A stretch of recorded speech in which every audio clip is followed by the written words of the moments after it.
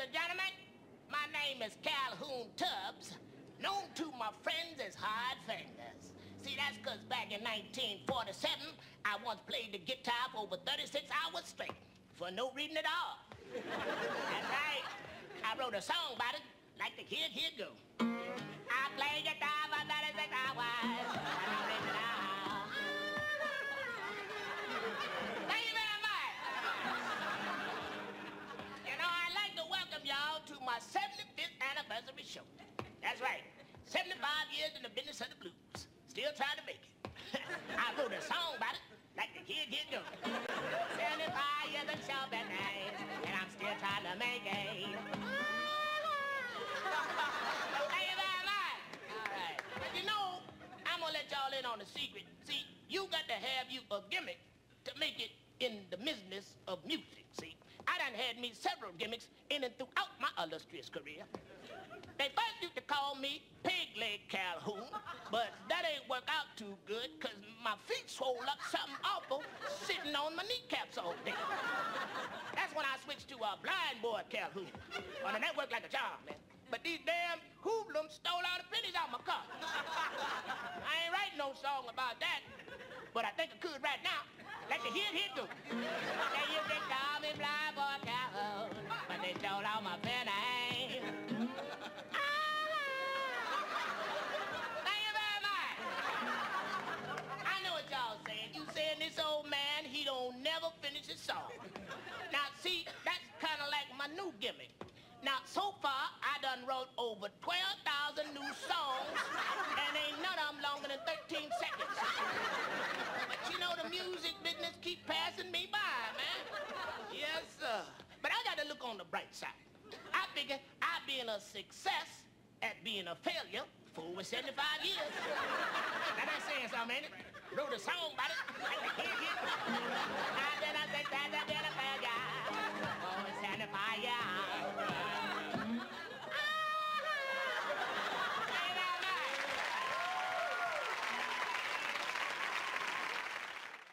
All right. Well, we can't all be Calhon Tubs, but still we can try. Welcome everybody to Unleashed, episode 2. If it's your first time, what we're doing tonight is just a kind of a grab bag of stuff. A lot of listening to submitted pieces where I'll, critique them, tell you what I think of them. Which actually brings me to the first thing I want to talk about, which is that I believe very strongly that we are all only as good as the criticisms we're willing to hear. There's a choice I think we have to make as composers especially, but it's probably true for every artist. Is do you want to be good or do you want to feel good? Because I think most of the time, no matter what your skill level is, most of the stuff that we do isn't great. It just isn't. It can't be. It's not that easy. We have to go through a lot of failures, a lot of ideas that are only half-baked and not particularly engaging to get to the good ones. Now, what changes over the years, the more your skills and your technique improves, is the minimum level at which you hit will go up. But that's still, look, Tiger Woods is still 10 times better a golfer on his worst day than 99% of people. So he's not going to fall below a certain, but he's not always going to win, clearly. So there's sort of that level of expectation of yourself that I think is healthy to remember, is that you're sitting down and this isn't probably going to be the magic one. You probably have to go through a bunch of them. And nonetheless, you need to seek out criticisms. Now, the tricky part is, this is the way where I come down it, is the criticism that angers me the most, the one that gets me the most angry is probably the one I needed to hear the most. But somebody else is having an echo? Somebody else got an echo? Let me see, because I'm not, let me know if that's true. Yeah, guys, check in and let me know. The comment that I get that is the worst that hurts me the most is the one I need to hear the most. The second one, the second most angering comment is probably the one that's just by, that person who's just a douchebag and got a chip on their shoulder and is talking out their ass, and you just throw that one out. But it's very hard to tell the two. So err on the side of listening to what people have to say when they criticize you, because it's really what we need to hear to get real with our music and to hear how other people are hearing our work. And look, keep those people around you, those sycophants, those people for when you're down, because we all get those. We get down and we feel like I'm a loser and I can't write, I don't have any business in this, business. And there's those people that everything you play for them will just be like, oh, I love it, it's amazing, you're a genius. Keep those people around for when you're ready to open a vein. But the rest of the time, really, really seek out the people whose opinions that you come to value and know why to value. Kind of knowing which ones to throw out, that comes with time. But certainly it's an important thing to do, to be excited about getting criticisms and to have your expectations of how much of your work is going to be great, to have those with you at all times. So as we go into tonight's reviews, understand that my job, first of all, there's one thing I'm doing is I'm hearing them for the first time, because that's what our audience is going to do. They're going to make a judgment based on it on the first time, and you have to understand, they're judging us against Hans Zimmer and Danny Elfman and John Williams and Jerry Goldsmith. They don't scale their opinions based on the fact that we're like not them. That's not how people work. Every average person just takes what you give them. So we're all in competition with the very greatest of composers, and certainly that's the place from which I'll be critiquing the pieces tonight. I'm not giving you a handicap. You're a composer, you're a professional composer or an aspiring professional composer, or anybody who's putting your music out into the world like me, okay, it's fair game. We're all in the same boat. So that's certainly where it's coming from, but also not from a musical perspective, but from a first-time just listener who's listening to it. But the difference between the reviews that I'll be giving you, or the criticisms or critiques, and say a Simon Cowell is that I'm actually going to try to help you. I'm actually trying to give you some tips and tell you what's specifically wrong and how you can improve it, so that we can all get better. I learn, you'll learn, and so the whole class tonight, all the review stuff is coming from a good place. Only want to see you guys get better, as I only want to get better. So don't take it personally. And remember, I'm just one guy with one set of opinions. You are totally free to turn off the stream, ignore what I have to say. That's always your option. You always have an eject, switch. So don't worry about it. I wouldn't.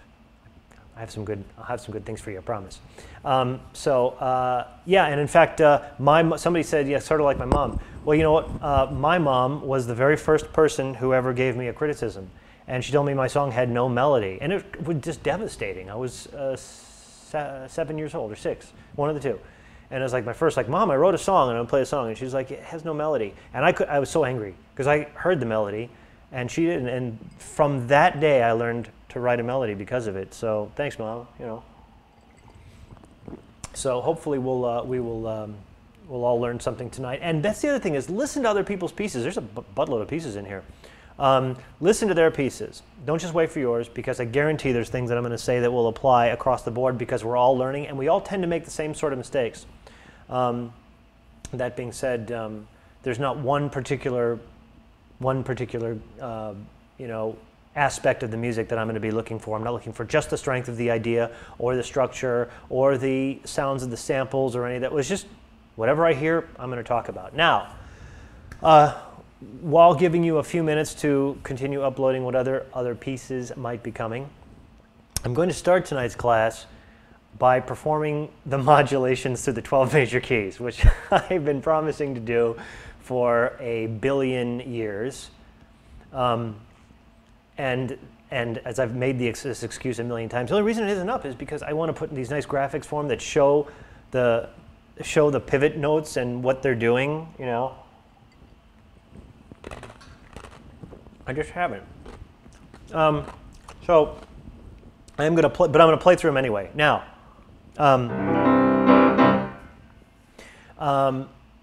these modulations are, I will say this about this. These are my favorite ways to modulate through the 12 keys. And what I'm going to do, I'm going to do it in C. So I'll go from C to D flat, then I'll do from C to D, and then I'll do C to E flat, C to E, all the way up, okay, all the way up to B. They are not always the most efficient, I think. Maybe. They might be. Close. Certainly by no means the only ones. There's tons of ways of doing it. These happen to be my go-tos. These are my favorites. This is Mike's favorite list of modulations. And the way that I first came up with doing this was because, and I know this has happened to you, would I be writing and I would accidentally modulate into another key and not know how to get back. And I didn't know how I ended up there really in the first place. And it happened just enough, this is real early, but it happened just enough that I went looking for what happened. How come I'm normally okay and suddenly I'm in G? I was in C and suddenly I'm in G. And so it was in the process of actually breaking it down and trying to figure out how these modulations work that I ended up going through the discipline of, okay, well, let me figure out how to do it intentionally. And if I can figure out how to do it intentionally and understand why it's happening, then maybe I can stop from falling in the trap. Okay, so we're going to do it. Now, you can see my keyboard. Now I'm going to start, we'll start in C. And for each one of these progressions, I'm going to do a 1-4-5 first. And I'm going to do that so that we know we're clearly in C, okay? So I'll do each one of them maybe a couple of times. I'm not going to talk about them a whole lot. That'll be for the video. but at least here they are. Okay, so let's go from C to D flat. Very easy. Okay, we'll start 1.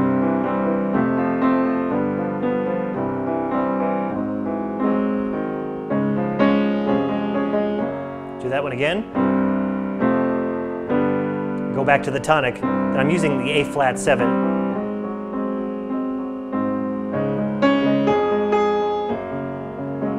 Okay, John Williams used this in, here's how he got to it.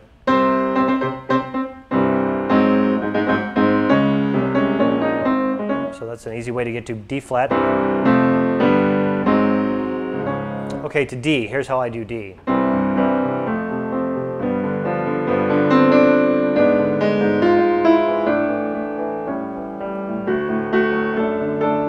That gets to D. Now I'll do that again. Now a lot of times in these, I'm setting up the modulation with a 5, like I did here. Sometimes I'll add the 7 because that dominant 7th to 3rd resolution is always the strongest if you really want to lead somebody to it, but it's not necessary. I could have done.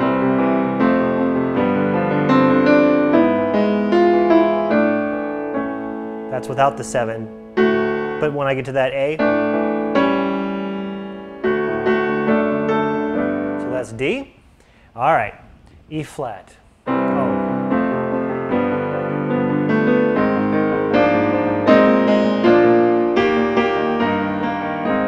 Did you see that one? I'll do it again. I'm just using this.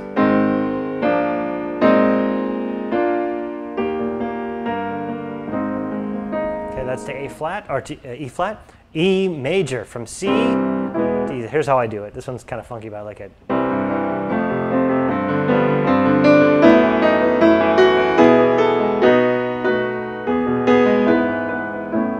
kind of like that one. I'll do it again.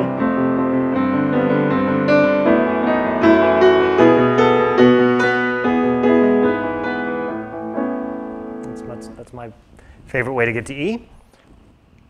And you know, usually when I'm doing that kind of a modulation from C to E, and I'm going by that sort of thing, I've really established the 1-4-5 progression and the whole thing, so that it's so that by that point in the piece, that modulation and that thing is cool and interesting and not simply jarring. I have no real perspective on how this sounds to you the first time because I've done these modulations for 20 years, but I would rarely do something like that early in a piece. It would usually be after I'd really gotten everybody comfortable and in the tonic and safe and ready for something different that I would do that one. All right, how to F. F is easy. 1, 4.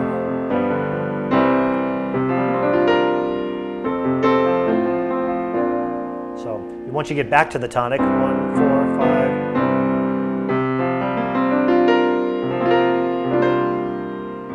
Okay. Okay, F sharp. That's another one, weird one. I like this one.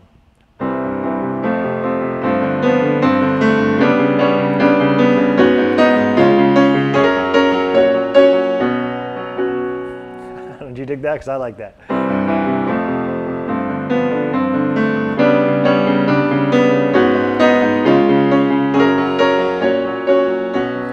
lot of times you'll hear me using a pattern in the transition because patterns always give people things to lock onto. And I guarantee tonight during the reviews of pieces, I'll be talking about constantly looking for things to give people to lock onto. So as I'm doing this,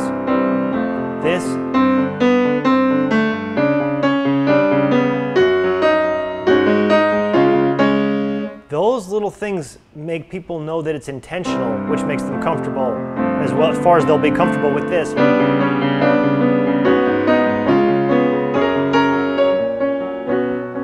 But that, you know, a direct modulation from C to F sharp is kind of rough. Okay, G. Here's G.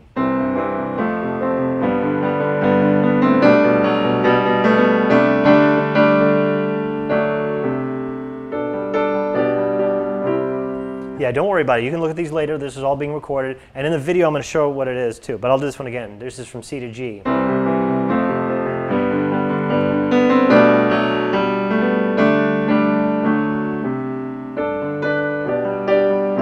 Okay, that was G. A flat, right? Yep, okay. Oh.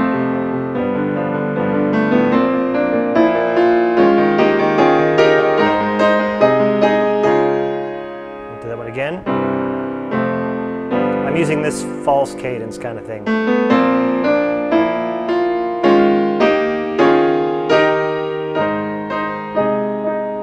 And you'll notice that so far in every one of these, I think, it's a 5-to-1 is ultimately what's getting us to that new tonic. There's nothing stronger. There are other ways to do it, absolutely, but these are pretty strong. Okay, so that was A flat, A. Oh, okay. A couple ways. Same trick.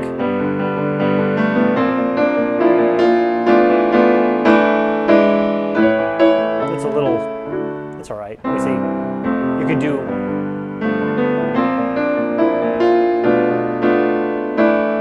that might be a little cleaner. So those are a couple ways to get to A. C to A, that's not an easy one. Oh, B flat. This one's kind of tortured, but I like this one. I'll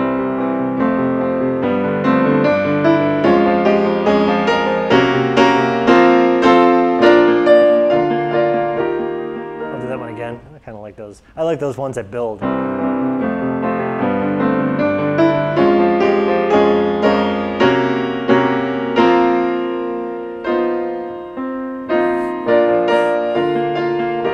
Okay, that's my B flat one. And here's B. Same trick, sort of.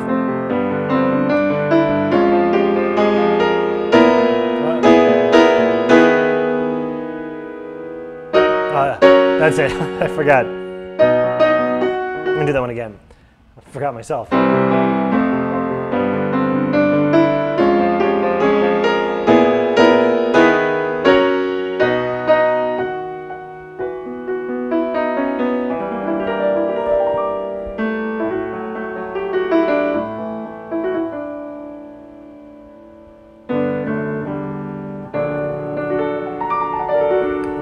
So there's the 12 keys. And again, too, from one major to the next major.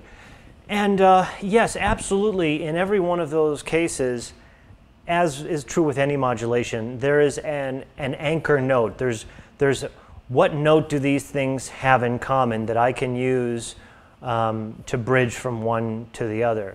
And, you know, and in cases where I don't see a direct link, then I'll use those polytonal stuff, like for, you know, F sharp. You know, when I'm moving my chords up one step, I could be. People are not totally jarred by a single step modulation like that. I just use it for this extra modulation, for this extra dissonance to set me up for that.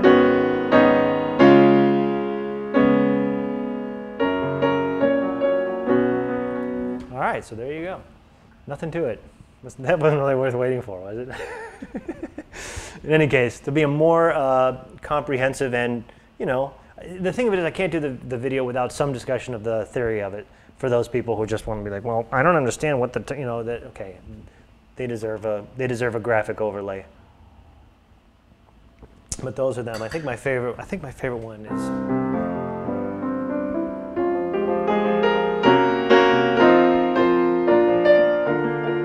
I think it's B flat, C to B flat. And I'll do the minors next. It'd take me a year to do those. So anyway, there you go. So you can watch those back to your heart's content, and you know, and also feel free to do cooler ones. I've seen cooler modulations. I know they're out there, but these are the ones that I fall on routinely, and I like them. So there they go. Okay, and now you have no more time to be spared. We're going to go into the inbox here. If you want to keep sending pieces, go ahead. I'm going to go in alphabetical order. I'm going to start actually with the letters, then we'll do the numbers, I think. Also, I'm not going to out you. I'm not going to say who did the piece, because it doesn't matter, and I just don't know for a fact that you want to be named. Some of you put your names in it, and some of you did not. It doesn't matter. It really doesn't matter. Let's just get in and see what we got. Let's start with this one, but I will say the name we're given so that if it's your piece, you know. And this one's called a smoking gun. Smoking gun. And in order for that to play, I'm going to have to turn this on. Now also, too, technically what is about to happen is real kludgy, so let me know if you can hear it or not. Wait, do you think you can be a movie or TV composer by not knowing much about piano and or theory? Let me just answer that question very clearly. That was easy. We have them all already. About piano or theory? About theory, yes. I think in time, after you have a lot of experience, theoretical training is a great organization tool. Without some ability on a piano, I can only speak for myself, I would be limited, pretty heavily limited. That being said, you don't have to be a virtuoso to be not limited like that.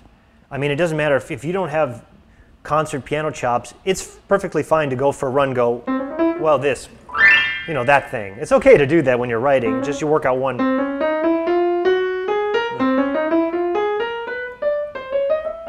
Whatever, you can work out the thing and you can write it out. But in terms of the free-flowing, you know, compositional process, having things able to fall underneath my fingers is not a small part of my workflow. So that's where I come down. And when I go directly to paper, bypassing the piano at all today, it's only because I can totally hear it because I've sat at the piano so much. So, you know, so my recommendation would be, man, learn some piano. It's not that hard. Just take some lessons. You know, my little kids learn it, right? All right, let's try this again. So a smoking gun. Let's hear this one. And let me know if you can hear it and it's okay.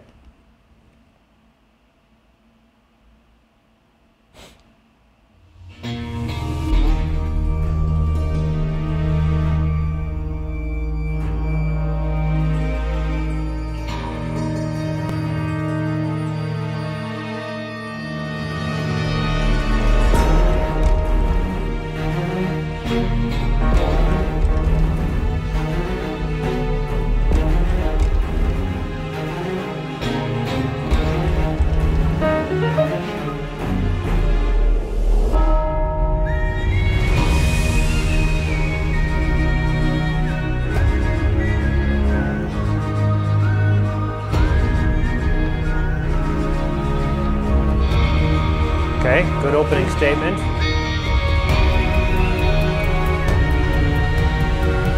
I should stop for a second. This is what I'll do as we go.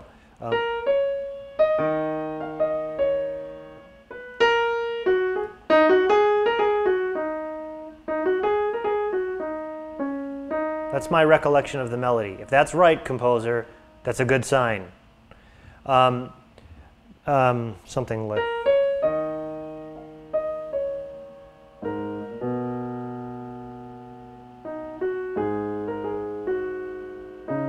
Something like that, I have to listen again.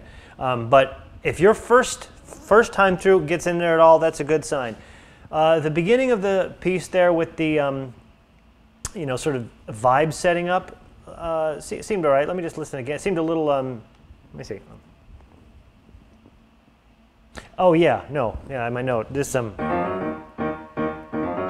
I'm not a big fan of establishing something like that that you then immediately abandon. If you had kept that going, if you were going to use that as the underpinning for what continues, there'd be more motivation for it. But other than that, my feeling was that probably that didn't get us to the melody in a way that enhanced the melody. It was just an idea that then, anyway, so enough of that. Let's listen again. What I like, this immediately sets the tone. You know exactly what genre this is.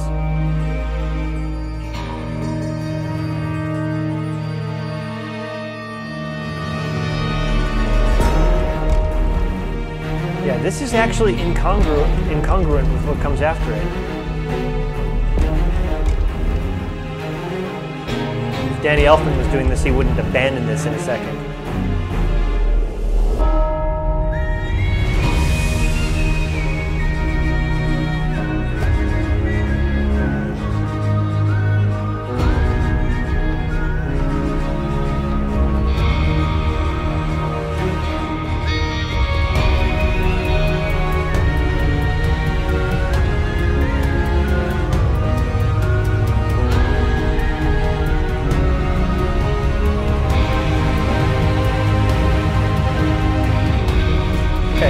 One thing I heard you go for this. It's a little.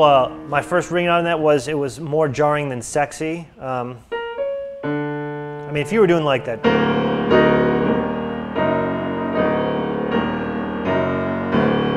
and you're making it as part of your thing, but just as a general note, this is my opinion. It's it's hip, but I think you'll get more mileage out of the ninth.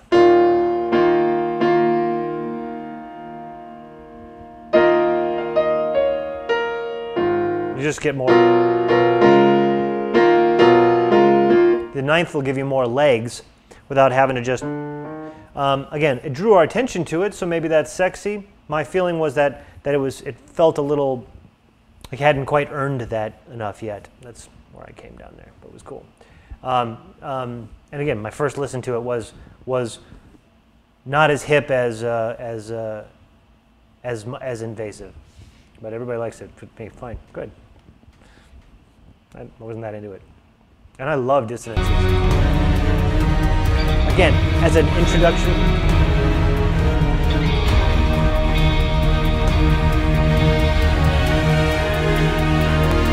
Okay, you're doing a little of this. Let's get back to it.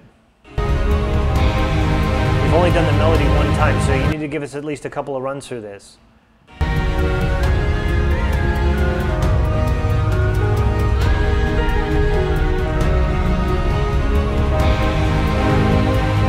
I'd do that. Get back to it.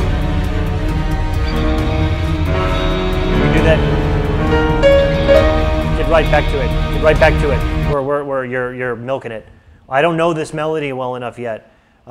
Just you have plenty of time to embellish, and don't imagine the title sequence for this yet. Get right back to it. Really lock this in, because as a composer, hearing it through one time, I can do it. But for audience, you got to get back to that second time at least twice. It always takes twice.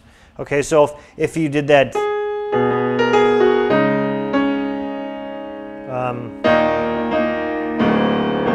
whatever you do.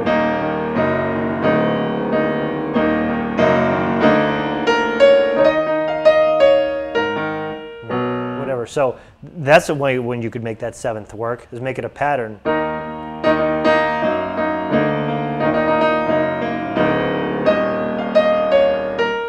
Okay, so really get back to that idea and drive it home so that we're connected with it, we're sure that's what you meant, and know how to move on from there.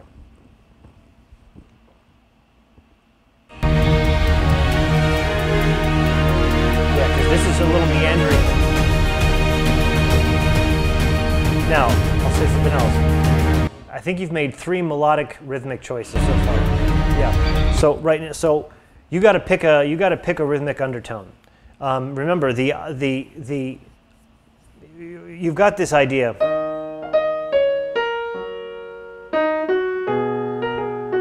Whatever it is. And then, so you've got this, we can feel the rhythmic galloping of it, and then you put the straight thing here, this straight eighths, which is actually,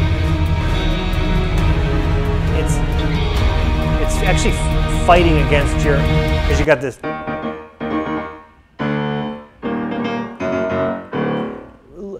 Again, pick one. Always simplify, especially the first time. It doesn't mean that over the course of the piece you can't do that. But when you give people two things, when they haven't heard that yet, and you put them in at the same time, it just sounds, it just takes focus out of it. It just takes the focus out. We need to be led from moment to moment. So pick one of those rhythms. That straight eighth thing against what you've done is only stealing thunder from that. If you're not committed to that rhythm,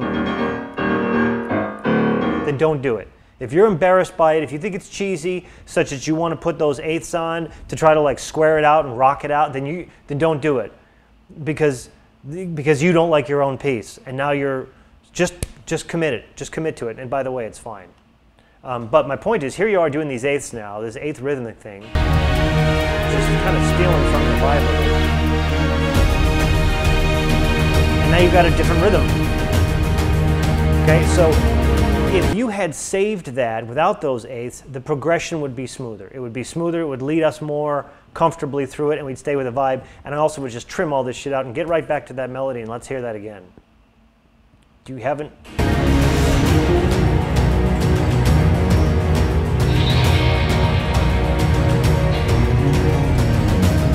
Yeah. See, because you don't need to do, a lot of this is a lot of this. This is a lot of not getting in people's, we're clear on your vibe. You've set the vibe. You set the vibe in 1 second at the very beginning of this piece. And the way to think about compositionally these sorts of ideas is, if they are not, it's just like editing anything else. If it isn't absolutely essential in moving the piece forward, cut it. Cut it. Because otherwise you're treading water, and emotionally you're treading water, and you're not going to keep your audience engaged. The cool factor is only made way cooler when it's the backdrop to something that people can really lock onto.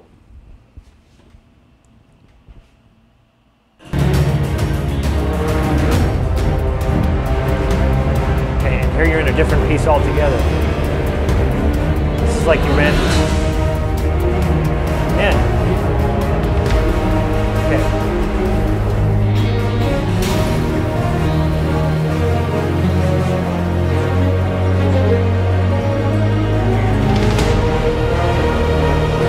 Okay, so we're at 2 minutes into this piece, and I've really only heard the melody once. You've started to restate it here, but you've really got to make this clear that this is what this piece is about. Now, with these sorts of chord changes, you have a lot of options. You could have done this a ton. You can do, that's one, or you can do,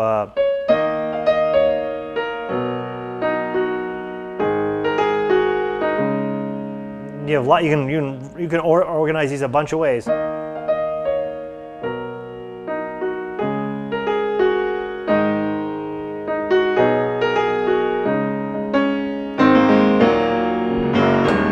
you can do that kind of thing. So when you have that kind, because I write these things all the time, you can repurpose them. You heard me there. I went from the E flat to the F sharp, and then to the B, or maybe to the A flat to the D flat. You can even move around a bunch. So with those subtle changes in the actual progression to your audience, it's all sort of the same thing, but it's not. It'll keep seeming like it's not getting old because you're actually changing it.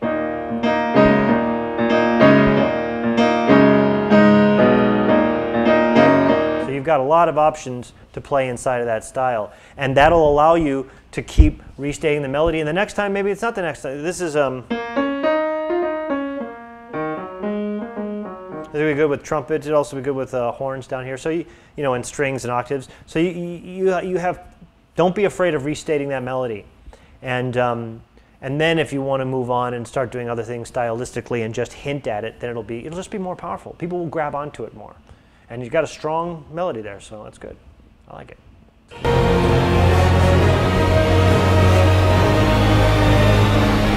But a lot of this is hard. Yeah, you haven't really earned that. You haven't earned the chaos, Okay, this is another piece.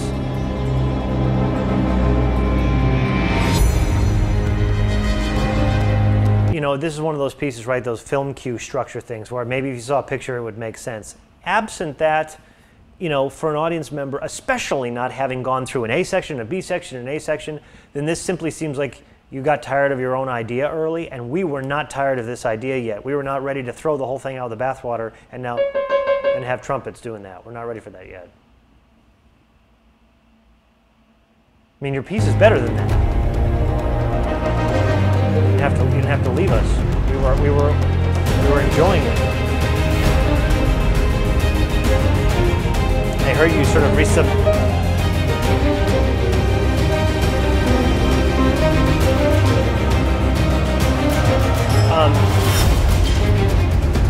yeah, and you keep changing the rhythm. Okay, all right. So I know where this is going. Okay, so this is the thing is this is your challenge right now, is you are getting tired of your own stuff and feeling like you got to move it on.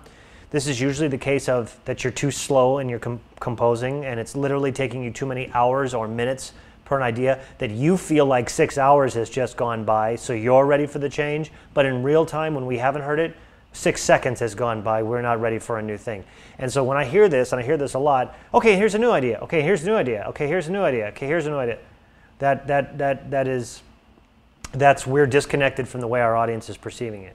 And you're robbing us of really, really getting that piece into our heads, because with a melody strong enough that I can play it almost through, having heard it just once, imagine if you'd done it 3 or 4 times, everybody be singing that, and singing that in the shower, and singing that at the car, and singing it all the time, and now you're in them, you're inside them, and you've become part of the definition of their lives, and that's all the connection at its deepest level that we're really, really going for. So that's what I would say on that, is don't give up on your ideas so fast. Just take time to develop that idea. I hope that was helpful. All right. I see you have a couple of other pieces that look like they're in that vibe. We will look at those in a moment.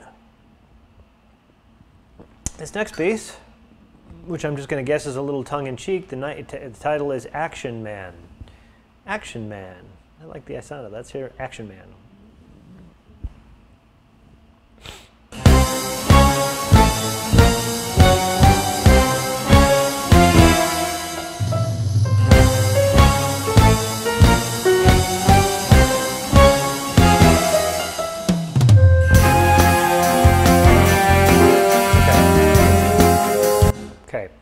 I'm going to back up for a second.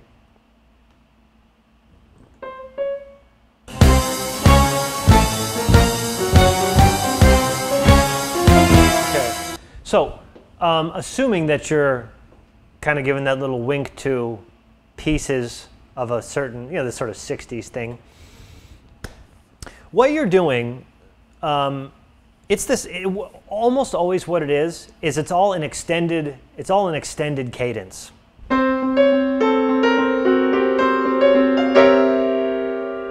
That's ultimately the chord you're going to hit, because you end up in F.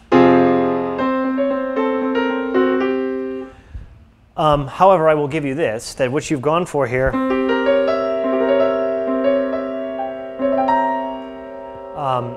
which is sort of technically a C major 7th flat 9. Your choices here are a little bit maybe more comedic than you might have intended. I don't know. What might have been a little darker. This is probably more period appropriate, and then they would do, so that's D flat over C.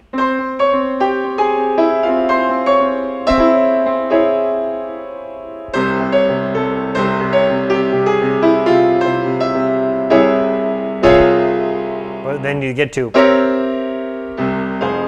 again, you might have intended that, but if you're going to intend that to be slightly more, then your second time through, do the thirds. And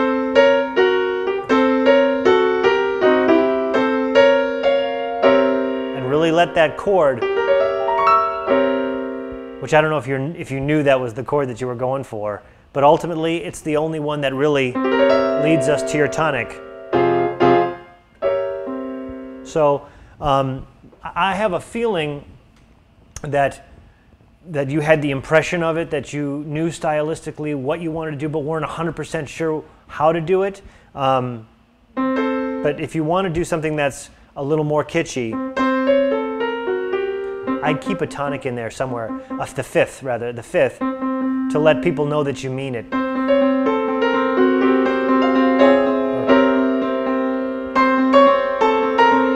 And maybe thirds.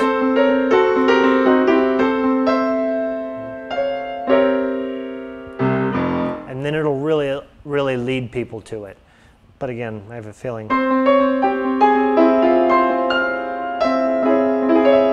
It's probably more what they would have done. And then that way they're going very strong. Okay? Just my first thought on that. Though I appreciate the stylistic into it. Now let's hear what you're doing. I have a feeling, I only remember what was coming after this for a second, but I'm pretty sure you were trying not to do this. That was my impression of it. Let's listen. Let's go back and listen again. I hope we get more of these sort of stylized things. I like these.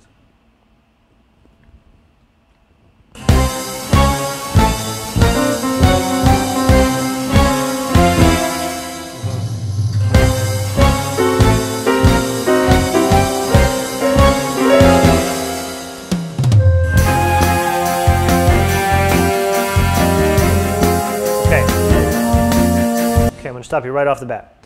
Some of this is mixing, some of this is orchestration.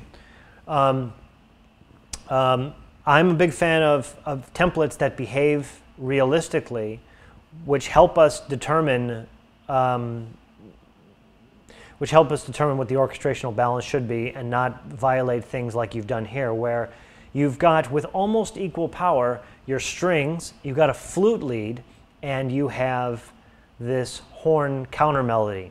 First of all, if you go back and listen to Mission Impossible, the first time through is just flute. Okay? So if you have a counter melody ready on your horns, save that for the second time through. All right? And in this case, a flute is not a powerful instrument. It is not a powerful instrument. So if you're going to have strings underneath it doing some sort of rhythm or some sort of, you just have to be mindful of how heavy the strings would be playing. Because if you're in a situation in which you've got the strings digging in and they're playing, and then the only way you'd ever hear the flute is if you push the fader way up past where the flute would normally be, it just creates an internal sense of incongruity. We're aware that that's not right. Well, there's a drum playing. How would you hear the flute? Yeah, that's true too. Nonetheless, it's more forgivable with rhythm section than it is with those other elements. So right in the beginning, where you're supposed to be focusing me on your melody, I'm not 100% sure who to listen to. I don't know if it's the flute or the horn or the strings, because they're all playing with equal power. So this is half a mix, half an orchestration issue.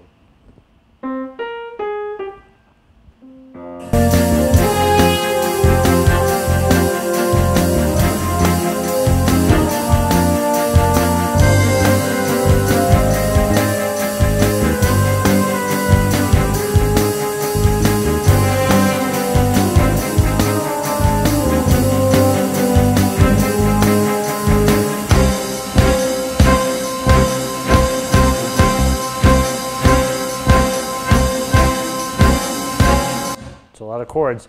Time to change that up. Again, watch that melody, because right now essentially you are representing the horn and the flute as having equal power, and against all that stuff, or whatever you have, a flute can't hold its own like that for sustained periods of time without it being clearly an overdubbed type of situation. If that's the sound you're looking for, then you kind of have to replicate that, which you're not doing. Right now, what we're hearing is we're hearing a flute that is somehow trying to hold its own. And even here in the virtual domain, it's really not. It's very hard to tell what your melody is. This thing, chords, it's probably a chord you're looking for. Whatever. Right now, I'm hearing a little like that kind of counts as a chord. somewhere there's a chord for that. It's probably a polychord, and it's our job to know which one it is. It's probably that. But it'll help you move things along and not just be sitting there on that what essentially feels like a unison.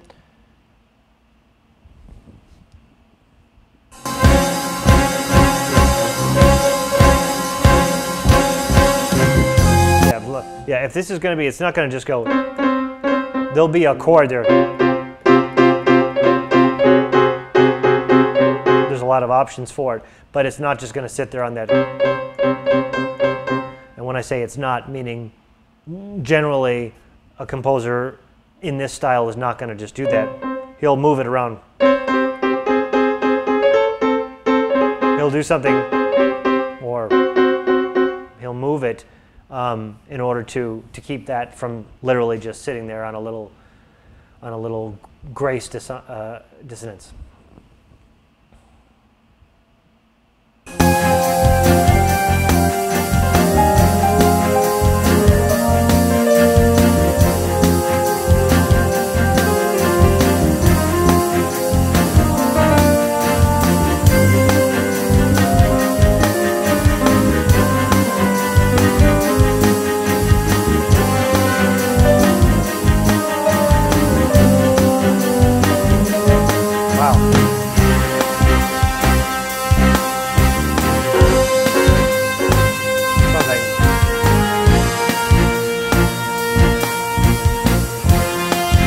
Another thing that's happening here, I'm just thinking about the strength of your idea here.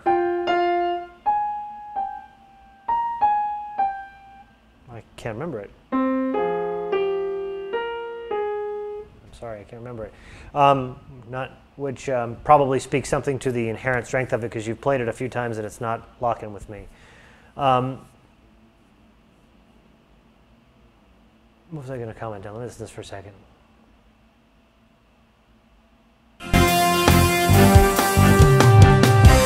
Yeah, generally speaking, if you find yourself in a situation where your chords are just the top note of thing, where you're going like,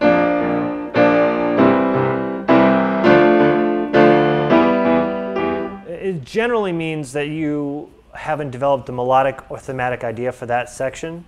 And when in doubt, always be repurposing the rhythms and melodies, especially rhythmic patterns for B sections, of things that you've established early on. So what happens here, especially when you've got this brass going, it's feeling like I'll get back to writing the melody there later. That's my first impression is at least earlier you were really keeping me focused on the idea that you had a melody, and it was this particular rhythm, a particular structure, and you seem to have abandoned it. And not abandoned it for something of equal power, but just like now you're just doing whatever the top note of the chords are. So there's a discongruity there.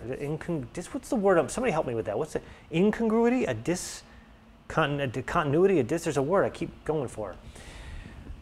Okay. Okay.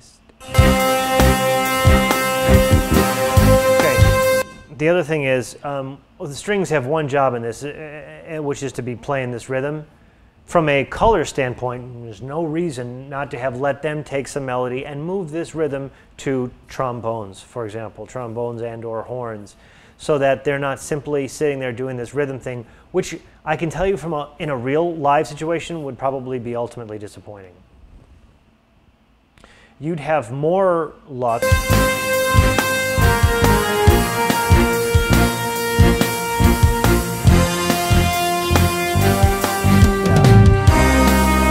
So you're at oh, wait a minute.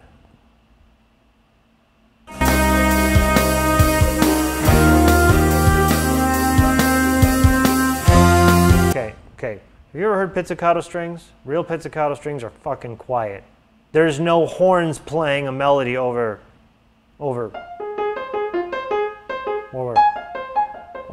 pizzicato strings. That's not happening. With the drums playing, that sound will never work because it's a quiet sound. It's an inherently quiet sound, even when they're fucking digging in. So to use it in this context, it's like, well, they were doing arco, so we'll have them do pits. Won't work. It'll just never sound right, even in this context, even if you can raise their volume, because it's an inherently quiet sound. And we can hear by your horn sample that horn is blasting. It's blasting pizzicatos wouldn't even show up. Okay.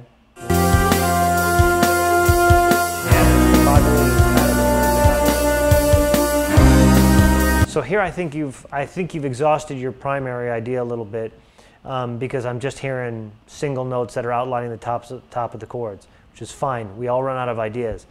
But my guess is, based on listening to some of the stuff is it's important to be studying a little bit more, to be doing some more transcriptions of pieces that are similar, some maybe John Barry type stuff, in order to look and get a slightly deeper idea of the internalized idea of the orchestration choices here, because I hear you going for things that just simply won't work.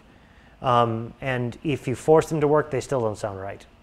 And also getting you a little bit more focused on bringing that melody out and staying with the ideas that you started to develop melodically or rhythmically, so that we are staying with you on the journey. I hope that helps. Okay? All right. Adagio Pensato.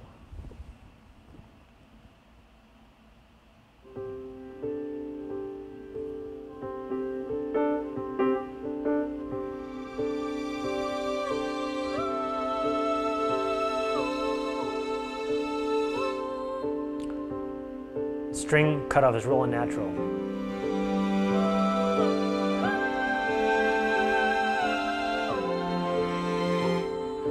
It's real unnatural.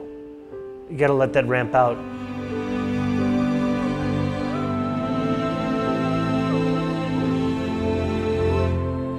And if you want to do that kind of effect, first of all, you got to be a little more gentle with it.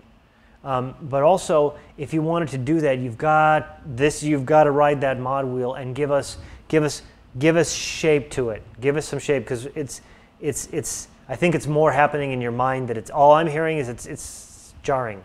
This is a performance thing. This is a MIDI performance thing. And also, I think you've got them falling off at different rates.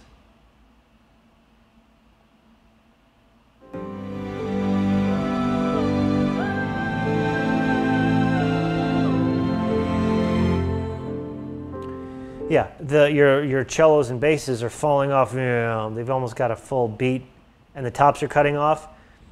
Pick one, or make it happen, so that they're happening together, and it'll make it seem like more intentional. But I think right now you're going to need to ease off on that a little bit, and allow there to be a dip. Let that happen, so that we know this is what you meant, and not just, okay? This is just a thing that would be a lot easier to handle live. I know what you're going for, but we don't quite have the sound. It's just...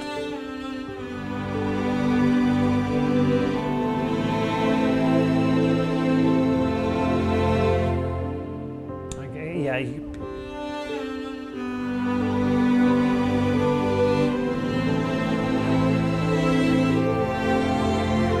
We're also, this is partially mixed, but it's not, the focus isn't ultra clear on your cello as a melody.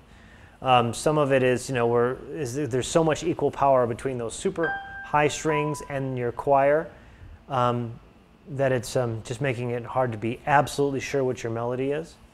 So watch that.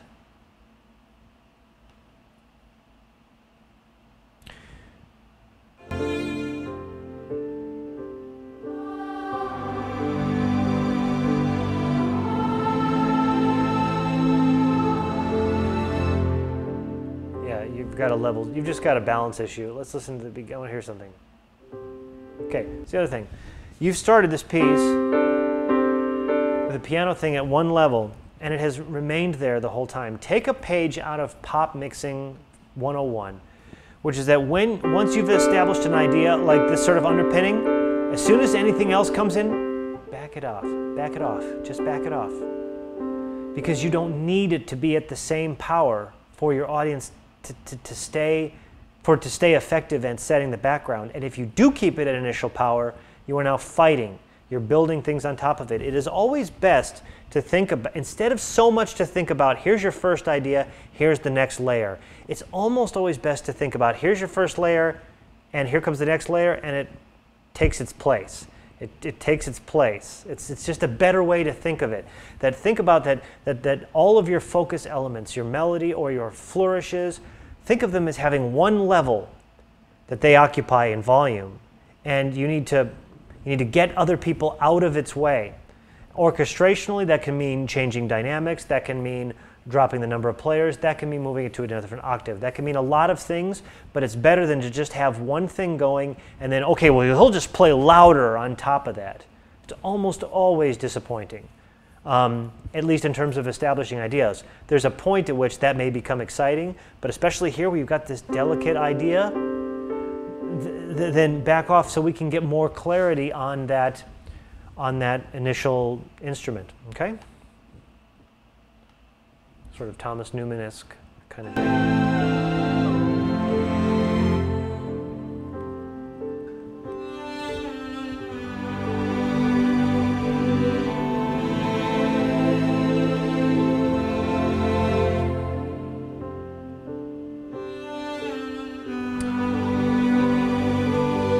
I'm ready for a harmonic. I'm ready for a new harmony, just for what it's worth.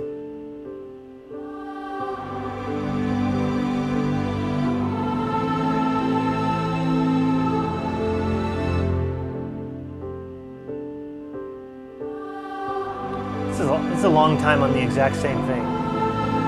Yeah, okay, I get it. What else? It's pretty, but man, like anything else,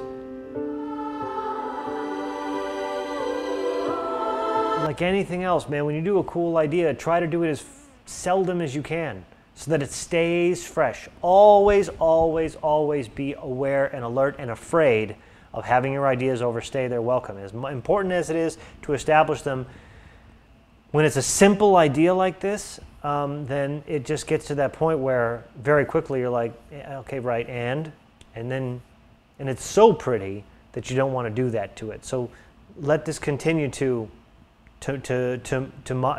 modulate, to move harmonically, so that it can stay fresh. Because here you've done the same thing. You're just dropping out the bottom, but you haven't actually moved us anywhere.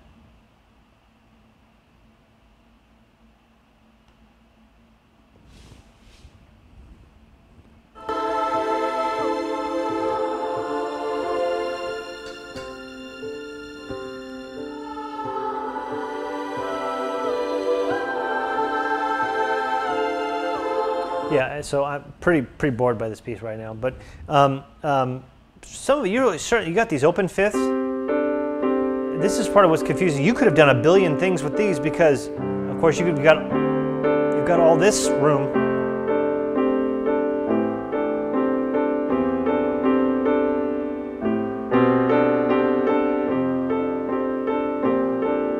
You got all this harmonic, all this.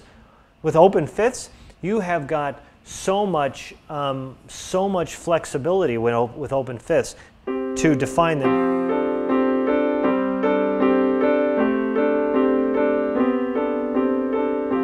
So you can really be moving us and developing us and giving this some story and some shape, rather than just keep going back to that sort of Thomas Newman-y pretty thing, which is beautiful, but save that, make us earn it, enjoy it, and then move on. About simplifying a piece in the intro. What if you feel 2 different layers or 3 aspects is necessary? Necessary is a weird word. I don't know how to address the term necessary. You know, I can tell you that that there's a point that people can only really follow 2 elements, some say 3 at a time. And there are times in orchestrations in which you deliberately want to obfuscate what the focus point is. But almost it is almost never, at least in our best interest as composers, trying to make that initial connection with our listeners, to make 2 to 3 layers of stuff such that they're not capable of locking in on the primary element. That's almost never in our best interests. So I don't know how you just define necessary, but assuming that our mutual goal, the thing we're all trying to do, is really get in there with somebody, then the point at which we want to deliberately start to frustrate their focus should really be later in the development. And there is a time for that. There is a time in which you're like, well, wait, I'm not even, it's just kind of a thing now. It's almost like a wall of ideas. There's a time for that, but it's earned. So almost always, when we first say something to somebody, we want it to be as clear and as simple, as articulate and profound as it can possibly be. And knowing that they haven't heard those words yet, they haven't heard the idea yet. It's all new. So we've got to take time with it, repeat it, and be clear about it. So what if you can't choose? You have to make a choice. Start to learn about those things. Well, I need all of these elements. Start to learn by practice and by feedback and by moments like these to learn which ones you can actually save till later. This one idea that we heard a minute ago where the guy had his flute melody and his horn melody on top of each other. Well, he feels he needs them both. The truth is, it would have been more effective to save that horn for the second time once we've already heard the melody. Then it would have been in the development, and he would have had his idea, and it would have kept us and the story moving forward and all of that. Again, it's a hard question to answer because it depends on what your actual goal is. I'm making an assumption here, which is that our goal is to connect with people as effectively as possible. And if that's the case, then you need to have as focused and as limited a presentation as you can get away with and still create the vibe. But be mindful that if you create more than 2 to 3 elements, the brain cannot follow those elements. And now you're wondering which ones they're going to indiscriminately choose. So it's always better and more effective to lead them through those developments. And if you hear any great, well-developed, long cue piece, they all do that. They do that. Okay? All right. So vibe there, but you have lots of harmonic room that you are not exploiting. Let's hear this one. This one's called Adrenaline 51. All right.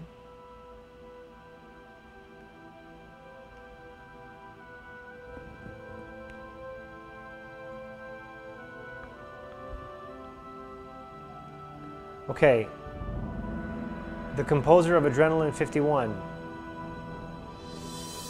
I have my inputs absolutely cranked and I can't hear it. It's not going to be fair for me to review this. I literally can't hear it.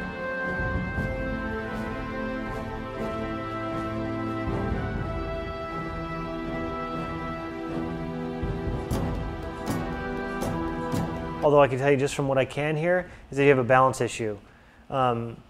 Strings are not as loud as you're suggesting. You've got the clear sound of trombones really putting fortissimo lips into it, and it's not overpowering your strings over here on the right. That wouldn't happen, especially with what you can tell are delicate strings. If you can resubmit this at a louder volume so we can hear it, would be great. I literally have my input cranked and I can't quite hear that, which also makes me wonder, check in your studio that you don't have your stuff all weirded out. You may be introducing a lot of noise in your signal, because if in your studio this is super loud, you may just have an internal levels issue and are getting a really noisy signal without meaning to be. What about very short pieces or game loops? With game loops, again, it depends, right? With a game loop, some of what matters about a game loop is where is it in the game? Where is it in the context? How much of the ideas in the game loop have been established already? If it's an idea that people know, then you don't need a ton of ramp-up time.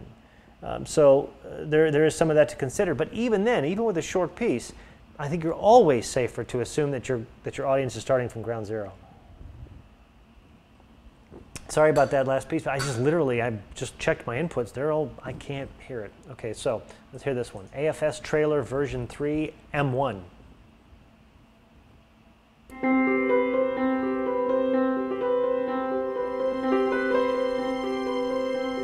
Bring that down. Oh, okay. That is the idea. Okay.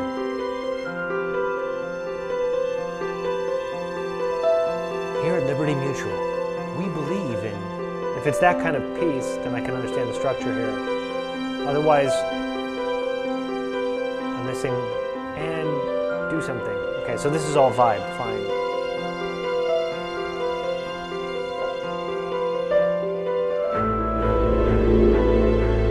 Okay, so, yeah. So even in this kind of piece,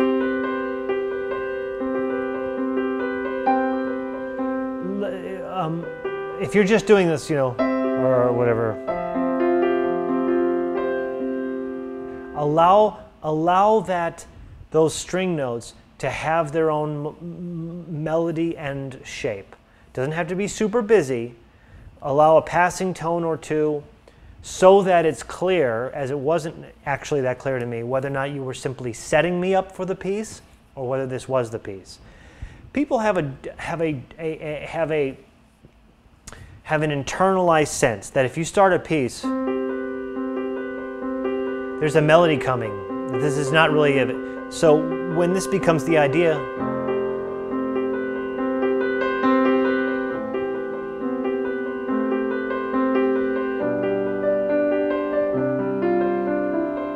you have to move things internally, whether it's with those string notes or with the idea somewhere, to allow people to know that this is one of those motifs, you know, whatever idea, as theme, as melody.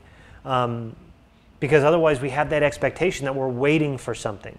If the other stuff is moving in a way that makes it clear what its role is, it's a little more comforting. This is tricky because with trailers and that sort of thing where you probably are underneath some sort of dialogue, then this can go on for a while. And there's nothing wrong with it. It's not less effective. But this goes back to a thing I talked about in scoring 1, which is it's always more effective when it also has its own motion. Even though you can get away with treading water because people's focus is on something else, almost without exception, when instead of treading water you have more internal motion, it's more compelling. It's just the fact of it. Because how could it not be? It has more structure, more story.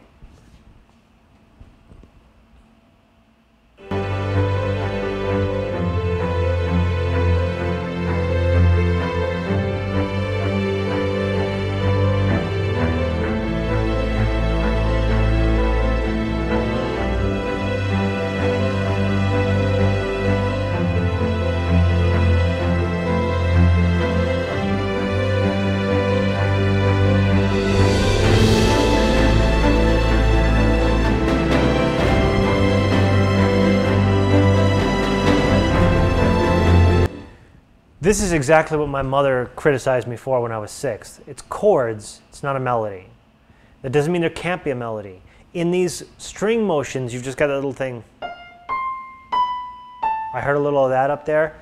Again, finding a melodic or thematic pattern that you can rely on, that you can pull, add to this, into the motion, so that it's clearly got structure and pattern, will make this more effective. Otherwise, it is really very, very, very close to just a sequence of chords. Separate whether or not the chords are nice or pretty, because that really is separate. In the end, what people will always do, they won't be able to help themselves, is to look for patterns, for roles to be established. They'll look for them whether they're there or not, and when they're not there, when it is literally just a string note on top of chords, it is ultimately not as satisfying as when we find any precedent. If you're doing this and you go,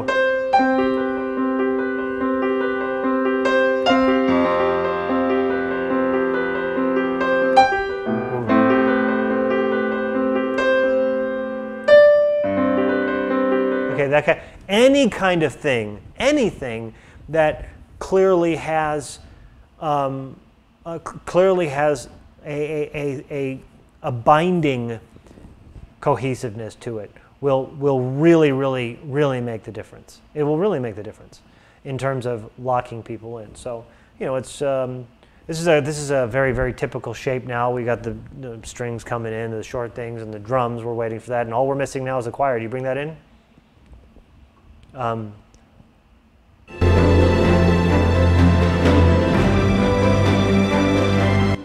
Although you do have a little bit of this thing I've been hearing in pieces a lot now, where it's like, is that your viola section? That's as powerful as your strings on those high octaves?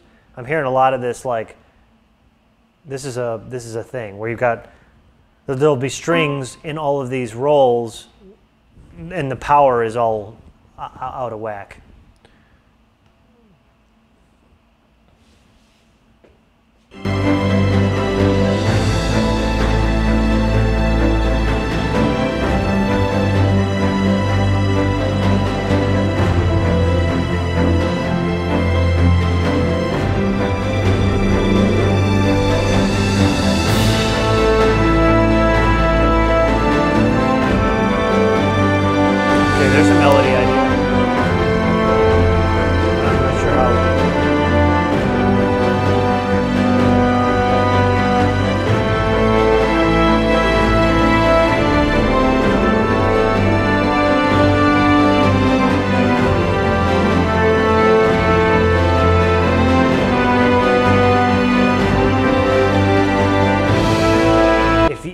have that kind of melody waiting,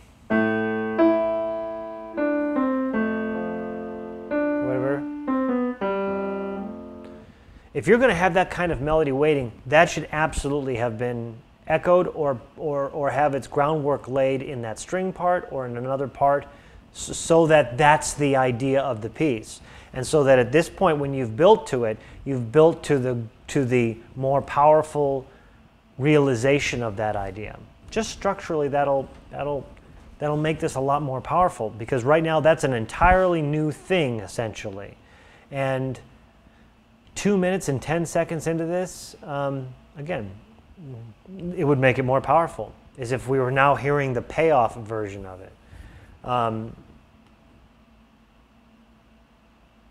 Now, I will say this, is that the chord progressions here are so pat, are so simple, so common, so treaded that a billion times, that you are fighting as often as you are cashing in on their predictability. This is a thing that we do all the time. When we play a progression in any way which is familiar and treaded, we are in one place making our audience comfortable because they're aware of this progression. They can already anticipate what's coming, so we've made a connection with them. We also have the immediate danger of overstaying our welcome because it's been done a lot. So the simplicity of these chord progressions is its strength and its weakness at the same time.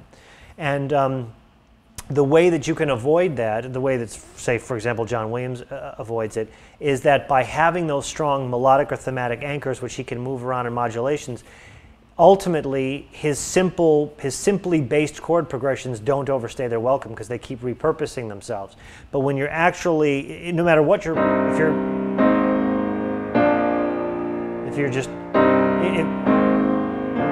you're doing this, people are like, okay, I know this one, you know. But pretty soon it's like, and what else? So there's always going to be that double-edged sword, and that's why it becomes that much more important to really have a through line, and that something like that in there is important from the beginning.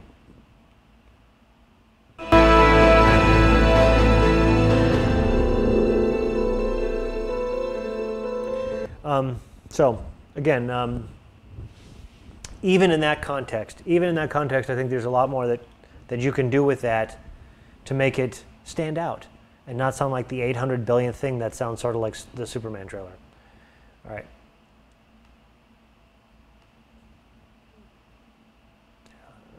Okay, it's here.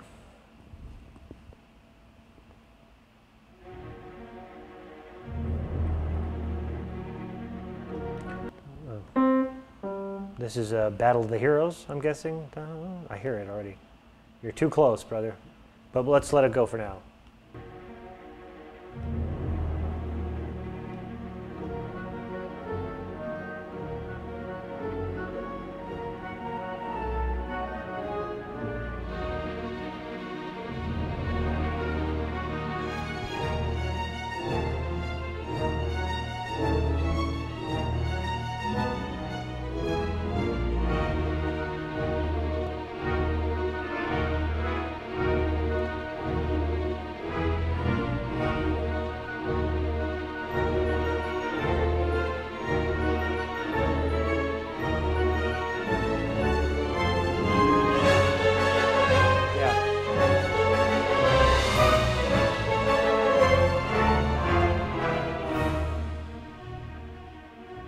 I recognize the Williams structure. I mean, I recognize the orchestrational thing. And this is the thing. I'm not going to bag on you for following it right to the letter, because it's good practice to do that.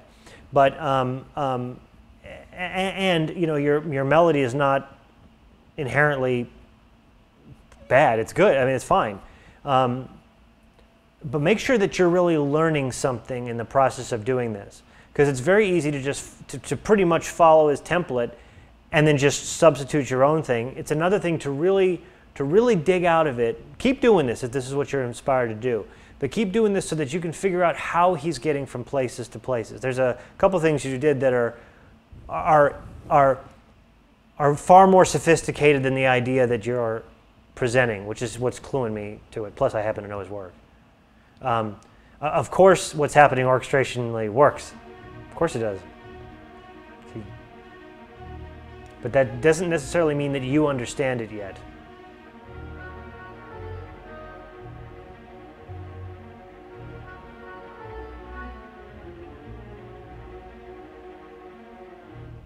Right. And the problem is, by the way, that for you, and this is, by the way, I'm not bagging on the exercise of it. I used to do these myself all the time. Is that it's not yours yet. It's not yours yet, and this is falling squarely in the corner of doing a Williams impression. And I am a big fan of pushing through the Williams impression, through the Zimmer impression, into an understanding of the idiom. And this is certainly part of the way that we do it. But I think also just be wary of following it and just substituting your own thing, because that won't actually put it underneath your fingers. Trust me, I've done that for 30 years. I know about getting Williams under the fingers. Let's listen to this. No, it's not too short at all.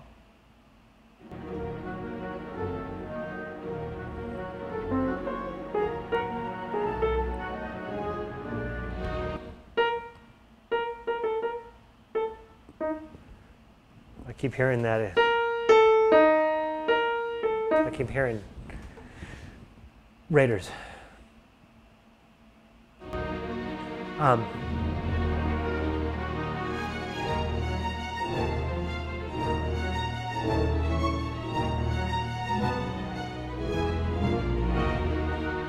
Again, we have to only look. What we really have to look at is at the quality of your idea. It's fine. It's fine. It's a perfectly good idea. I think you're studying something else at this point. Like I said, I'm just a little hesitant to come down on this too hard, because I do think what you're doing is important. But I think also just be wary, like I said, just be wary of how much you're actually getting out of this particular thing. Because if you follow that template too carefully, then you're not giving yourself opportunity to attempt to do it and fail inside of it. That's sort of a thing. Like if you're going back and you're looking at the host score and you're using that as a structure, then it's sort of like cheating. Like it's not actually going to help you. What you need to do is try to finish your piece all by yourself without ever looking at the reference material, and then go and kind of see what you did. It's going to get you further. But I would say, at least in terms of, yeah, the map room, all of that is in there.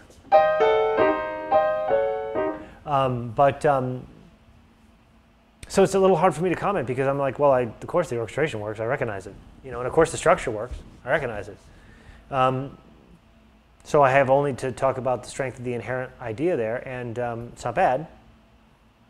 But I think you will learn more trying to have it and then step completely away from it. Don't look at it. Go try to do your own thing. Don't even reference it. Don't listen to it, and then come back. Because what your internal memory of it, what your internal sense of it is what ultimately will guide your ability to actually internalize it. All right. This piece says right off the bat, it is inspired by Disney and John Williams. All right.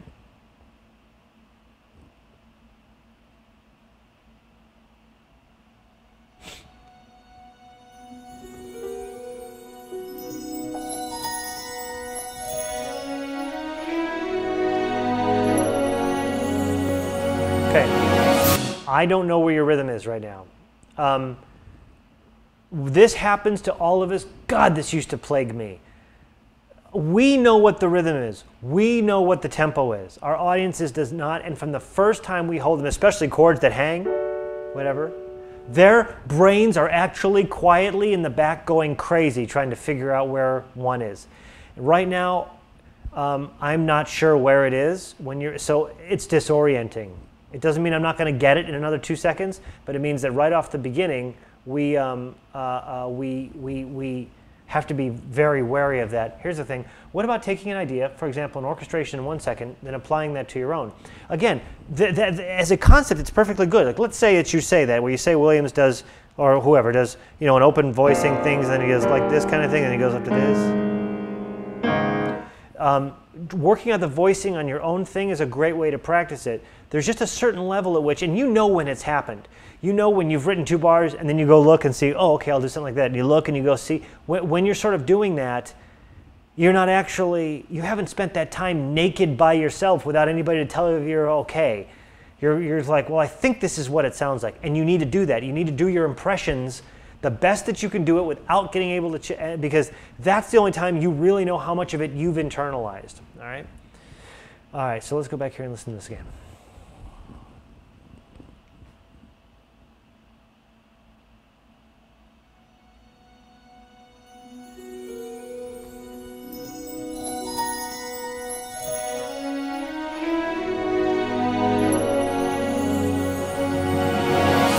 Okay, it wasn't where I thought it was.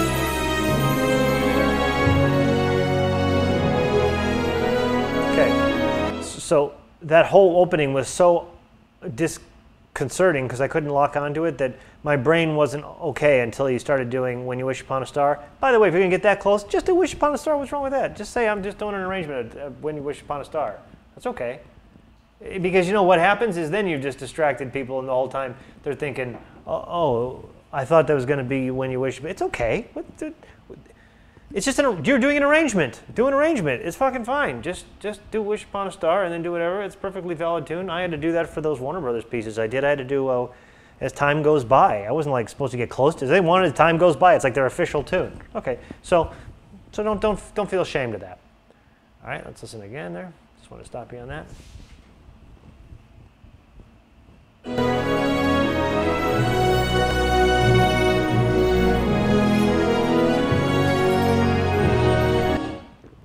That wind chime, it's really easy. Save that. Save that.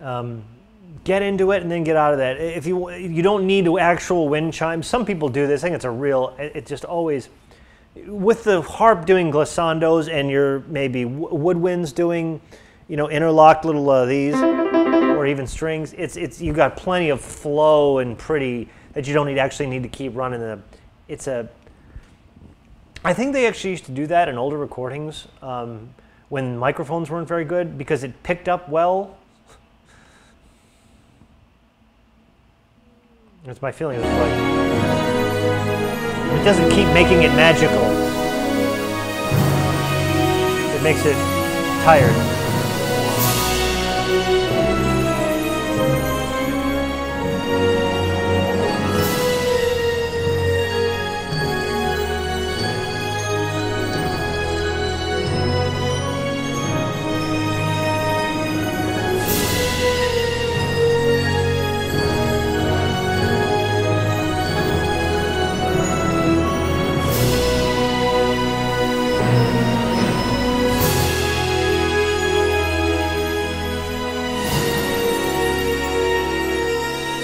You haven't quite earned that. You have not earned that.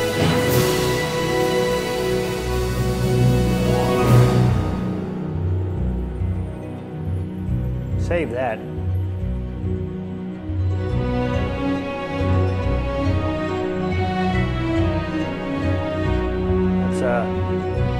That is indeed the NBC orchestration from The Mission. You're writing in B.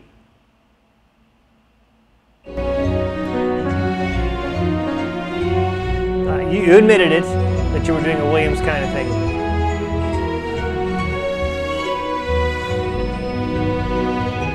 Okay, same criticism applies.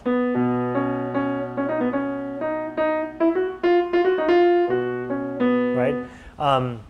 B is an unusual key, just for that sort of thing. There's a reason Williams does all those things in C. They tend to follow better, and you can use the low C. You're not guaranteed that there's a low C on those double basses. You went down to B.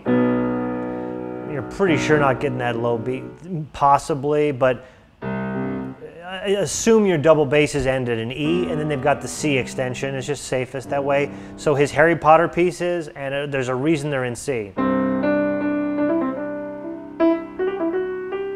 That's Mission. And it's in C because of that. So is Harry's Wondrous World, I think, is maybe in D, possibly, but it's probably in C.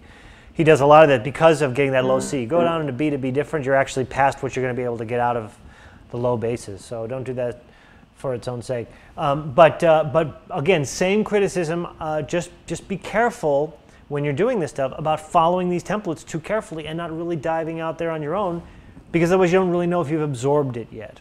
Okay? An emo tune? All right.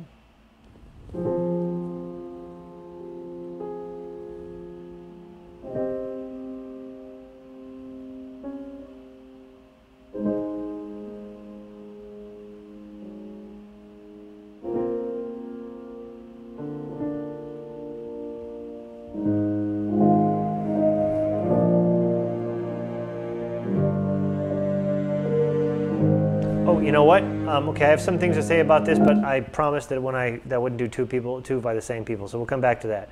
I hear this one, Battle of the Bulge. By the way, it's just a little thing, but of and the are not capitalized. Little words are not capitalized in titles.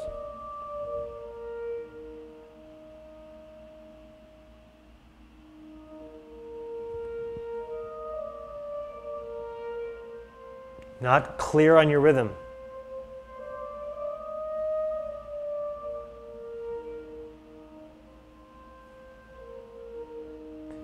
Not clear on your rhythm.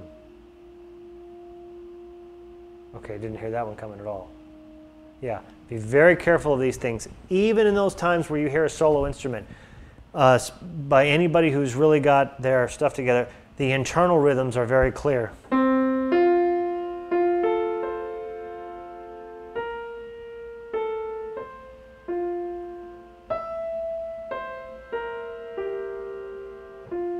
You can hear where the melody, where the rhythm is. Okay, that's very, very, very important for your audience, because all they will do is work on that subconsciously, and they're not hearing your melody or finding your vibe. Their brains can't help it. We are pattern recognition machines, and we are uncomfortable without them. They'll find them, they'll make them. So in a case like this where you want to start, even if you want to start it with something that's rubato, the internal rhythm must betray what the inherent rhythm is.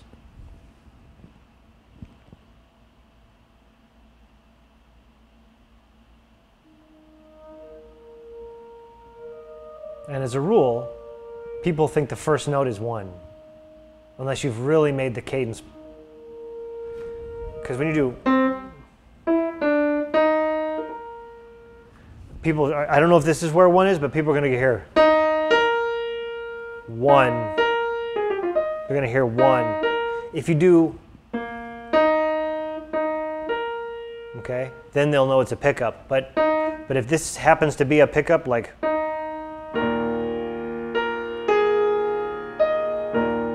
people's brains, that's going to confuse. That's their assumption, especially on a 1-5.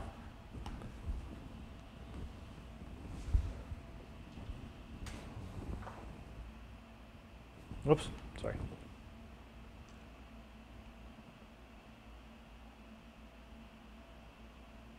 What's going on here? Oh, this tune is kicking out. Are you sure this is? Oh.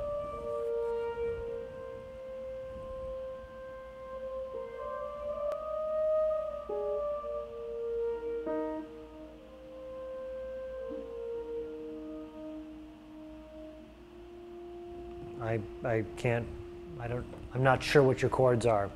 So that's the other thing about melodies like this, is they've really, really, really got to make clear what their chord structures are underneath.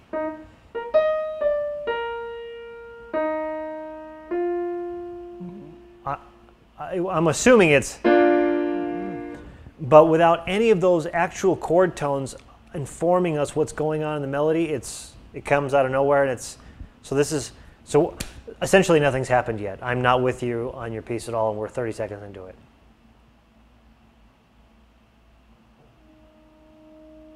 And I've said this before, melodies, especially ones where you're going to start with solo instruments, they've got to utilize a lot of the chord tones, and the important chord tones, 3s and 7s, so that we know where what chords are being outlined. Because otherwise anything could be, I mean,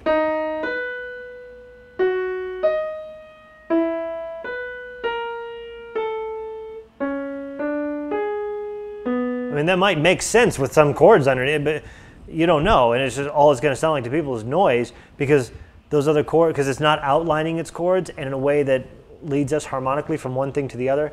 So between the fact that I'm not there, I don't see the click, I can't feel the click, and I don't know what your chords are because you're not outlining them, it's you're not grabbing me. Joe listener. Okay, easy. First of all, that sample is way, way too aggressive. You've got a delicate, delicate horn here. That sample's fucking easy.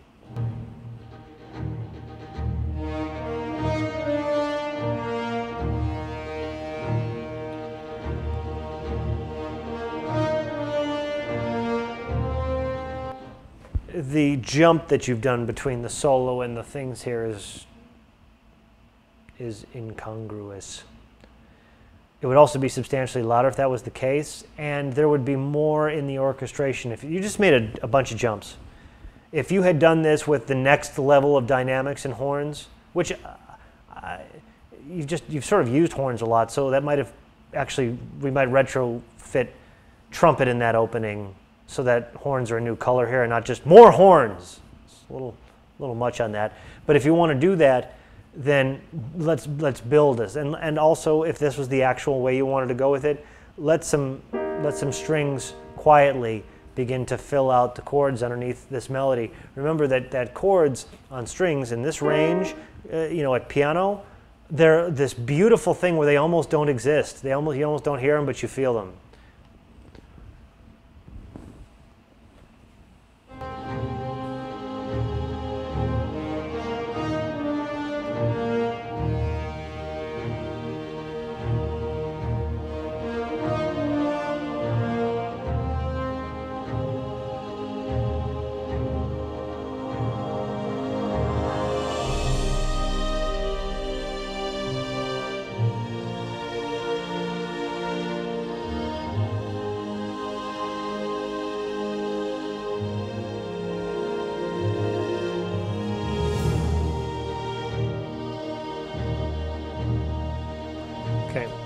Your B section there was not as developed, didn't seem as though it had as much love put into it as that melody.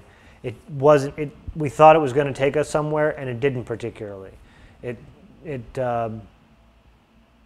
just didn't have the melodic cohesion of the idea that had really been establishing itself for the previous minute and 30 seconds. Let's go back and listen again.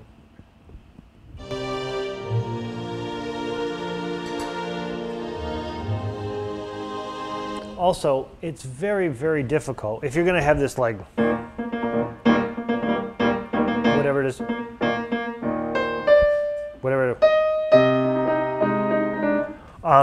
you're almost never going to want to totally drop that melodic idea. That might have moved to woodwinds, or you might have moved to something that was arpeggiating that still had motion, whatever it is. Just making up an idea, but the idea is that you've created a sort of rhythmic thing which is moving us forward, and if you simply drop that, all versions of it, all references to it, all other motion, then it makes the piece feel like what we're feeling here, which is that it just suddenly had the wind taken out of it. And orchestrationally, it shouldn't, because it sounds like you've got trumpet or trombones doing chords there, and you've got it should be full. If it's generally feeling like it's emptied out, it's because the internal rhythm and motion has been killed. So be careful of that. Allow us something that continues the motion. There's a billion ways, harp and arpeggiated strings and other things, or even woodwinds continuing that melody. But don't just pull the rug out from underneath this, because then you've changed like 4 things at one time. You've changed the melody, you've changed the orchestration, you changed the rhythm thing that's going on, and that's just too much to do to your audience too quickly, to have us feel like it's one nice, connected, flowing piece. And it's making it seem fairly dumped out. Plus your melody is just hanging there. It doesn't have the. In other words, if you have a melody that goes.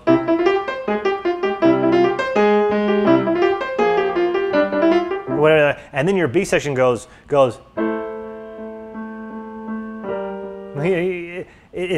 It owes nothing to the thing that's been established.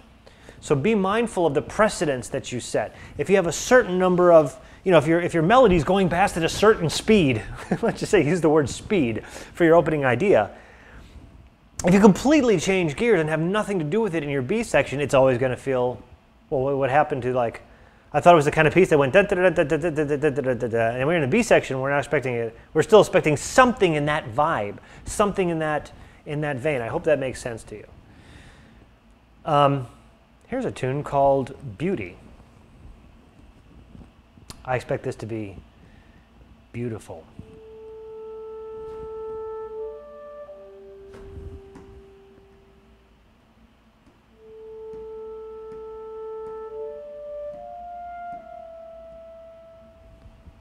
One second. I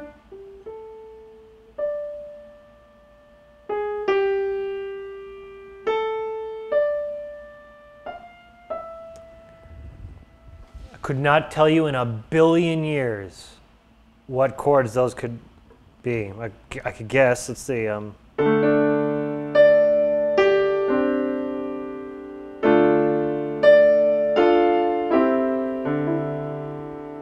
how about?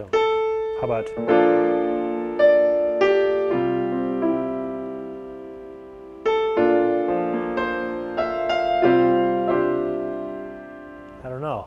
It could be a billion things.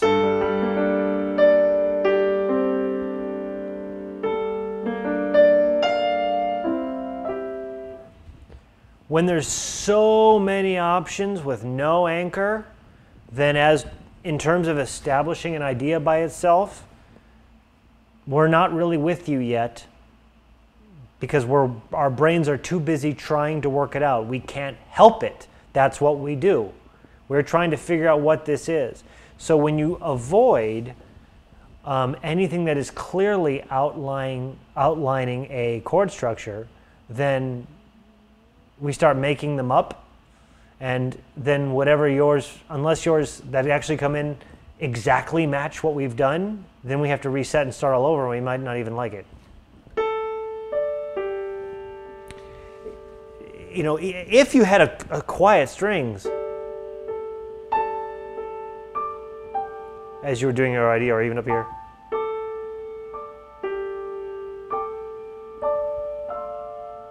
Whatever it is. Then we would know. I don't know what the chords are. I haven't heard the piece yet. But the point is that you haven't provided us with enough information, and we're going to be working on filling in all those holes and not listening to your piece. That's just what people do.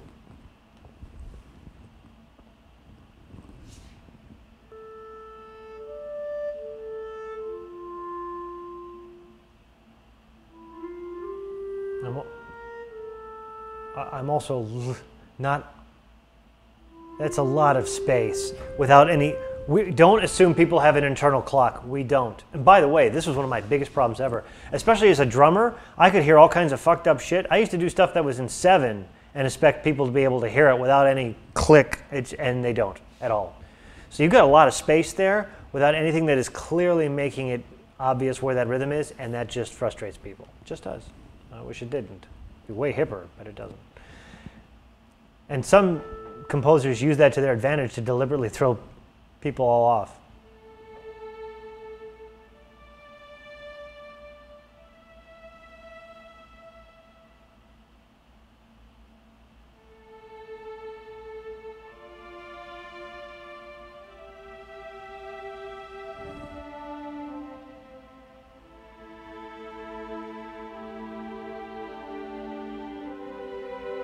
Okay.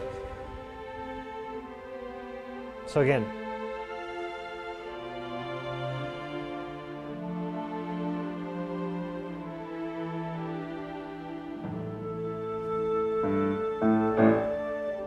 okay, so what is A minor? was a guess. Don't be lulled into a false insecurity by the pretty things that we do. There's perfectly fine pretty chords, but they don't tell a story. They don't bring us and draw us in. And we always have to be mindful of the fact that absent those explicit pieces of information, people are going to fill in stuff with their own, however limited their vocabulary is, and they won't just roll with it the way we might roll with it. Possibly every composer listening to this piece right now will roll with this. It's like, all right, well, just relax, just give it time. People don't do that generally. They tune out. That's what they do. They don't understand it, they tune out. Do I really need to tell you that? If people don't get it immediately, they turn it the fuck off. That's how people are now. If they don't have it in 140 characters, I can't deal with this. It needs to be a picture. Is there any pictures? That's where people are kind of now. And they've always been that way with music. Editorial. It's my show. I can do anything I want.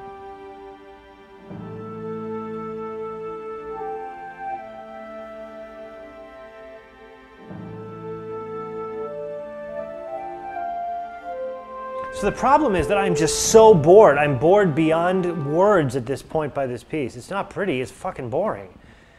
And because it doesn't matter how pretty it is, I have no idea where this thing is going. I couldn't tell you if we were 5 minutes into this or 10 minutes into that. I'm so totally over this piece already.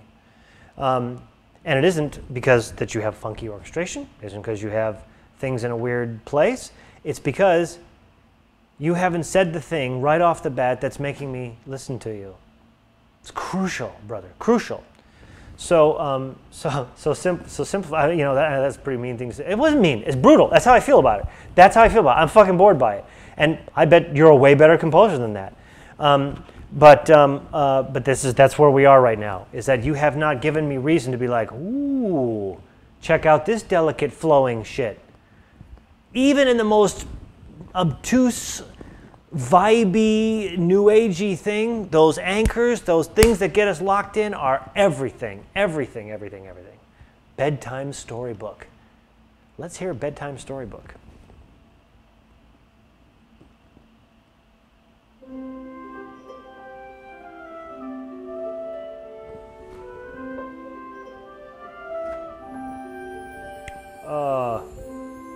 No.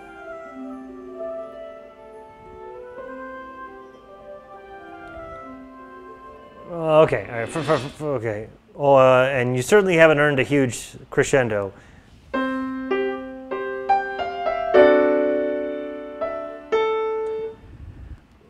Right?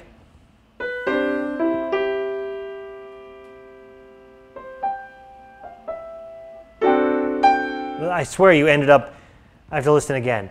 But however, if, let me listen again. But you can't hang out on that. That's not satisfying. Neither is that. If you're gonna do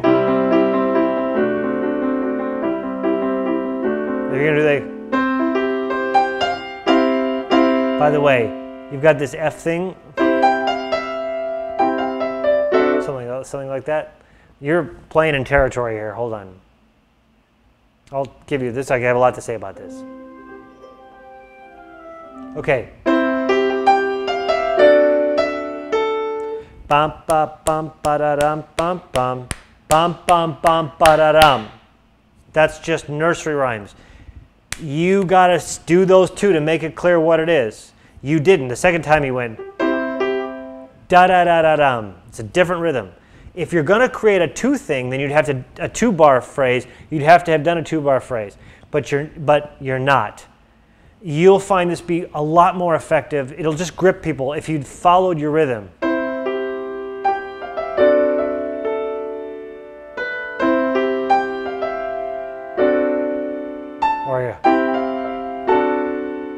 But you can't, by the way. That's never going to feel right to people. Now, the thing of it is, here you've done a thing where you've got the F major against the what is ultimately going to be the F sharp and the D.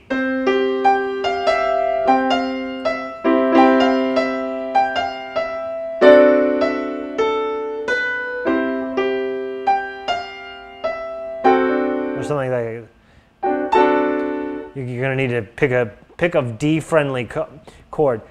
This is a question for you to ask yourself about whether or not you want to prepare your audience for that D. Because without any sort of, if I do this, if I go,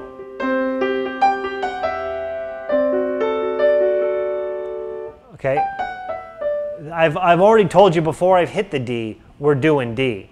Now you didn't do that, you wanted to have the F, so we're lulled into thinking it's C.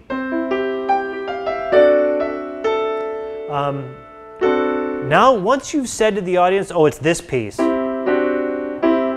there's actually an argument to be made for going, because you've already said the D, because if you keep going, the problem is F isn't fun against either of your chords. It's just rough.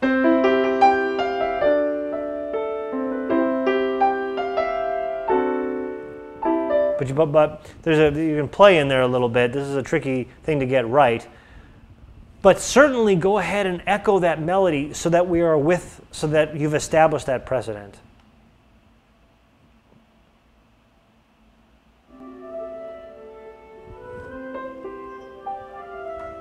Yeah, because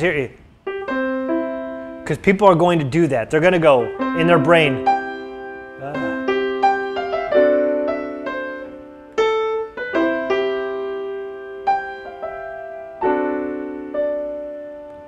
That's what they're going to do. The question is, are you going to do that or not? And if you don't, if you change that melody, it just takes something from them. Don't do it to be different. And if you played it that way the first time, you're like, well, I can't do that. It's the same thing twice. Fuck you. Go back and do it again. Don't worry about it. Stop. Don't get bored or afraid of the simple stuff. People will lock into that. You have all the time in the world to make this so harmonically developed you could get a doctorate off of it. Right now, stick with those pattern establishments. But this hitting, it says, that's never going to feel right.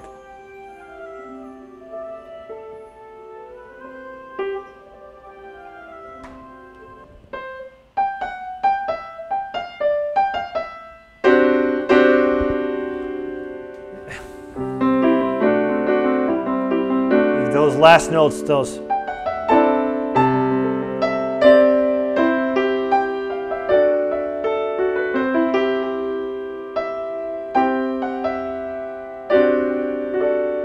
You've got to give it to the D. You can't,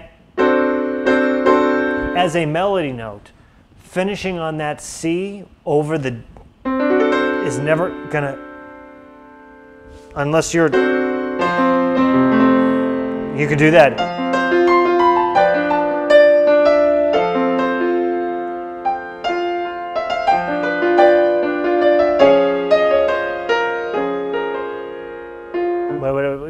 But that's not what you're doing. I can tell you're about to go and do a big swell into that melody again. So just know that that G and that C against that D are just, they're not allowing us to sit and relax on them because they're just biting. It's just, it might as well be that emotionally.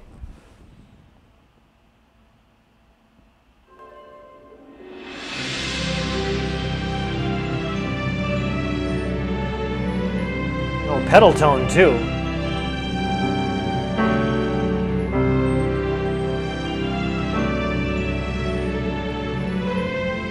Good.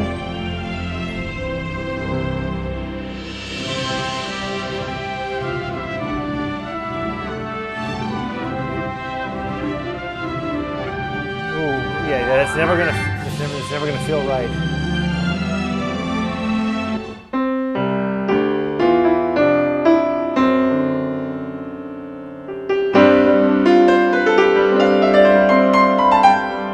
Hopefully you're going to do that. Let's hear.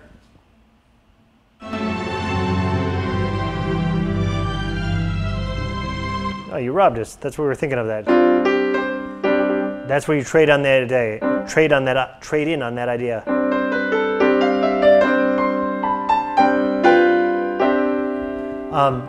However, again, that the only time it worked is when you went to whatever it was. You were back at the tonic. So you got to be real careful about letting it hang like that. That's just it's not satisfying harmonically. Also, too, I think you know we're a little early to be crescendoing into the big thing. It's my personal take on that. Haven't earned it really yet. Although, and then when you switched into this whole other vibe, this thing, you know, it's just such a totally different thing because you were so smooth, and now it's all right. It's all right. It's fine to do that. It took me a few bars before I was with it, which is not usually a great sign.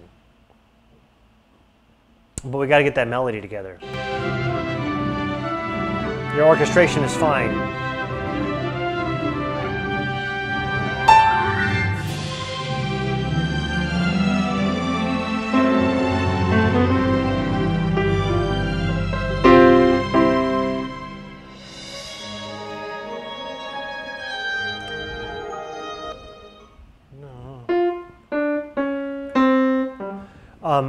You've, in this B section, immediately connect it to the rhythm of that A section. That's the only way it's part of the same piece. Somewhere, that pattern that you've established must be in here somewhere.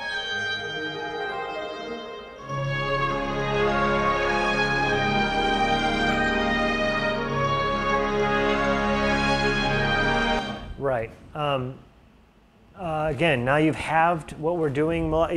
This is one of those pieces where if you're going to do this, if you're going to keep moving it around, you've got to keep explicitly keeping the pattern and the pace of that initial idea going in order for it to feel connected. I'm going to just take a second to play a piece. From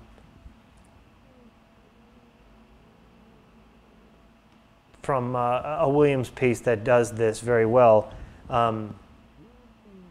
Just as an illustration, you will not hear in any of the scores that I play of John Williams, I think you will almost never hear better examples of structural perfection than in The Witches of Eastwick.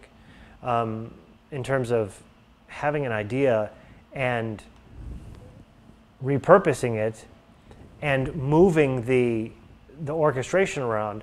There's this piece, my favorite piece for this kind of thing is from Witches of Eastwick. It's called Daryl Arrives.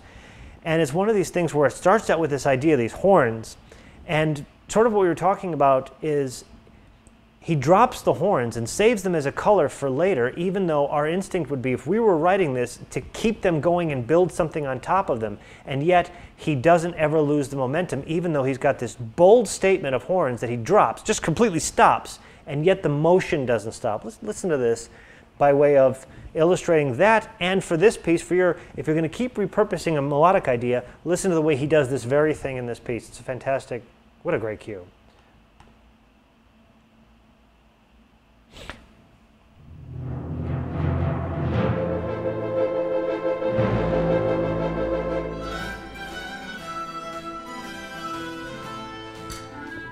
That whole thing is gone. It's been replaced by arpeggiation.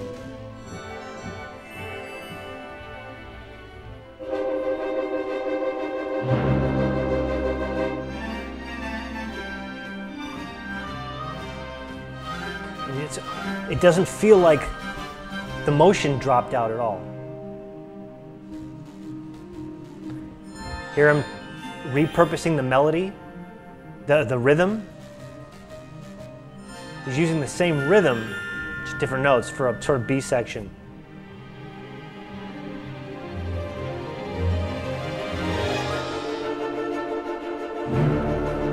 Now he keeps the horns.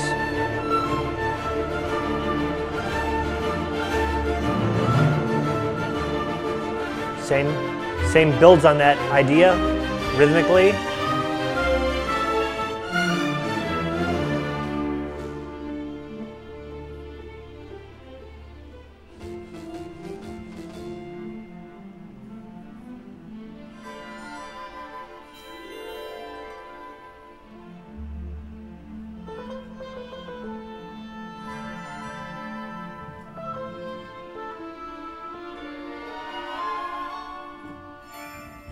So there's a minute and a half of a minute and 40 seconds of truly efficient use of these concepts, whereby you're not actually ever being presented with truly new material, even though nobody could argue that that piece develops and goes places. But part of the reason that it's effective in telling its own little story is because it's saying, okay, we're only going to be around for a minute and 40, but we're going to keep you in these little ideas, and they keep being repurposed. If it's not the literal notes, it's the melody, and if the melody is up here, or if the rhythm's up here, it moves down here. But one way or the other, some place or another, the motion is continuing, and the thematic ideas are being repurposed. It never actually abandons those things, not in its harmonic motion, not in its rhythmic motion. So you sort of never left the one single simple idea that's been presented. That's crucial for all of us in our modulations and developments, is to keep the anchors clear. Okay, so just from a structure standpoint, Witches of Eastwick is damn near perfect. It goes to something I talked about in Scoring 1, which is talk about pieces that survive completely intact on their own as totally cohesive pieces that make perfect sense on paper, and yet are actually following a picture edit. They actually work exactly perfectly with the picture and totally on their own. It's the holy grail. But for our own pieces, especially these where we're sort of right, we want to cash in on those same qualities. So once we've established a thing, first of all, really establish it. We had that little deviation in your melody. Find those notes that don't bite against those chords, and allow the structure to unfold by trading in on each other's ideas, and not just being like, okay, well, the B section is going to have a different thing, or the impression of the first thing. No. On these short pieces especially, let's repurpose them so that there's always that familiar thing for the audience to stay connected with. Staying connected is what will make them like our pieces more than other pieces. Two pieces. One they both are equally cool. The one that will really show up on their playlist is the one that has that other quality, that tells that story that they can follow, that they can start to narrate their own lives to. And that's how you do it, okay? Hope that was helpful. Here's a piece called Blue Snow.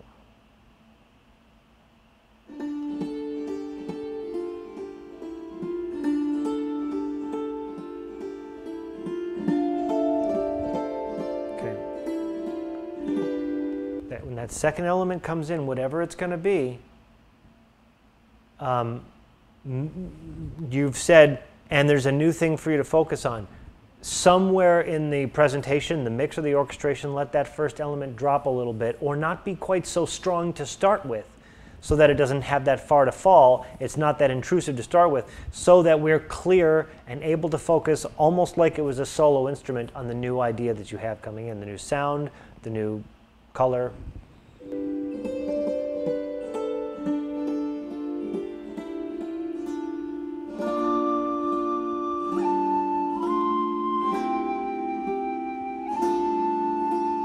Mix-wise, that thing is dulcimer. What is that? It's too hot.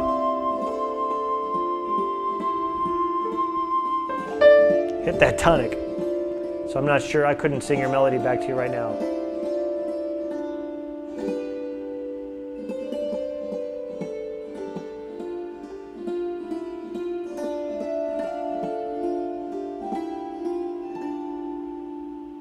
Okay.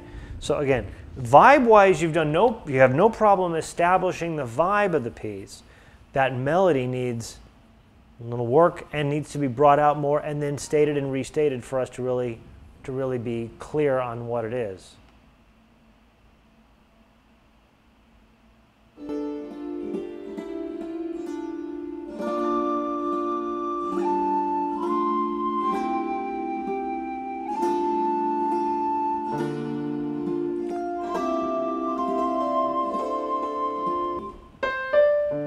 If you'd let, that would have really helped us, because that I think, what is that? Is it a dulcimer? It sounds like a hammered dulcimer. Its root tone, that D tonic, is a little bit obfuscated just in the sound, which keeps us sort of waiting for it. And when you hit that same thing, you had this.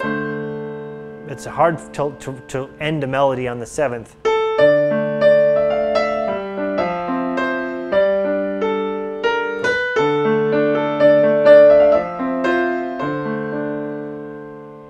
It's hard to end on a seventh. The brain is going to want you to finish that, so be careful about ending a melody on on a dominant seventh. Did I say major seventh? Dominant seventh. Okay.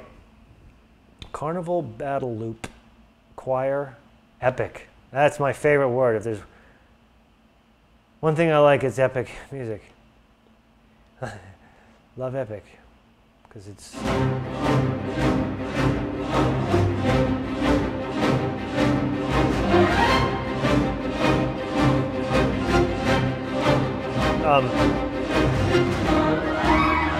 Okay. First of all, your strings are too hot. Strings aren't that powerful. You make them that powerful, you're doing a thing, which is fine. But if they're going to be that powerful, bring in the brass at the proper level, or electric guitar, or something else to be doing all this stuff, because that super heavy front string stuff with the choir behind it, it doesn't work. It wouldn't work. You couldn't do that with a 300-piece string section, and you wouldn't, and it just, the brain can tell. This other thing, that woodwinds last thing, woodwinds are flourishes when they're accenting something. When you just use them out in a thing like that, they just sound like you accidentally leaned on the key. They've got to be leading you to a thing in a flourish context.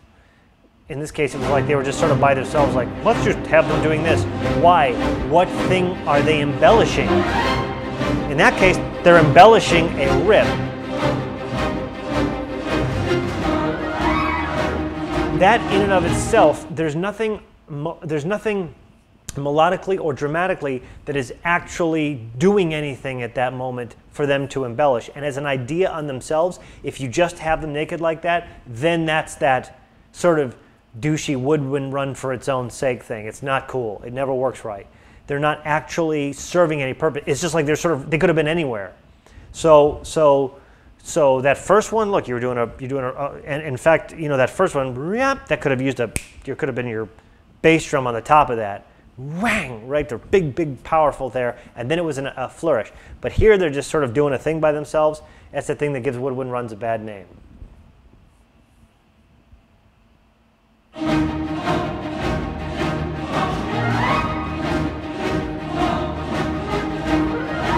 Again, yeah, like what is that? It's all.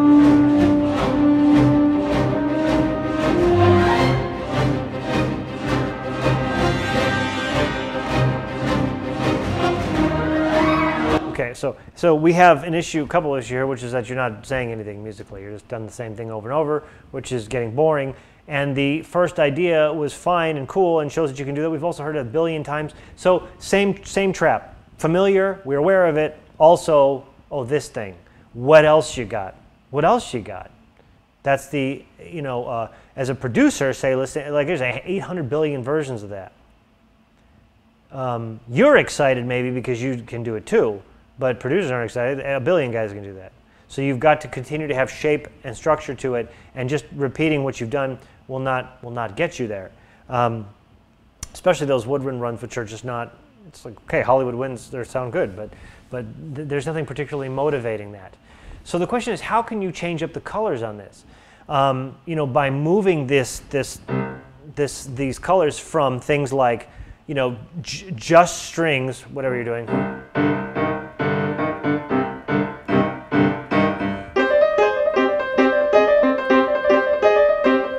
Moving things around, move the strings up and move a melody, maybe horns down here, flip them, trumpets up here and strings, high strings with the rhythm down here. You can take that exact idea and just switch sections of it in terms of who's holding that rhythm, and help there be some more development, including keeping that melody, and now maybe arpeggiate the strings as part of it, just whatever, something to help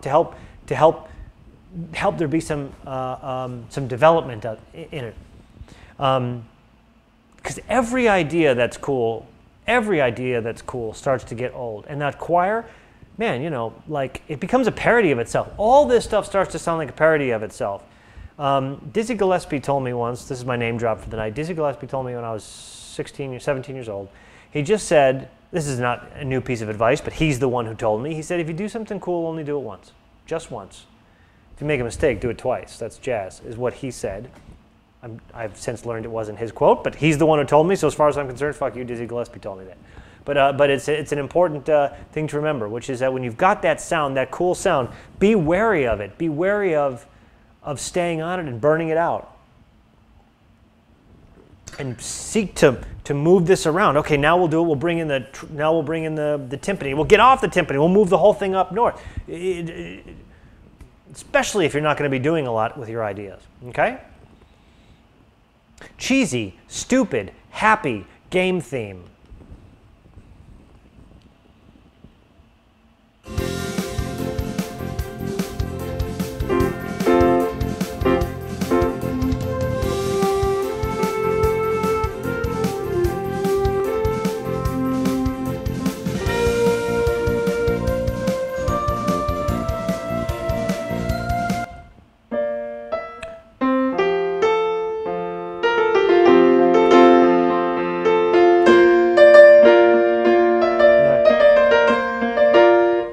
Twice. You've established a rhythmic precedent. Stay with it. Stay with it. You dropped it 4 bars into this.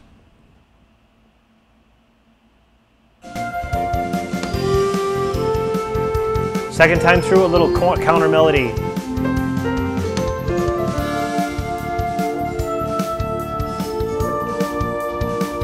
Okay, again, even if you're going to go here.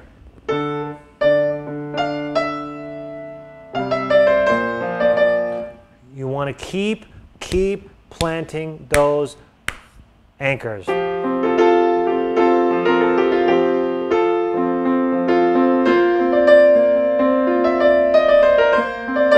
if you're going to do the thing.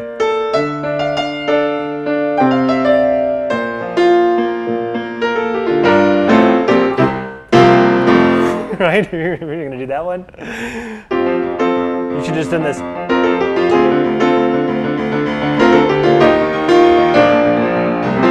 Okay, anyway, I'm from the 80s. I could do that shit all night. And then you could do,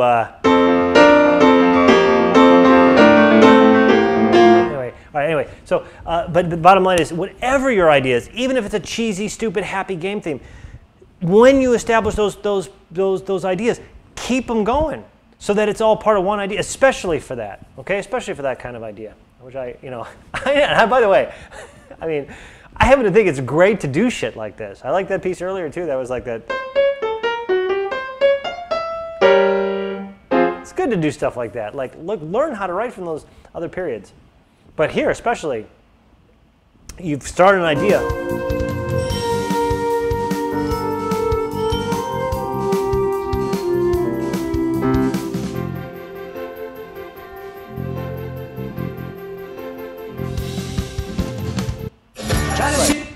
Right, so yeah.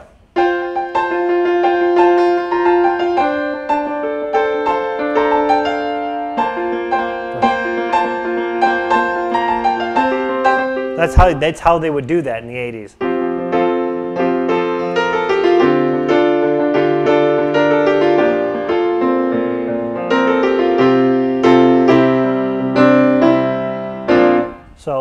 So and that's because that's the idea. That's the whole idea, all right? All right. Complex track. It's a complex track, it says. All right.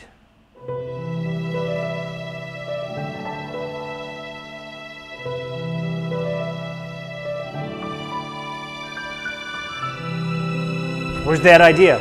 You established a precedent, you've dumped it. That should still be in there, that melody, that rhythmic idea. That, same. So that's the rhythm. Dum, da-da-dum, da-da-da-da-dum. So this should be somewhere else. Dum, ba-da-dum, ba-ba-dum, ba-bum. Somewhere, let it go and bum, and let it sit here.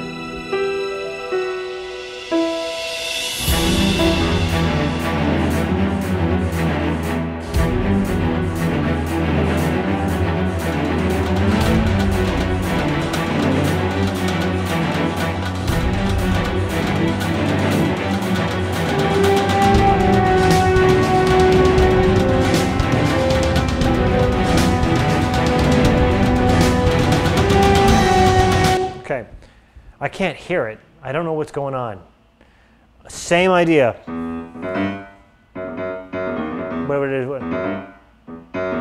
Whatever you got going on there. If you're going to bring another piece, you got to back those off. You keep layering stuff on top of this. All I'm really hearing is the drum, and now it's like it sounds like this big because the toms have tone. Toms have tone. We tune our toms. They doom doom dom ding ding. Everybody's got their own. They have pitch and tone, and you can't pretend that they don't. And when they have tone, especially when you're playing toms, the tones are all down in here. And so if they're not in the right same key and they're not deliberately playing against or with what's going on, they're actually just creating mud down there.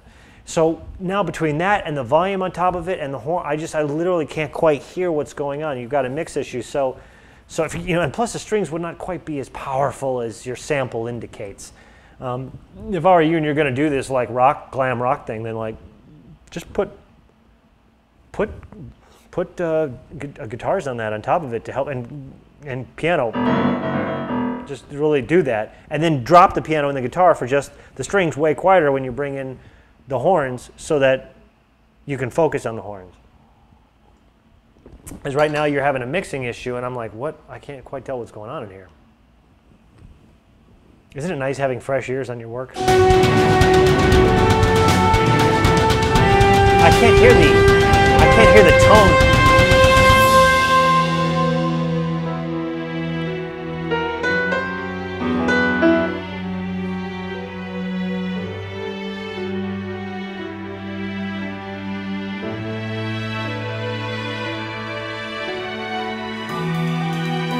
So you have it's a mixing issue, but it's also an orchestration issue because you got things stronger than they would be.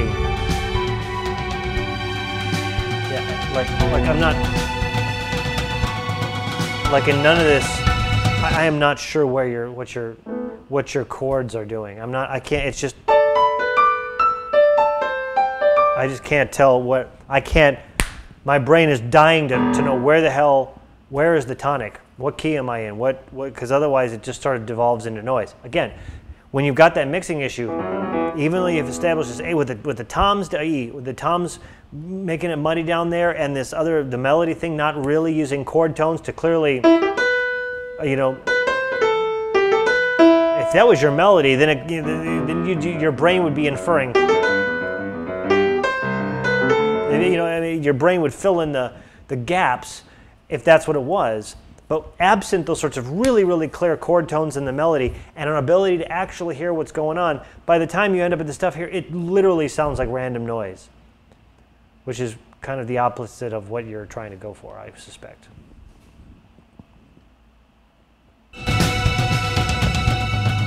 Like what chord is that? And yeah, you've got tone in those drums. Those are fighting you. I mean,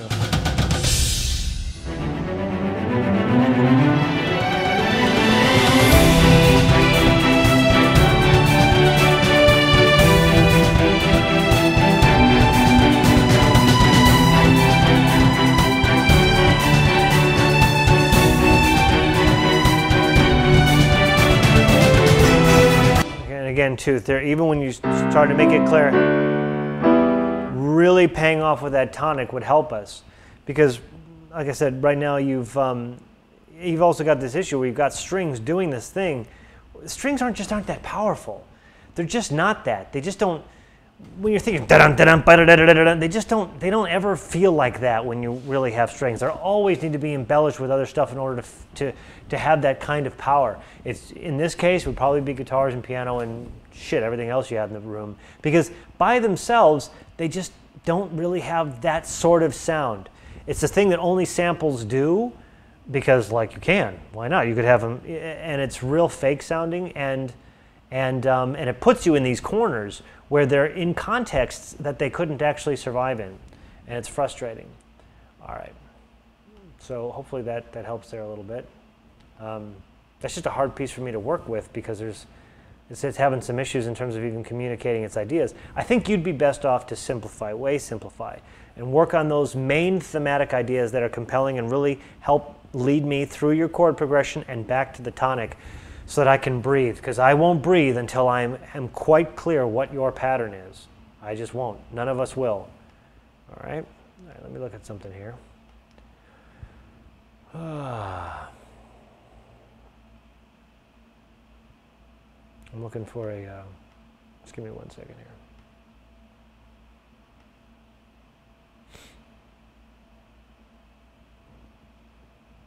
If you guys have any questions, now's the time. Okay, listen to this piece. This is just called English. Okay.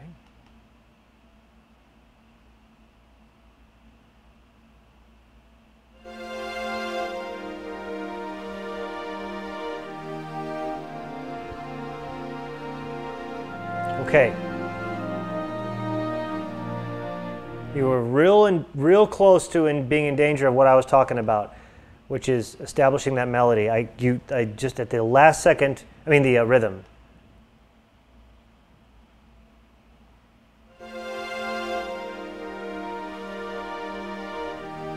2, 3, 4, 1, okay.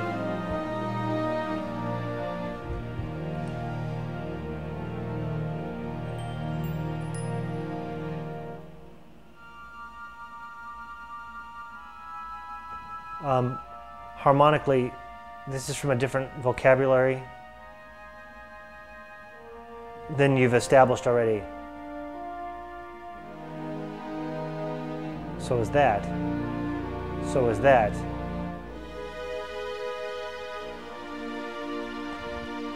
Okay, we're just going to listen to it. Okay, wait.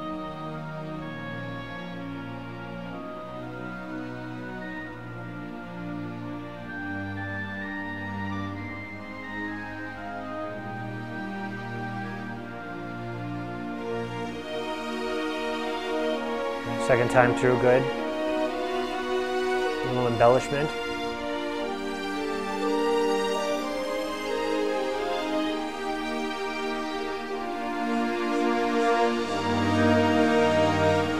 Your samples are letting you down.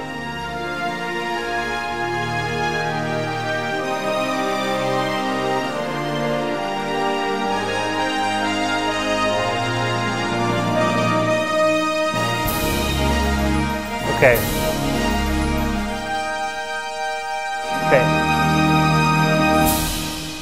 Okay, first of all, your mix is soupy. Second of all, that thing at the end, that da-da-da-da-da-da, that's like some Olympic fanfare, totally incongruous with the sort of pastoral English thing that you'd established. It just suddenly came out of nowhere, and I don't think in any way in 1:40 that you have earned that kind of out of ending. Let's go back and listen to the beginning again too, because this is what I hear is you want to say a lot of different types of things, but you're not focused on it.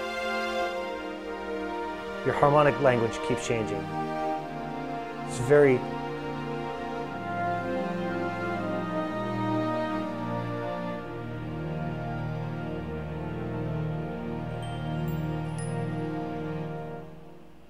That would have been better. If you want to do that, that's not just Glock, it's Glock and harp, and or Glock, harp, and piano, and or Glock and piano, or piano and harp. That single Glock by itself, or celeste, it's just, it never quite rings the way you want it to.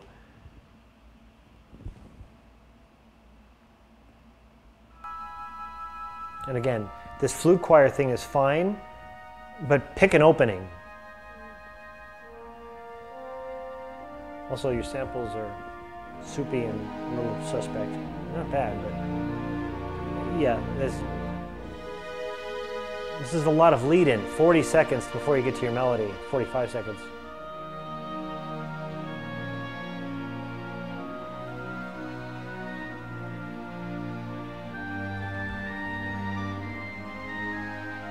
That would be a difficult range on oboe. It's a little high. I would have stayed flute. It would be hard for an oboe to stay delicate during that.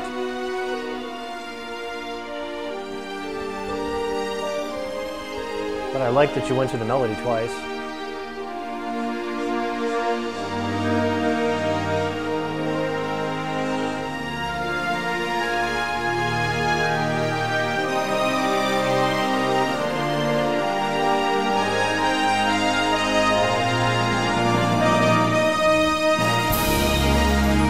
Okay.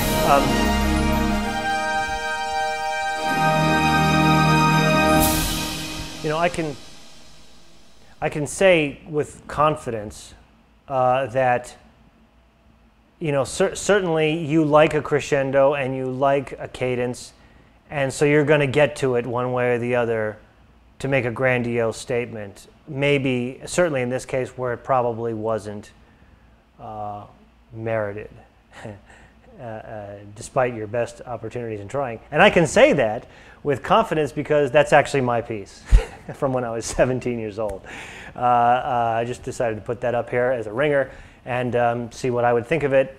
So those were samples, by the way, from 1989. So that was my orchestra in 1989. That was actually one of the pieces that I got that was on my demo for getting into USC. So evidently they saw through that. Lots of problems with it, as I mentioned.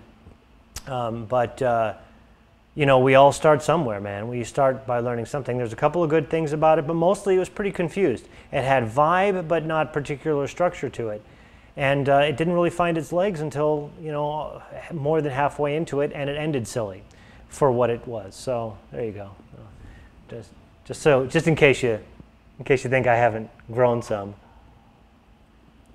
But in case you were interested in the sound of samples from 1989, that's what you just heard. So we can talk about that later. All right, back onto your work.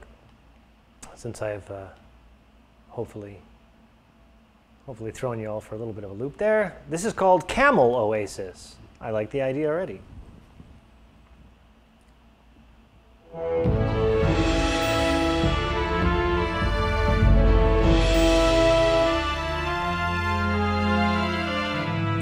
I lost your rhythm. I was with you.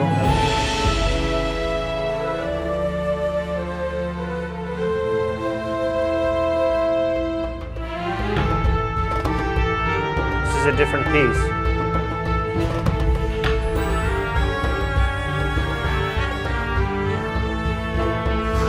Wait, where's one? This is another piece.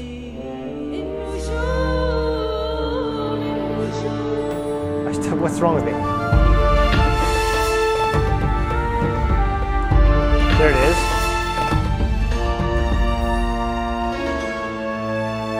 Okay, you keep stopping and starting. This is a whole other piece.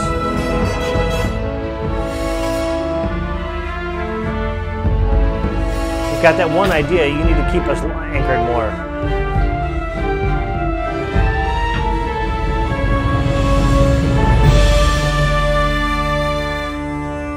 Okay, so that thing there was vibe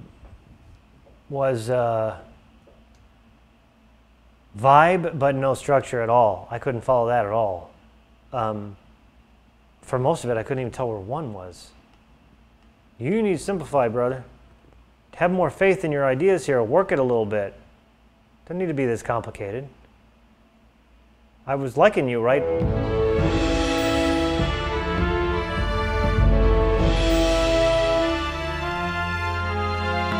Right, whatever's going on there is pissing everybody off. Da da da. Once you get, oh, we're in 3.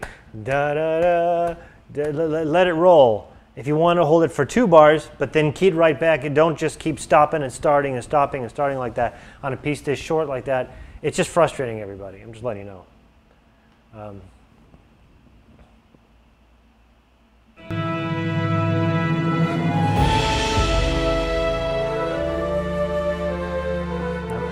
Can't find one.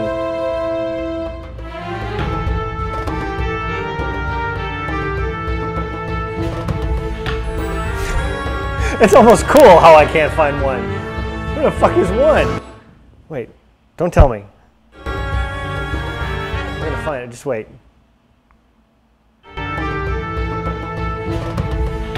If you knew where my brain thinks one is, it's really, really hip what you're doing, but I doubt that's where. Yeah, okay, I can't lock in on this piece at all. But again, where the hell are we right now? We're 30 seconds into it. We've had 3 pieces already. So this is, I hear this a lot. Slow down. Easy there, Tiger. Say something real. I'm not with you yet. Your vibe, you got the vibe down. I totally know. I know where we are. There's sand and camels and shit. And I know that not just because of the title, but beyond that. I couldn't whistle this if you put a shotgun to my nuts. That's not a good sign. especially with pieces of, you know, this is such a great, what a great harmonic language, what a great stylistic language. So I would just say a little more faith in your ideas and practice taking a simple idea and developing it rather than being like, I got to bring in 5 ideas and a vocalist and a fucking, you know, finger cymbal. Slow down, slow down. And plus, again, you're spending time with it. I've been here too, where you're hearing it with way better ears than the audience is hearing it. Because I can't even lock in on your rhythm for that first part of it, and I tried 3 times. Although, like I said, where I thought it was fucking really wild. It was like 13/16 would be the. So you know, so don't be afraid of establishing a groove. Don't be afraid of well, I can't do that. It's too simple. Yeah, we like simple. Give us some simple so we can lock in on it. Then show us how impressive you can be with your bad self. Okay. All right. Let's see what else we got here. There's like so many people who didn't submit pieces, right? They're like, whew, I'm so glad I didn't put my piece up there. Whereas everybody who did put their piece up there, including Mr. Camel Oasis there, proud of you, brother. You're going to get better. You just keep sending me stuff. I will help you. But start with that. Start simple and relax, relax. Don't work so hard. Game menu. It's a loop. It's a loop for a game menu.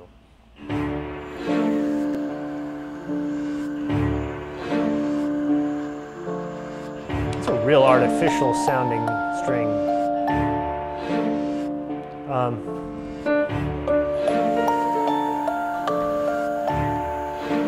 You know, with something that you inherently know is not that loud, something like that, some sort of toy boxy kind of kid's piano, to have that thing in the back bump with the strings, you just can tell that wouldn't work. Like that guy would have to be hitting those keys with a hammer to hear them. Well, it's close mic. Yeah, I know. But there's just this, it would be better to start strong and then back them down, back them down. Don't just layer on top of it. Remember we talked about some of this? Just replace it so that that thing can, especially because it's only going to be kind of creepy and funny if it can be a little bit delicate. Do you know what I'm saying? You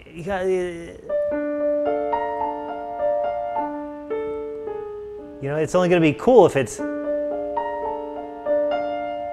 whatever it is. I don't know what you're going to do, but okay, but all right. So let's hear where you're going here. So just easy, easy. You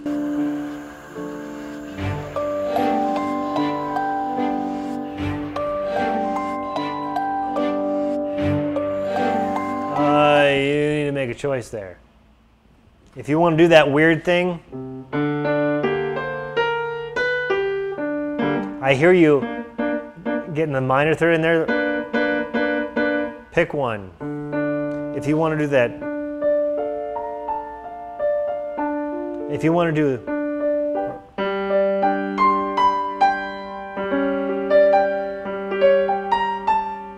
you need to get to that B flat.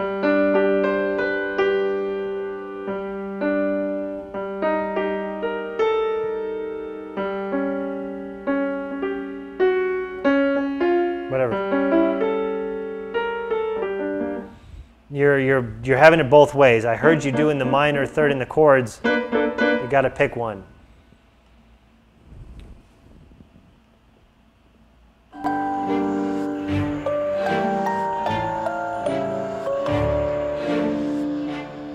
Yeah, and by the way, a lot of, I hear this too, when people can't quite figure out how to resolve the minor major, they'll do this thing, they'll do.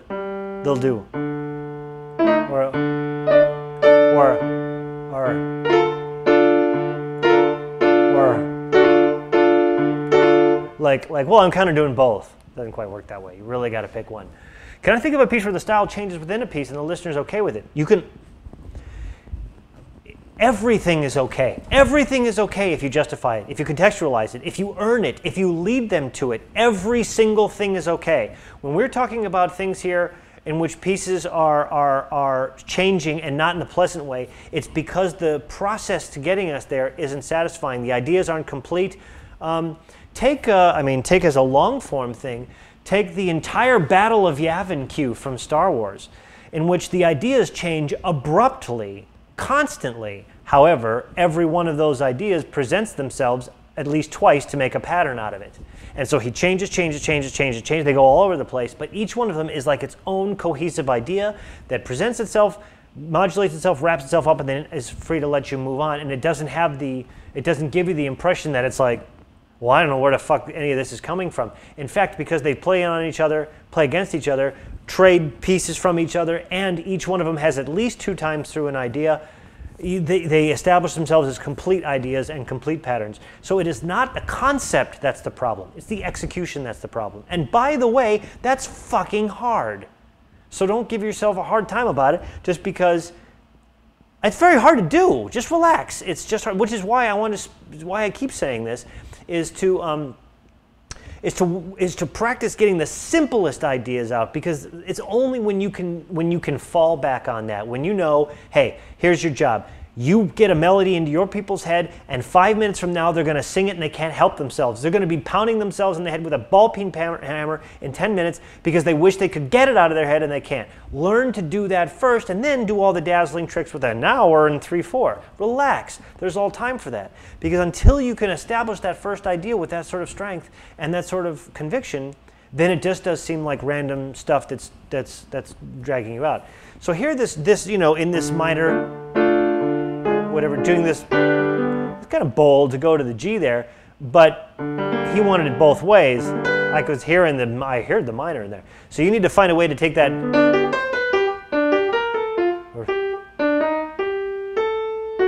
you need to find a way to flesh out that melody where you keep moving it down down those chords.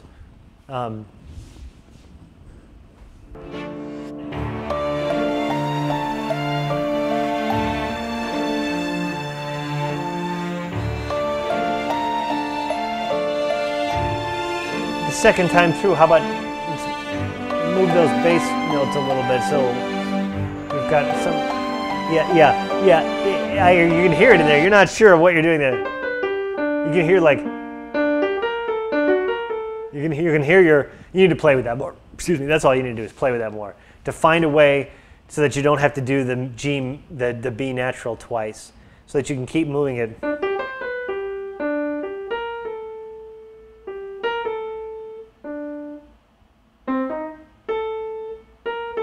Something. You need to play with it a little bit more so that it gets us back to that tonic and continues to move. That's just a hard idea.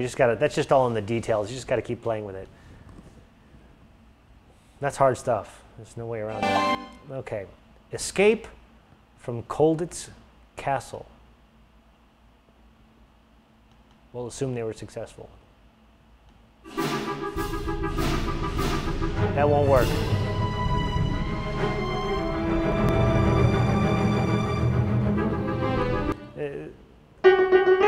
Whatever. A couple of in a very small chamber context. That's not when players have to double tongue. It doesn't have anywhere near as much air behind it. They can't do that super. That can't hold its own like strings. Strings can go.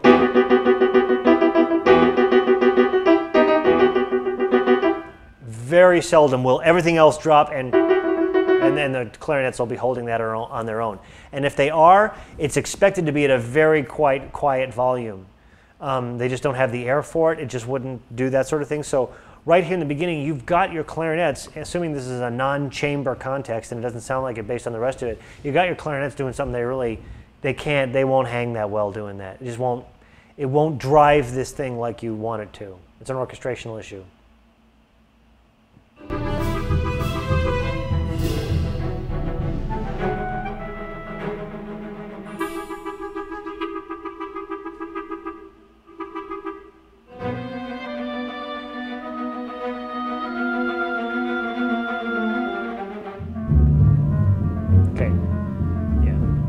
This is that thing that you think this is not what those Williams cues sound like when they do this. When they move around and go places, they all still have something in common. Here we are very close to having a bunch of disconnected, randomly articulated ideas. This isn't the kind of piece you're supposed to hum. You can tell it's a cue, but it's not giving us anything to lock onto.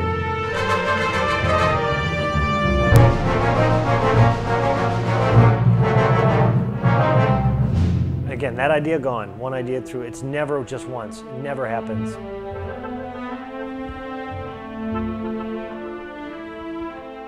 So if I were to play any one of these pieces, if I was to play any one of these pieces separately for you, you would not know that they're part of the same piece. And that's a not usually a good sign. So this is, by the way, you just pointed at the bleachers by even attempting to do a kind of cue like this. This is the hardest shit you could ever possibly hope to write, is that stuff that feels like it keeps moving and going and changing all these places, but isn't totally random. This is essentially random, and I'm not surprised it comes out like that, because fuck, that's really difficult to do. And when Williams does it or Goldsmith does it, it's never that. It seems like that's what it is, and it isn't. So for you, certainly for the next review class, you know, first of all, the fact that you got some stuff happening orchestrationally that wouldn't work is telling a little bit about maybe they should do some more work in terms of transcribing orchestrationally. But also, so don't start here. Don't start here. Start with a simple thematic idea that you can develop, and then learn how to make short little ideas that are every bit as effective. It's very, very, very, very difficult. So be real easy on yourself. I'm beating you up here because you basically totally set yourself up for this. That's the hardest thing you could have possibly tried to do. I mean, it was decades before I was able to pull off a cue. Decades before I was able to pull off a cue that had that quality to it, that was actually, in fact, it wasn't even that long ago. I mean, maybe, you know, I mean, it's within the last even 5-6 years, somebody said to me about something I was writing, they said, you know, there's sometimes like there's a thing where it just seems like it changes so suddenly and I wasn't expecting it. I mean, it was like not that long ago even, maybe. So it's really, really, really, really hard. And in order to be able to do it, you have to be able to be a master of getting the crux of an idea and know exactly whether or not that's enough, too little, too much, whatever, to cement the idea. So you have some orchestrational challenges in there, things that would disappoint you on a live stage. But more than that, let's before you get into that, let's work on developing the idea and connecting with people. And then we'll talk about, well, how far out can you get and still stay connected with people, okay?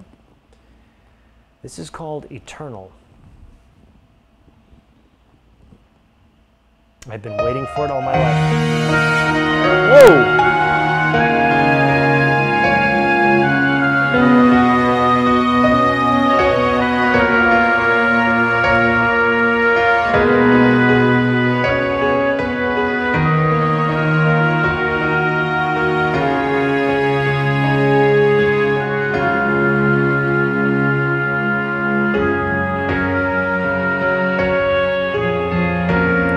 Good. Do that again. Okay.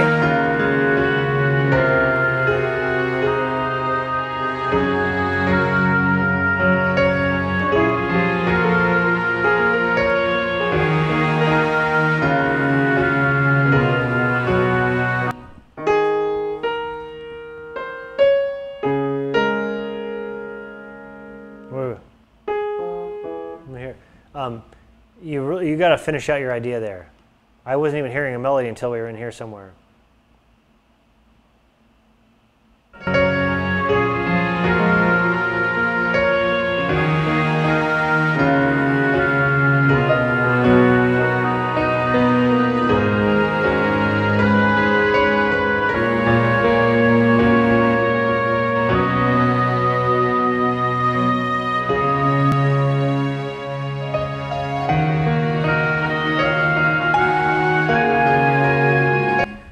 So this is suffering from what I call pretty chords, and your thematic and melodic idea just isn't quite there yet. I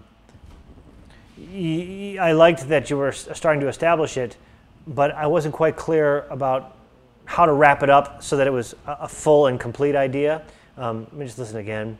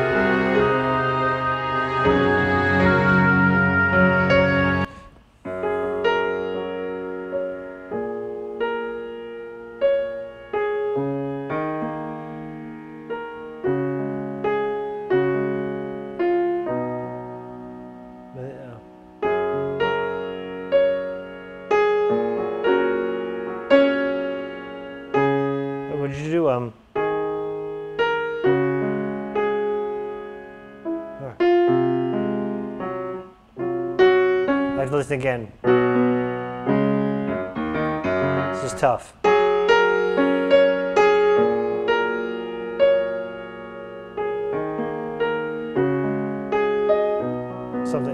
You need to you just need to simplify this a little bit. Right in the beginning, also too, as you're staying with this, you've got a counter melody going on already, and we need to simplify this so I can stay locked on it.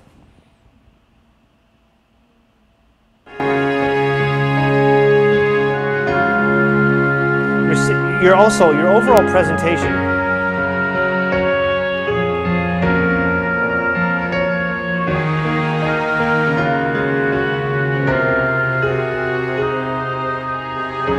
Also, if you're going to do that, you've got to do this.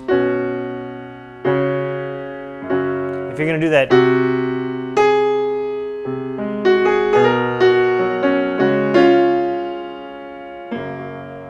you've got if you're going to frustrate it like that,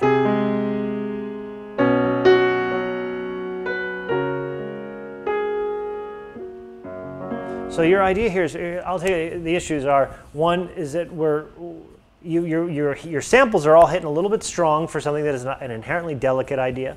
So, I mean, you had this real strong brass at the beginning. So I would say back off all of the quality of your samples so that they're softer and more conducive to presenting this sort of idea. Simplify the palette so that we're really getting that idea, and make the structure clear. Whatever. Make it very, very clear what that melody is. Can you tell I don't write in F sharp a lot? I'm just not falling under my fingers at all. So that, and that way you've emptied out the orchestrational palette, so it's a little clearer what your melody, note, and instrument is, and then you have room to add that. And also just really, really wrap out the chord progression a little bit. Don't try to be different for its own sake. Go ahead and finish it out.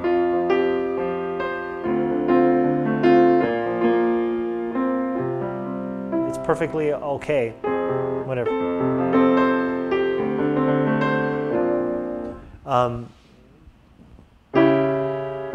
It's perfectly fine to do those sorts of modulations, but not if you're not going to round out the progression so that we can stay with you. Okay. Mutant Knight, oh God, Mutant Knight of Steel. I'm afraid of this. I'm afraid of your Mutant Knight of Steel piece. I'm just afraid of it.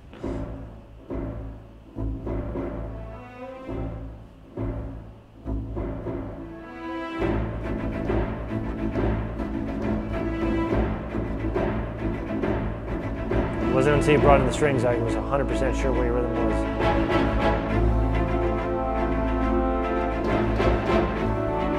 was. Easy with those strings. A little too present here.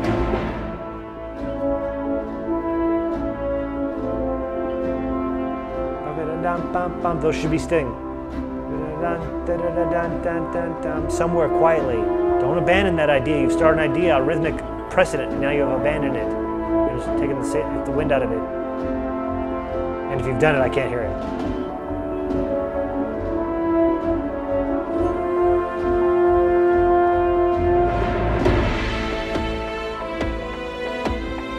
Maybe you were doing it and I just couldn't hear it.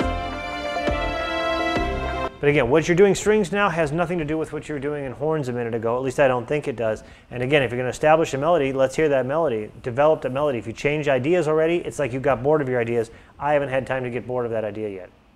This is a piece called For the Old Town.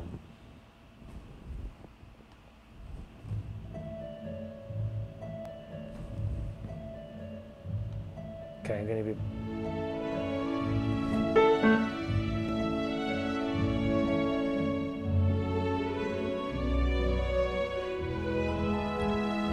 Same issue we had before. Okay, first of all, a couple things.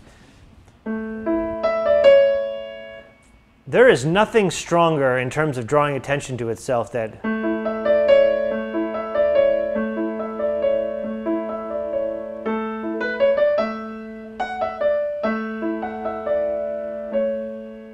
something like that. That, and you've still got the harp going. It's hard for the ear, no matter what, to stop listening to that because you're hammering on the third.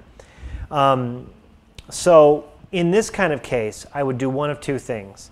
Either make a thing out of that beginning that you can get off of, but use later. For example, like you could do, let's see, and you do it, maybe.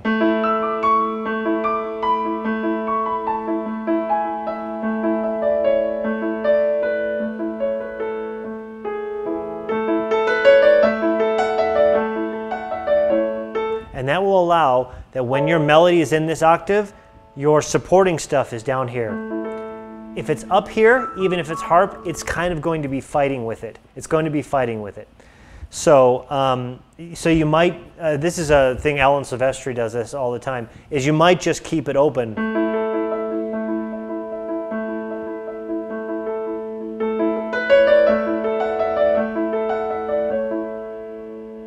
Did you do that? By the way, if that wasn't your rhythm, it should be, because once you've established it.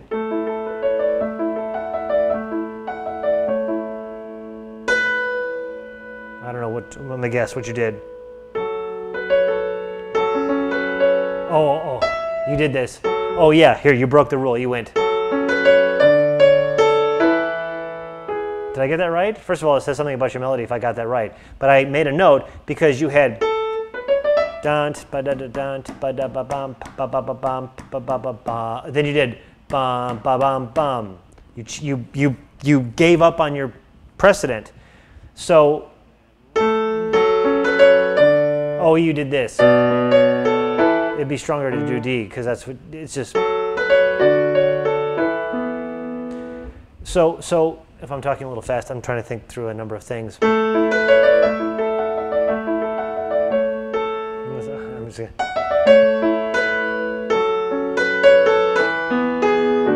That's where my brain is going to go because you want to keep the melody going, but if you want to use those chords, so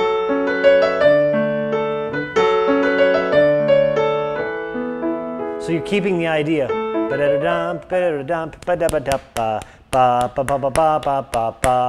That's the actual answer to that. That's 3 in a row.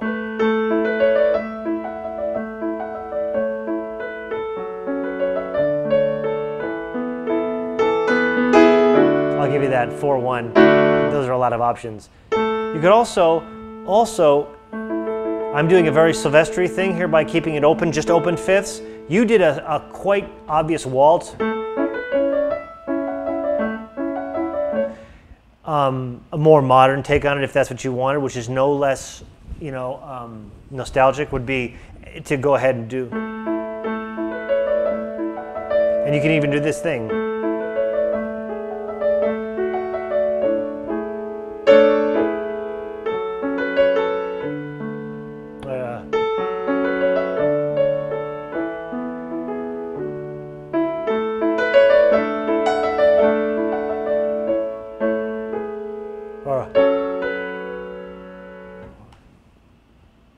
I remember how the piece goes. Maybe I haven't heard it yet.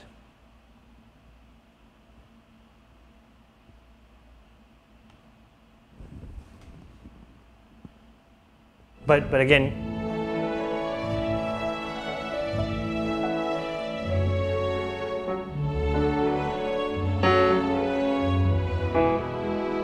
okay, you already did the 5. You did this. You did this. You did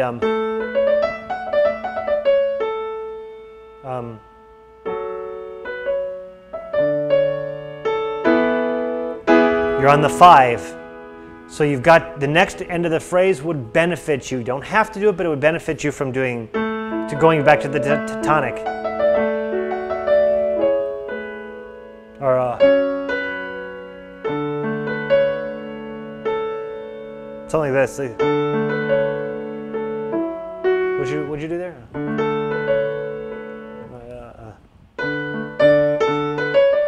I have to listen to hear what you did, but I think you did that. But you want to finish it, the tonic is the point. Listen.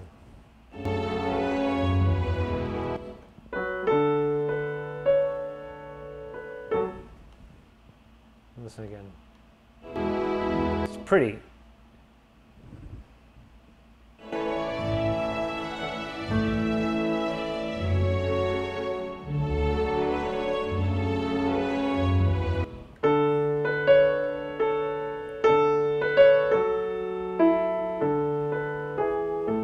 need to finish that idea.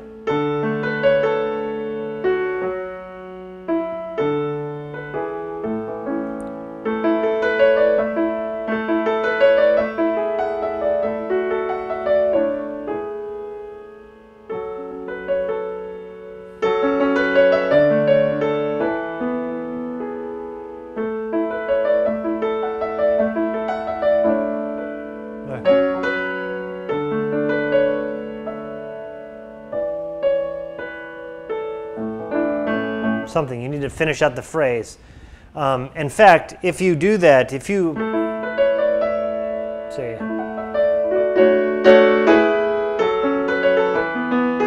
I'm just going to keep doing that.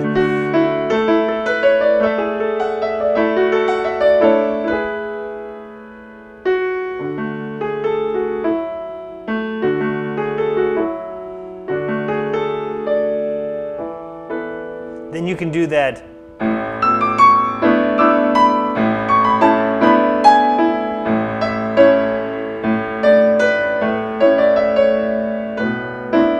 That idea from the beginning I was talking about. So if you wanted to do that, that's always a very, very powerful thing to do, is if we'd establish that. Whatever that. As that opening idea and then gone into your melody, then that's when you can bring it in. And then that's your anchor into that second. Now you can do the octaves.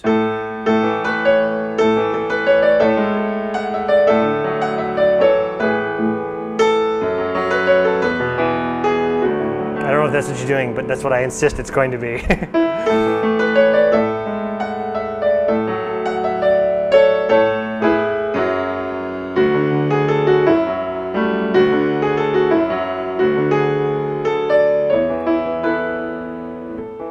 So whatever, but go ahead and round out the tonic there, and it won't make it. It'll just complete the idea. You went to that fifth twice, and in a piece like this that is so quaint and nice, there's no reason not to go ahead and finish out the idea. Let us hear that tonic and feel good.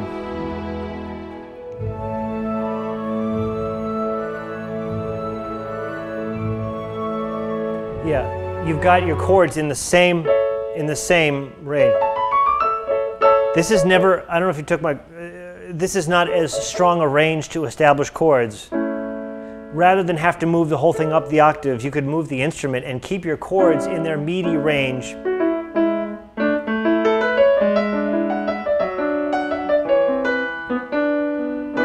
It's stronger down here in middle C. So you've got your melody in a place that's, the higher you go up here, the less the tonality is clear. So you're moving up into a range where the melody's tonal quality becomes more obfuscated, and your chords aren't resonating as chords as strongly as they could because of where you are moving. So it would be better for you to keep your chords in the mid range, and then if you want to move to woodwinds as a melody instrument, that's fine without having to change octaves. And it'll actually be more powerful. It'll feel like more modulation has happened, and you'll be in better ranges for everybody. So that's my advice on that. Let me just hear where else it goes.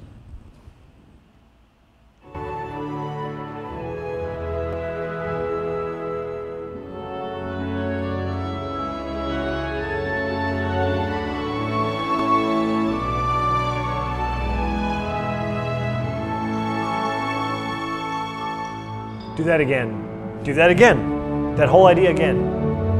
And then move to this if you want to do this. But here I'm not sure what's going on in there. I can't tell what's going on in there. Some of your samples are letting you down. These are not directly connected to what's come before. So there's just some mud in there, structural mud. And if you clean that up, then you can move to a thing like this.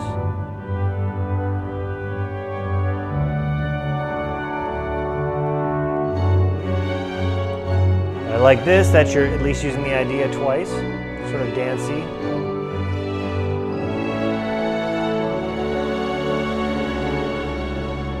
Don't let that major seventh ring too strongly.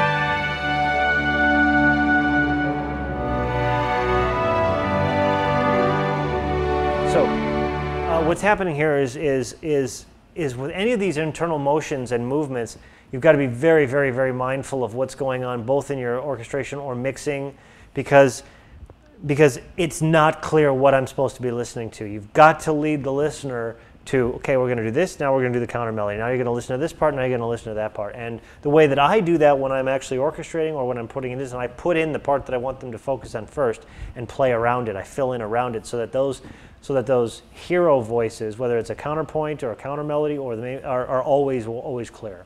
Because right now, like I said, there's a lot of sounds, but I'm not necessarily sure where I am. And you have a really, really nice sort of opening idea. So.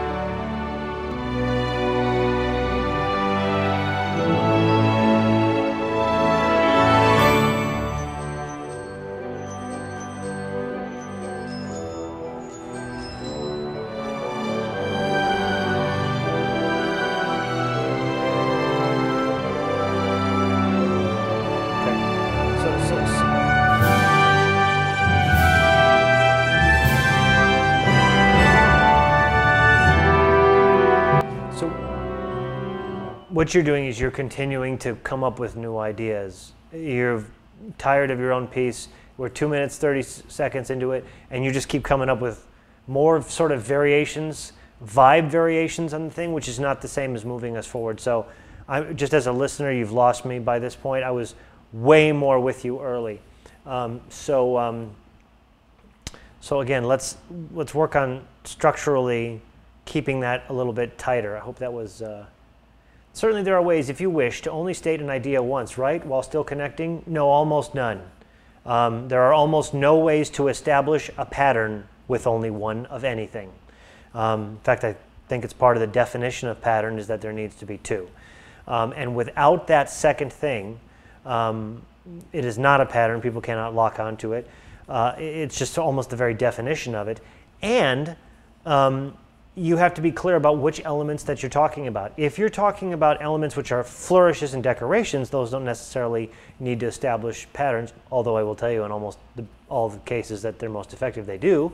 But an ideal, which consists of one simple statement of a thing and no reference to anything else, is just like a sentence that has no other reference in a speech that somebody's giving. If you simply give a speech and they're not always connected to the same thematic idea, they are not always in one way or the other serving to reinforce the initial thing that you opened your piece with, then they're superfluous, unnecessary, they're confusing, they obfuscate clarity and communication and connection with your audience, period. So it's a question of whether or not you want to stay connected with your audience and whether or not you can hone and make your message as lean and tight and effective constantly as possible, or whether or not you just want to say things and then move on and move on and move on. Because if there's very little to separate that structurally from nonsense. So again, you have to be clear about, you can't pretend for a second that this is not a language bound by all of the rules of any spoken or written language. Because it is. That's not a metaphor. That's not a colorful, way to talk about something that is otherwise abstract and esoteric. It is a literal language.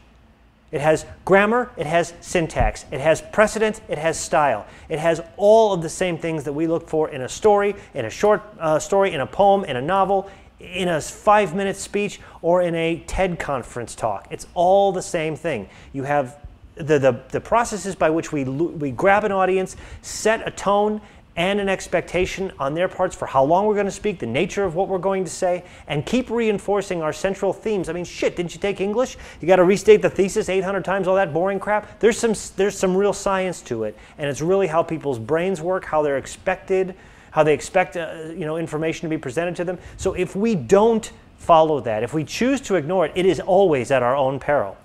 That's about as simple as I can make that. That said, there are an infinite number of ways of doing that. There are an infinite number of ways of repackaging and repurposing these concepts.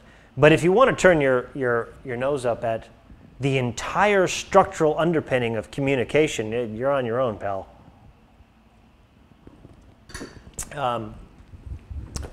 Yes, if you're joining late, send a piece. All right. Gameplay. another gameplay.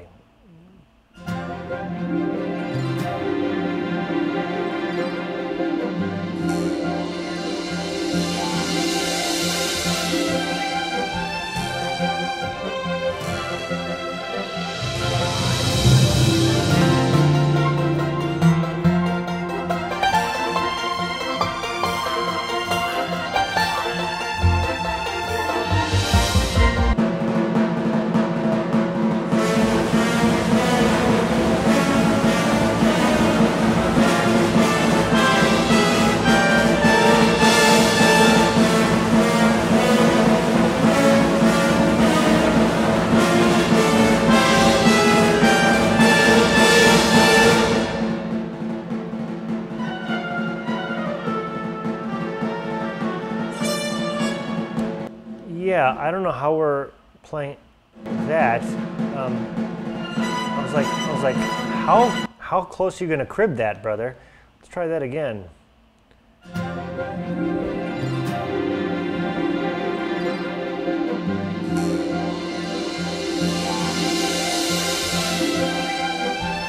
Went right into Prokofiev. Oh, I see what it did.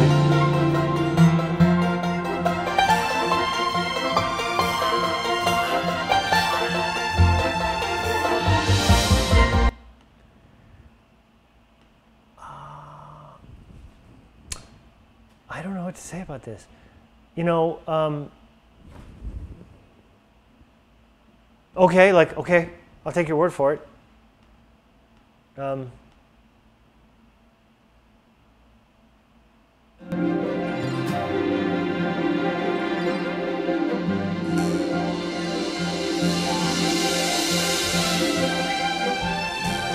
Okay, I really don't know what to say because this is a loop. This may have something very specific. If it's a loop that's only, again, I'm talking a little out of school. If it's a loop that's only 24 seconds, 25 seconds, it would seem to me that whatever your idea is, you need to get into it a little sooner. Whatever it is.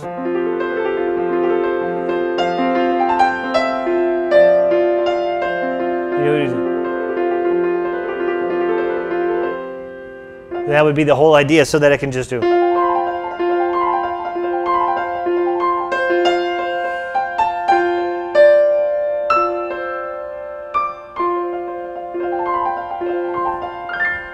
I used to have to do these interstitials that were about that long, that would loop. And that would always be the idea, would be how can I get in it and get out of it quickly? That's a whole idea, and that's just it, while it still would loop. So, so I'm sort of at a loss for what to say to that, other than I would probably get to whatever the idea is sooner, so that you can say it, state it, and get out of it. Interstitials are like that. You know, it's yeah, there was some sort of cool or weird thing, however you want to say that, sound in there. You know, I've played before some of the Williams variations on the Mission. Some of his NBC stuff where he had to do interstitials. I've had to do a ton of these. What's great about them is that they're short little, they're the same thing, but they have to be complete ideas. So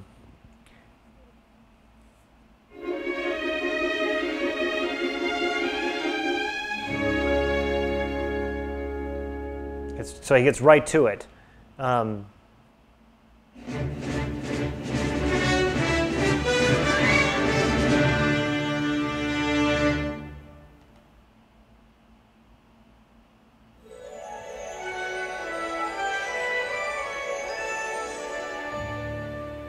So, you know, he's a bunch of these.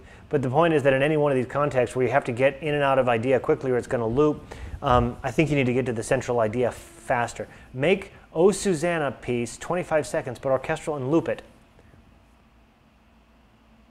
I'm sorry, was that actually O Susanna? Like, is that a different piece than I'm thinking of?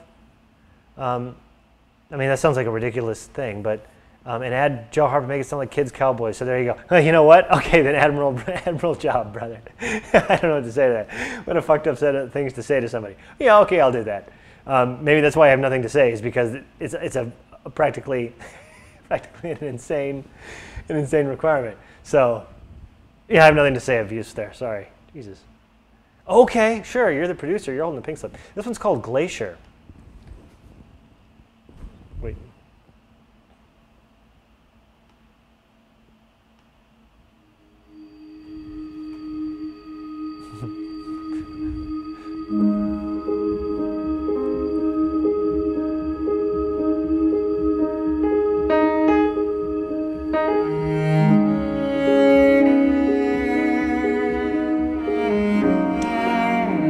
Nice to have live instruments, isn't it?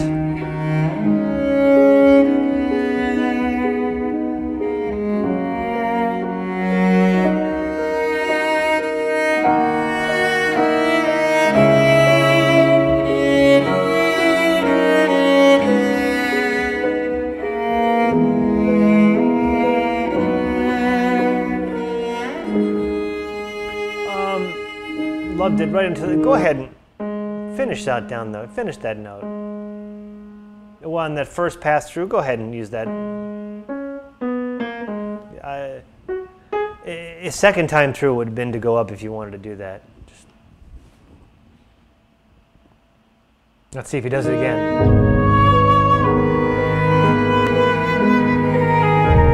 Great.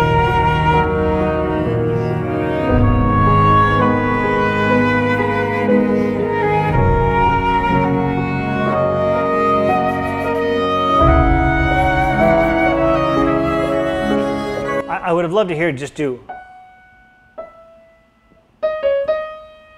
Well, I just because you'd done that, you'd da dum ba dum. I swear you chose that just to be different, and it would have been more powerful if you just did it. Don't worry about it. Whatever you're. It's so great. It's the only way that would have been a little stronger. I swear, we have that thing where we say, well, I don't want to just do that because it's just the same. Sometimes it's the right thing to do. And save that little change for the second one. That is...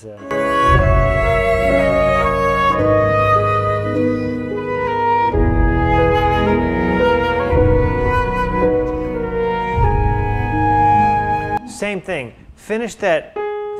You're fine on that A flat. It feels weird you going up that octave. It just feels weird. But structurally, just about perfect is the way I look at that. The melody came through the second time through very clear. We all were with it. That second time when the cello goes into sort of a counterpoint thing into a second thing, that's how you do that. That's how you set up an idea like that. We're half the way through. Let's hear where it goes on.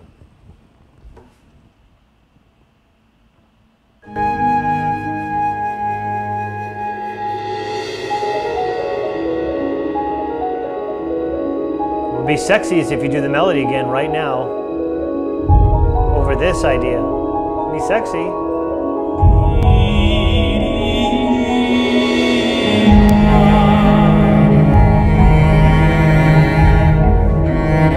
Okay, I'm going to say, I don't care where you go from here. You tired of that idea before we did. Had the that vocalist come in and do that. What's wrong with that? Again, I don't know what else this is underscoring, but I'm just telling you from a listening standpoint. For you to have done that thing, whatever that was.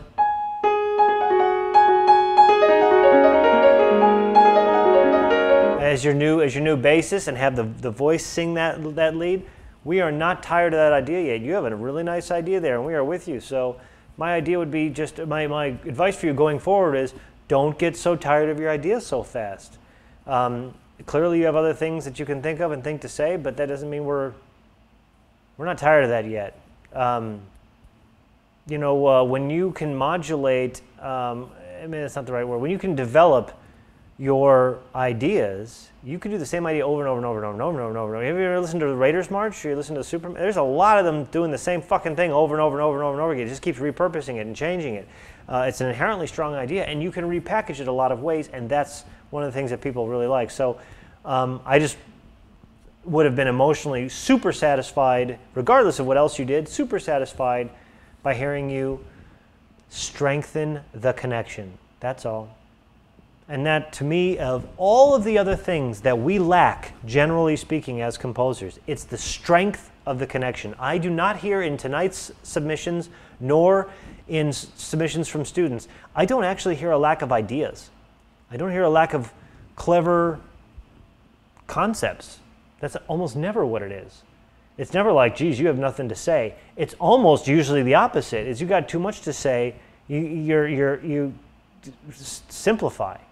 Working on the strength of the inherent idea that builds that connection, just like what is the opening statement, the thing that's going to grip everybody, stop everybody in their tracks, and have them listening with bated breath to every word that you say. That is our highest goal. The rest of the stuff, honestly, is much easier and comes much easier once we have that foundation firmly established. So when I hear a piece like this, it doesn't matter where else it goes, that's great.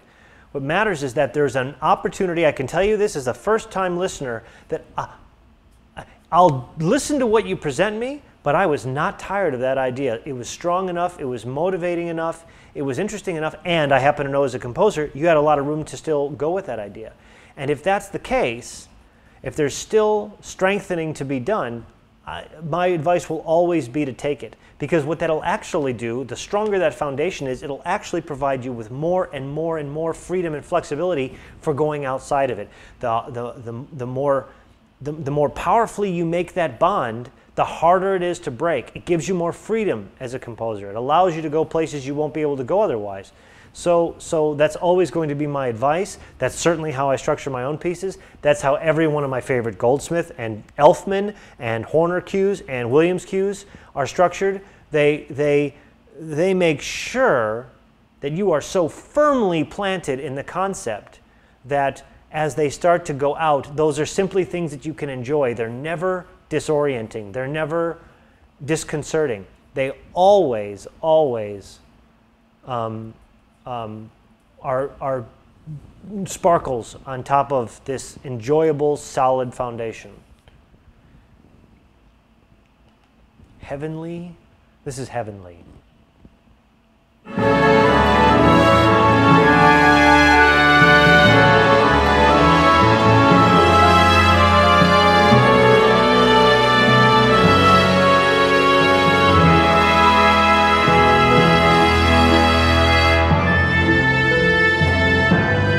Okay, what?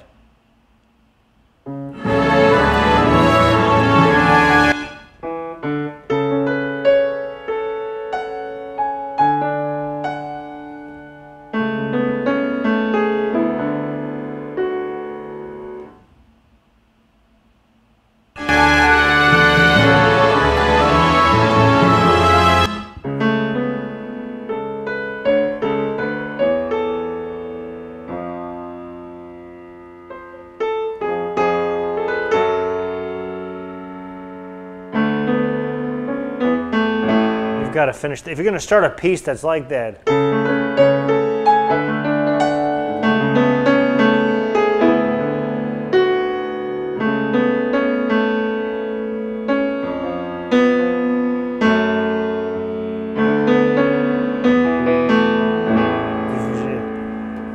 if you're going to start a piece, you've got to get us right back to that. You've got to orient us, because otherwise you ended up in some place I have no idea how you got there, and I was not really clear how you got there.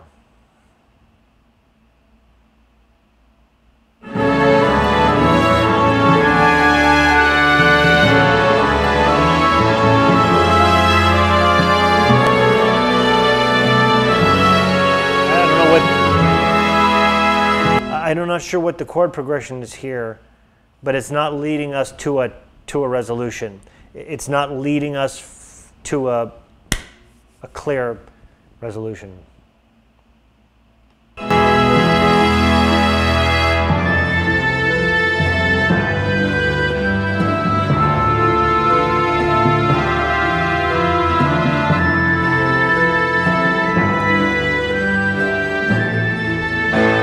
Finally.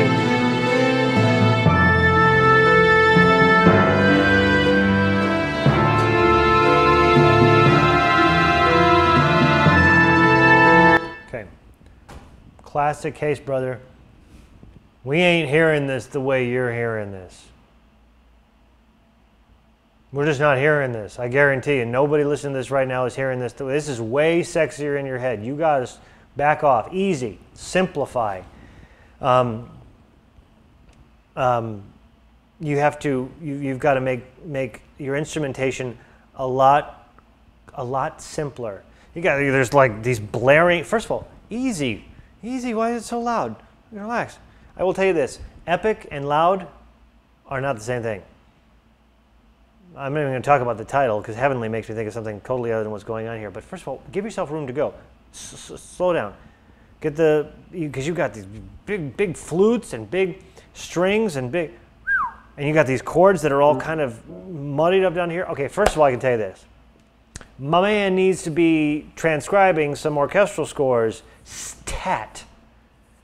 You gotta start seeing what this stuff looks like on paper.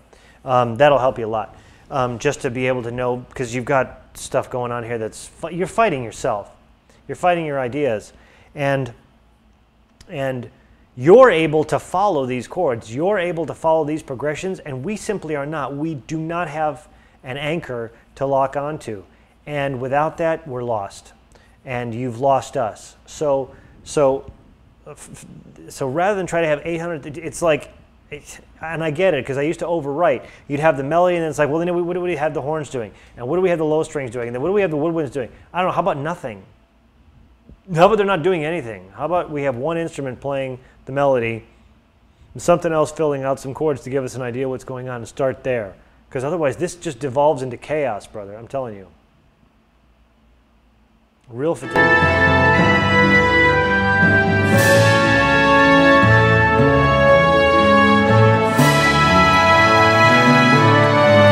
And the other thing too is, with a little more study in terms of studying orchestrational stuff, you've got stuff going on there. You've got these trumpets, not as loud as strings, and you've got harp somehow cutting through all that stuff.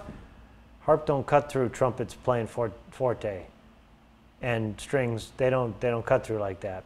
So you've got a lot of. I mean, you're just your own worst enemy at this point, because your template and your sounds are doing things that are not possible, which of course leading you down all kinds of roads in terms of orchestration, which are going to sound funny because they're not possible. But on top of that, you also just need to just have a little more, just relax. The biggest problem I ever faced as a composer, and probably still do, was trying not to overwrite. This is part of why I make such a discipline out of it. It was always like, well, what are they doing? What are these people doing?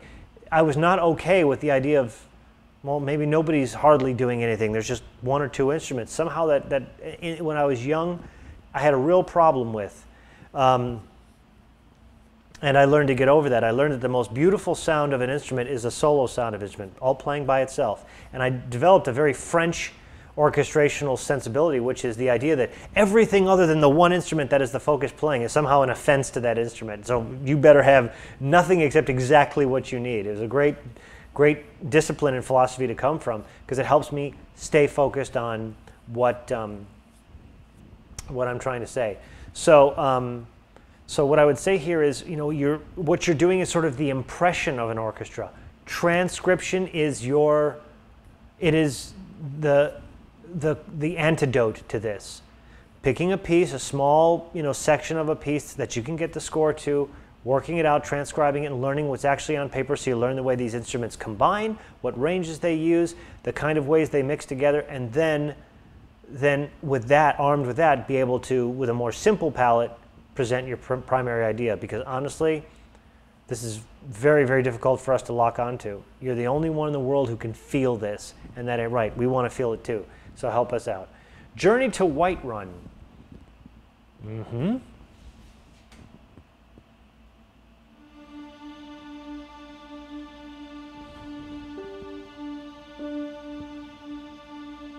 D.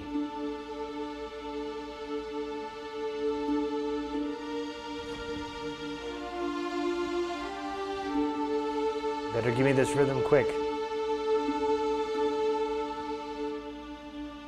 This is a clearer establishment of your rhythm.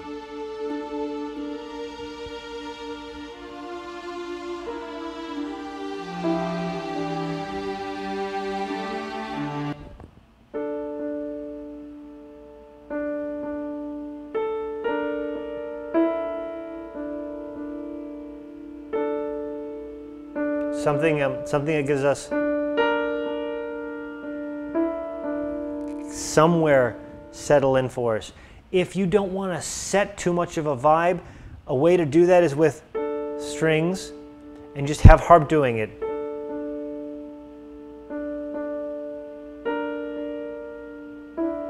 Something that you almost don't hear, but you feel. I did this in my piece, The Race, a bit. When I didn't want to like clearly make a rhythm, but I knew that people need to be led. Sometimes just having you know, on harp, just they don't even hear it, but they feel it, and they can tell where it is, and it orients them and anchors them, and they get very, very, very, very happy. Happy. We like happy listeners.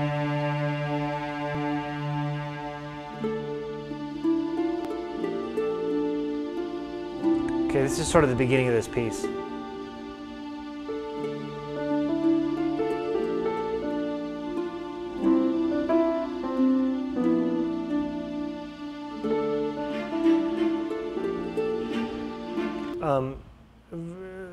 Harp, very delicate instrument.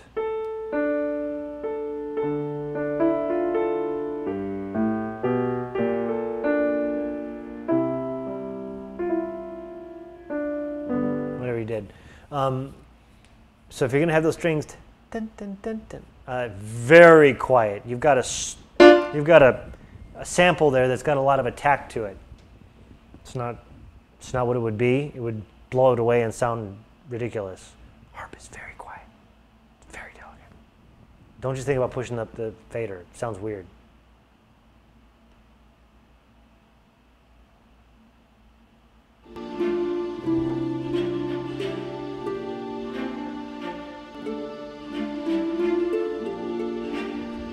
Plus you've also got, it seems like you've got a super giant cello and or viola section. They're crossing each other in a weird way.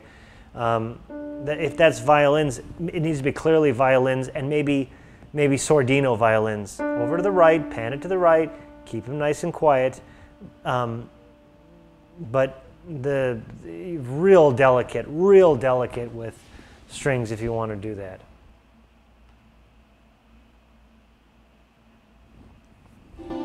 The vibe of your strings here doesn't match the tone.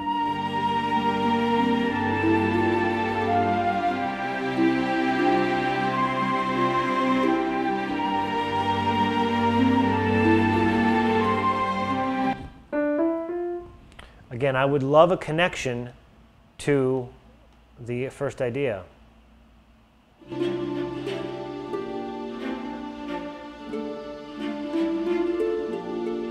Very difficult range for a harp to hold the melody.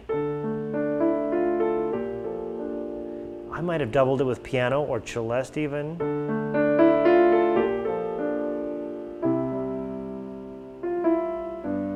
I don't know, is that what you did? That's what I want to do.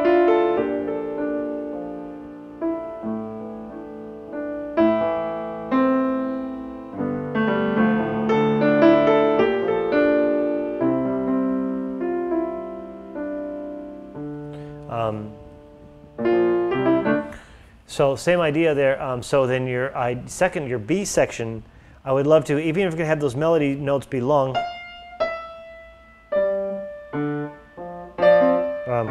whatever it's going to be, I would love to hear a counter melody that's echoing the rhythm of that first idea to keep them connected. Whether it's in an arpeggio or a thing, just any time that you are repurposing or keeping some idea tied together, it's not absolutely necessary, will always strengthen the connection with the audience.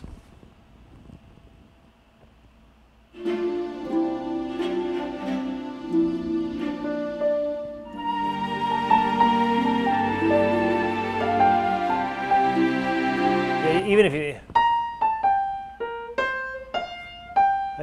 if you started to mirror some of the motion, the scale-wise motion in your B section to tie it, it'll only serve you well. But if you don't want to do it in the melody for whatever reason, have it somewhere so that we're connected. Especially because it would be good if you're going to change this to drop the harp altogether and have somebody else picking up that sort of harp-like quality so that you've saved the color. You know, that thing we listened to in the Williams piece, saved colors. Used them, got away from them. Used them, got away from them so that they were fresh again a moment later.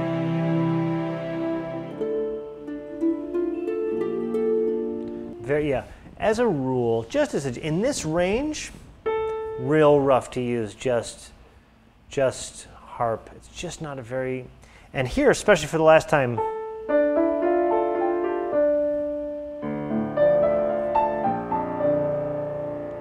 real nice, you know,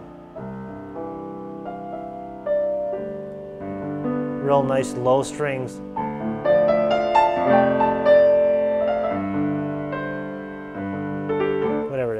I keep wanting to do that. But in any case, with a simple melody like this especially, you have a lot of options for repurposing it. And here I would say your principal challenge is an orchestrational one. It's just that harp in this context would be disappointing on the day, and you'd be pushing up that fader. And man, when you're in the room and you're pushing up a fader and you're going, yeah, more, nobody's going to say it, but the people in the room who know something's wrong. It's not how it's supposed to be. It's not a rock album. The balance is supposed to be natural and always feels more satisfying when it works naturally. So there you go. All right. This one's called Hoedown. Let's see what's going on.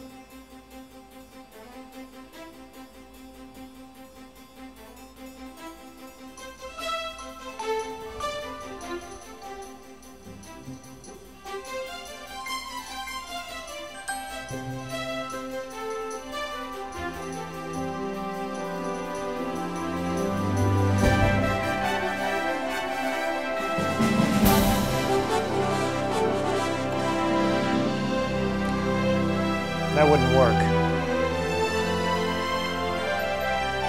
But I like that. That's Reese. Okay, that's an example of what I... So we had a little thing there. I heard a little idea, and what I think were trumpet samples are dodgy. There's an idea... and then it does... You'd have to double that with horns in order for that to sing. But I like the idea that motif, that little figure was then repurposed as the break in the second idea. So let's hear that again.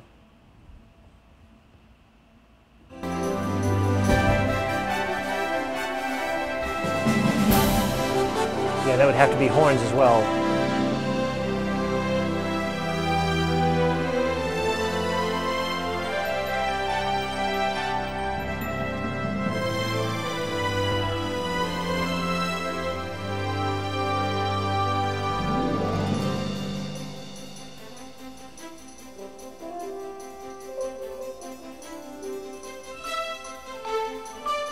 Sort of Copeland-esque. You did this already. This needs maybe to be doubled at thirds. Okay.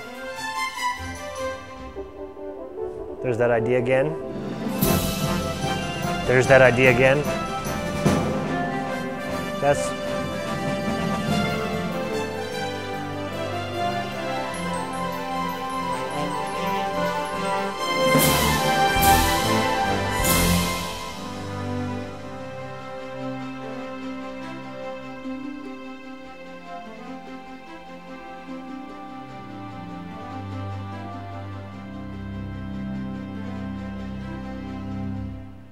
Okay, so what I liked about it was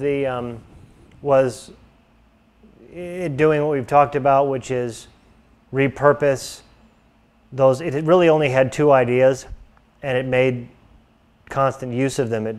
Okay, well then that's going to be the bass figure for the next piece, for the next section, So even though stylistically it went from one idea to another idea, it didn't feel totally jarring. I think the whole thing is kind of corny, but I can say that because it's mine.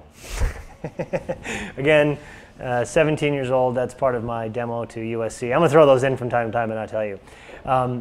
That's, again, samples from 1989, not so bad. Boy, those brass weren't as good from back then, were they? So what's interesting is this in my other piece, we've heard two pieces from that demo now. This one structurally had a lot more together. That first one, which I think was actually the first thing on my demo at the time, was nowhere near as tight structurally. This one's tighter structurally. It's just also kind of fruity. But it was 1989, so maybe it wasn't as fruity in 1989. But certainly, just looking at it now, I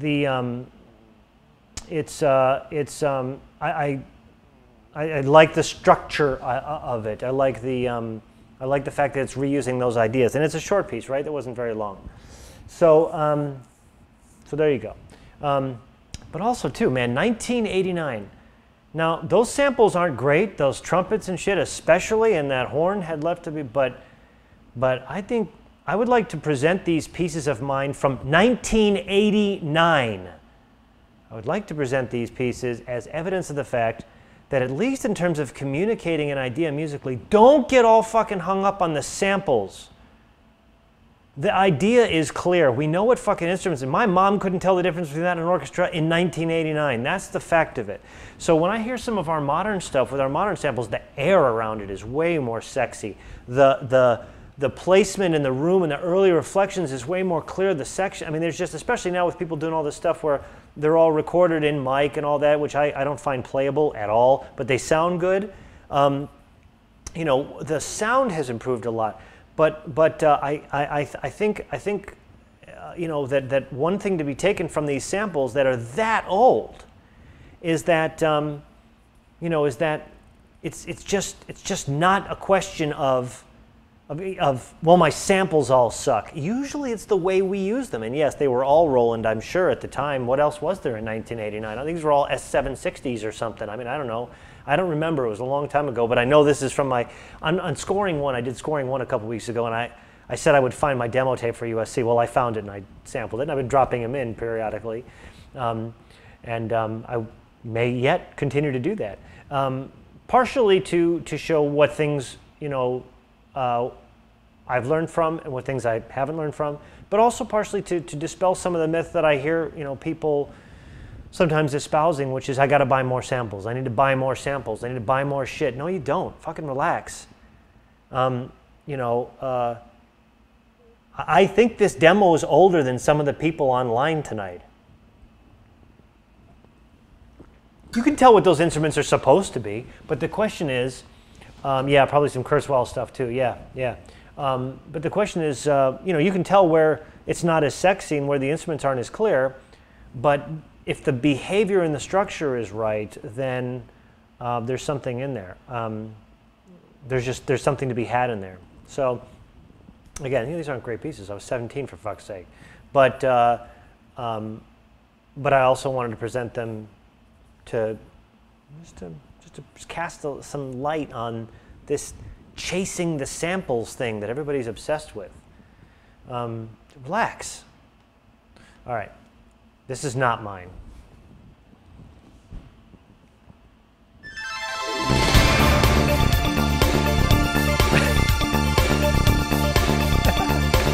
That was a perfect opening.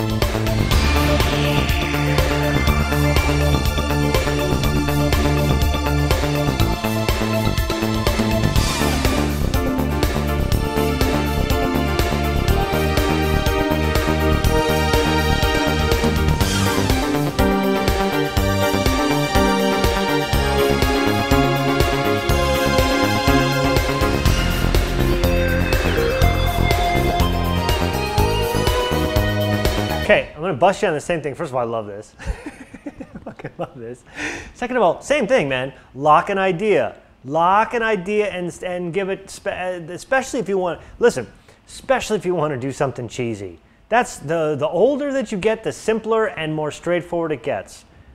It's a straight line all the way down to elevator music in which it's just one thing over and over again. So, you know, you got a lot of cool sounds here, But when you establish a precedent, stick with it a little bit. We're a bunch of places in 38 seconds already, all of which are fun, but none of which you've earned yet.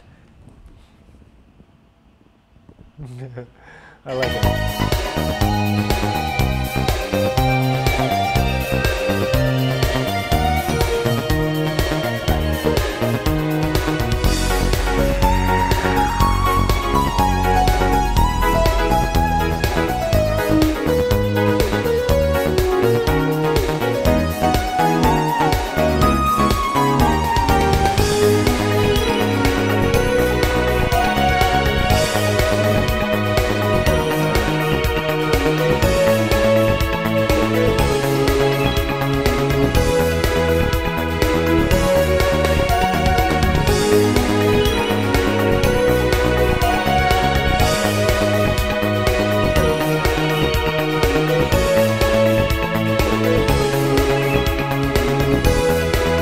I'll tell you, the thing is, you've got a lot of the progressions from the era.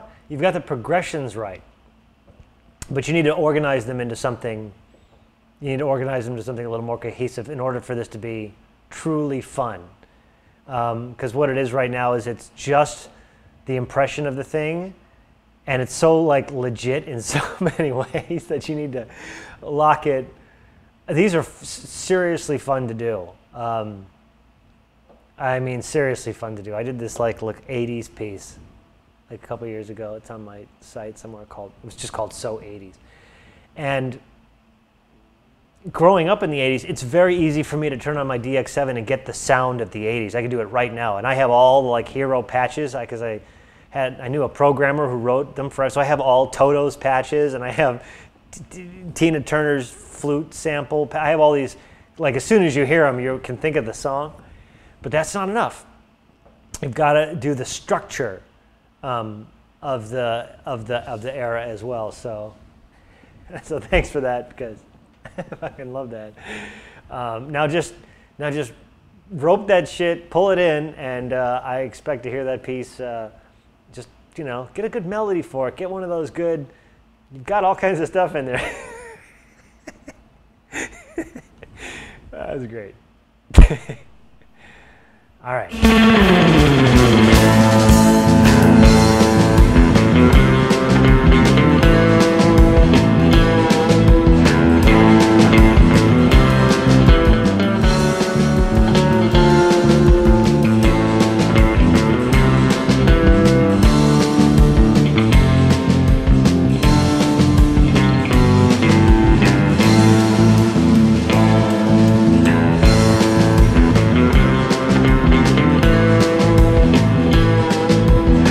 Second time through, give us a little more development.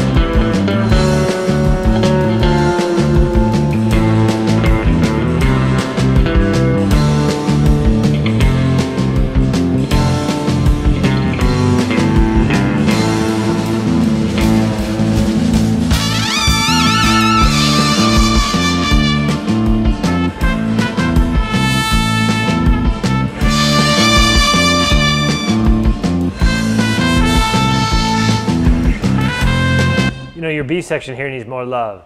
You have that sample, that screaming, shaking trumpet. It needs to go ahead and follow its line, so that it's got as much. You're just not as much love here. I love that.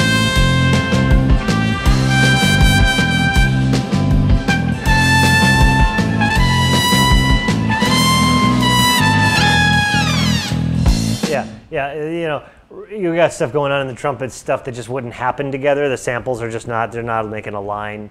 And you sort of ran out of some chord ideas there at the end.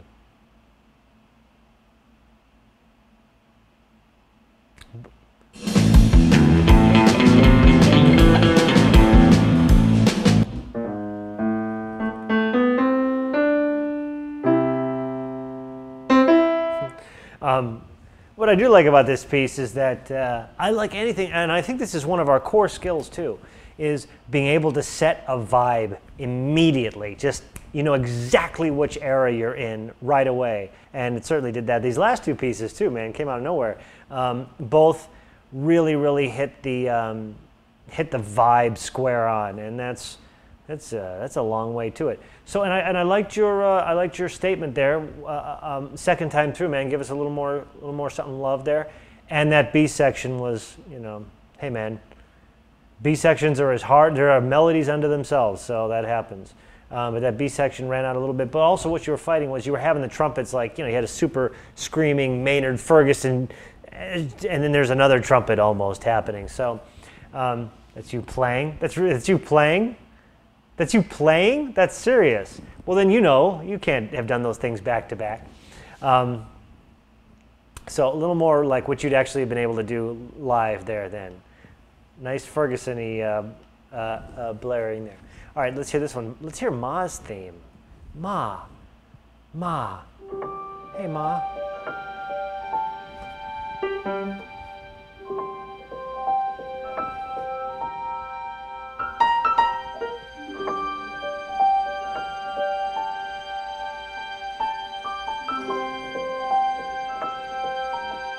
Twice through, I like that. Here's the idea. Good.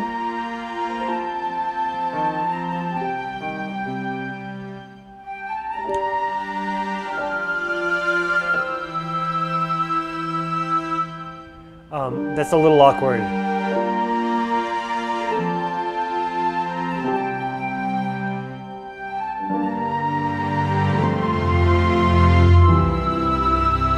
That's unusual.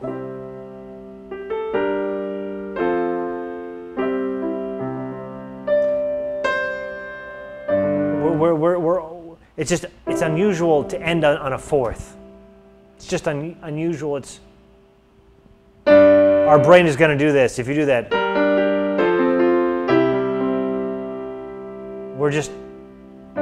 some part of us is just going to force that in there. Now,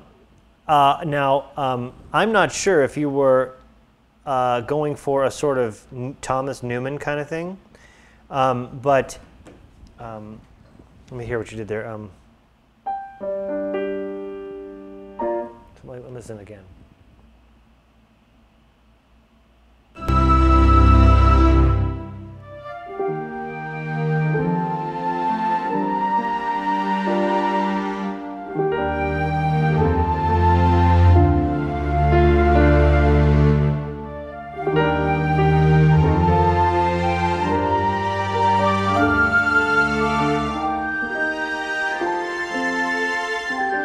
Good. Good. Good. Good. Let me just listen to something. I like you're doing.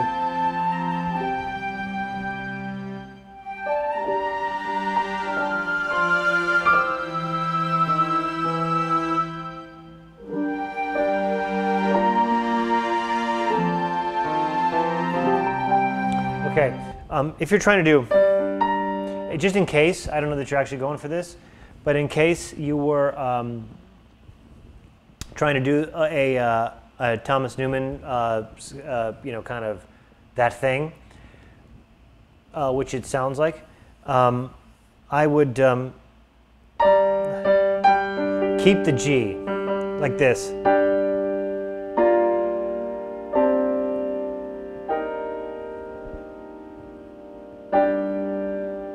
Whatever.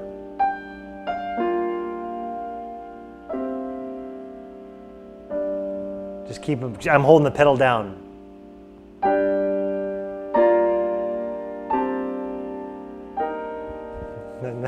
In case you want to know how to do.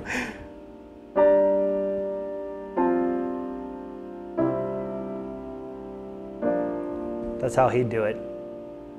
But hanging on that fourth.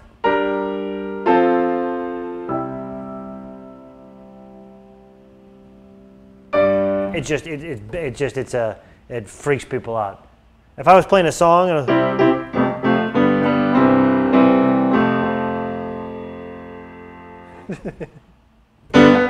you just have to finish it. You can't do that to people. It drives them crazy. That would be hell for a musician. There's just this. Leave. No, do it. No. No, welcome to hell. So anyway, yeah.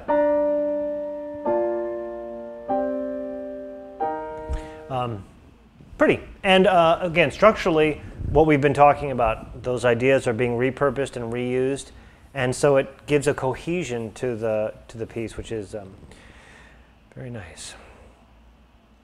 I have no other comments. Natural beauty. She's the natural beauty.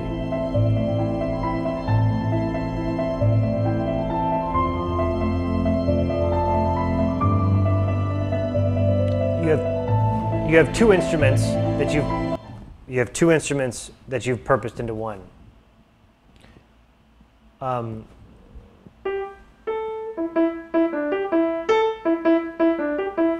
That should be one whole instrument. That could be piano, but you can tell just by the way that this will be more effective is if that melody is being held by a different instrument. Because it's like stopping to let you play the other part. It's just, it's got that feeling.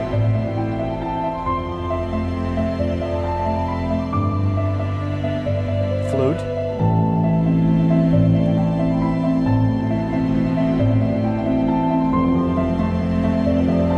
Or if you want a piano, then write a more for harp. What is something for harp so that you can use piano up on that melody. But right now you just got piano doing two tasks, both the underlying and the melody, and they're so close in the range. It's just got that classic sound of, yeah, this should be two colors.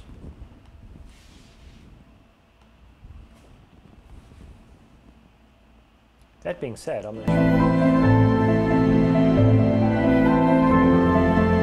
here you've got flutes in a very weak range. So okay, and you got strings real powerful, very unusual to have piano up here and flute down here. They would be flutes together in the same range. And if you want to double it, so be with maybe clarinet or something else that's strong down here. But this is really best to be thought of as either solo flute or alto flute territory, and it will not hold its own, especially against what you've now got of these strings. Really, they're playing mezzo forte to forte.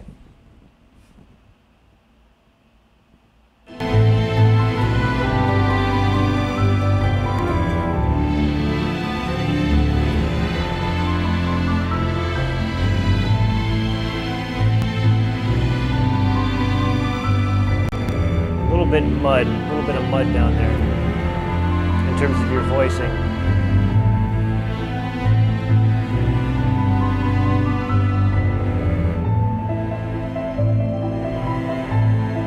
Okay, so again, I think vibe gave way or melody, inherent melodic strength gave way to vibe there. But that my primary feeling there was, let's get the focus instrument locked. Okay, a few more.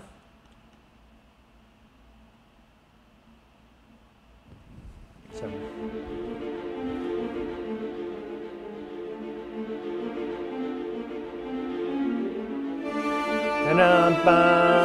This is Battle of the Heroes.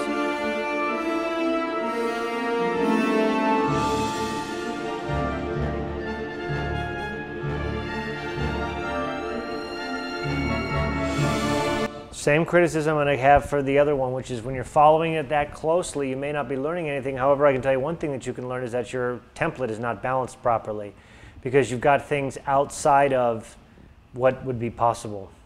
Your trumpets aren't present enough against your strings, are too strong.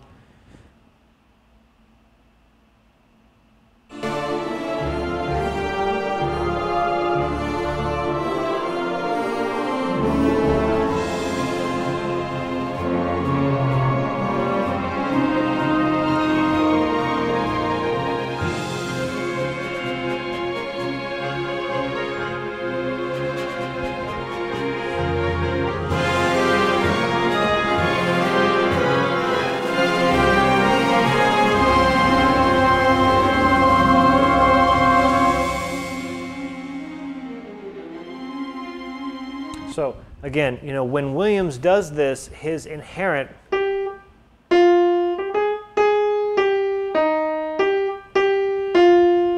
I mean, it is very, very, very clear what his idea is. It's a very simple idea. And it's not even that great an idea, frankly, in my opinion. I was like, when I first heard that, I'm like, okay, but you know,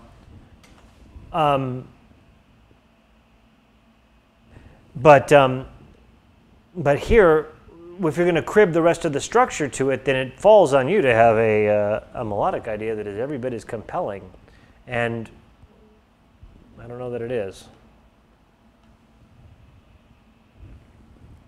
So the idea here would be is how much of that idea are you repurposing?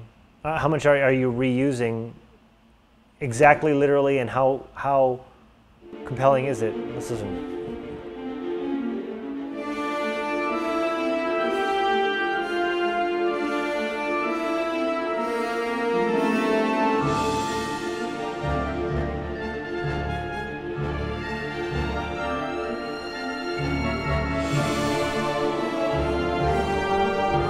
So you notice you're not even using the same melodic idea twice, which he certainly did.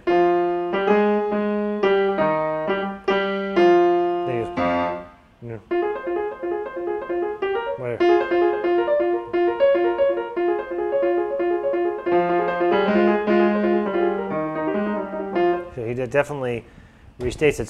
So here, again, be careful about what you're actually learning if you stay that close to it. It's important to listen to it, write down what you think it is, try to do it on your own, and then check the reference material. But again, be aware of what he's doing, because what he's doing is those are backdrops to the same melodic idea, and within 2 passes through your idea, you'd already abandoned what you'd done as your first idea. So separate of how strong that first idea was, you didn't stick with it. You moved on to a second idea. And so you're not actually establishing a precedent. You're not drawing us in. So and again, that's the part he struggles with, is that initial idea. That's the hard part.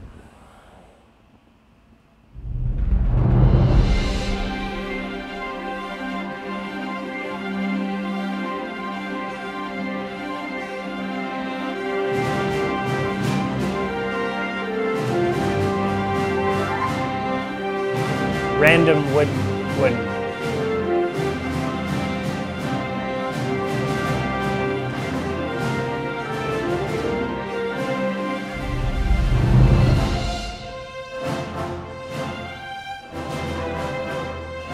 okay. This idea is not inherently attached to that first idea. We're also having some sample issues here.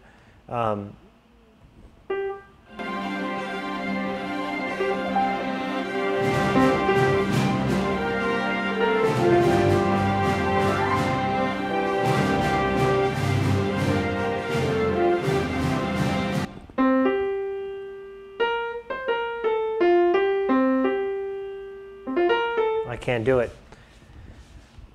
It's not clear enough.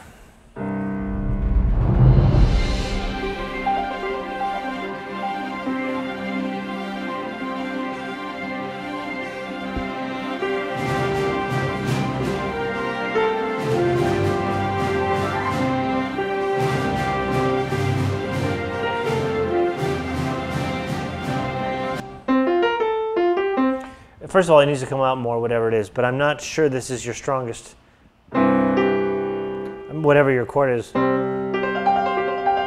You've got a sus4,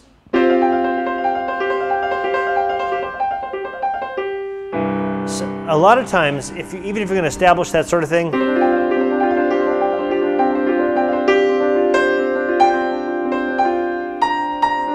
you've got to echo. They've really got to, you can keep it open, but you can't just be hanging out on a sus4. Perpetually without being very, very clear about what the tonality is there, because otherwise it starts to confuse the it starts to confuse the, maybe a better word is, it starts to obfuscate what your melodic idea is. In other words, if you're going like this, if you're going, but your melody's going, you're creating a lot of major sevenths where you may not want to. When the truth is, when in an idea, if you're establishing,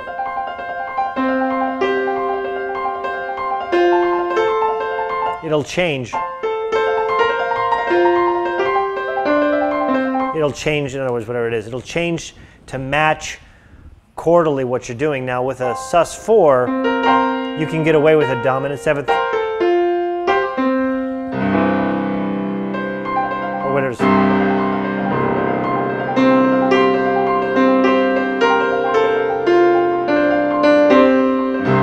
Whatever you want to do. But you need to be a little bit clearer about staying that melody. Here it's a little bit of a mixing issue. I definitely think that that for something that triumphant and declamatory, it needs to be stronger. But I'm also not sure.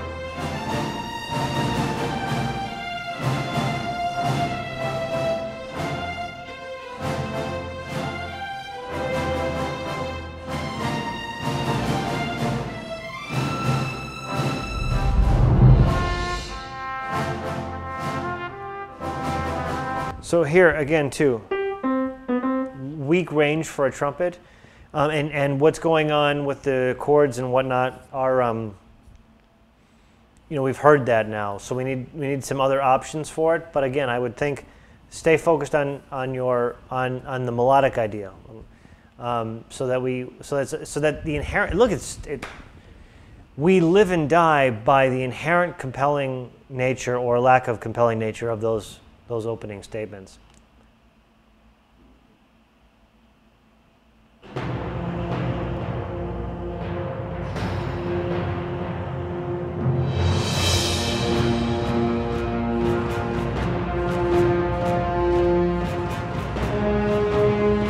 Kind of goldsmithy.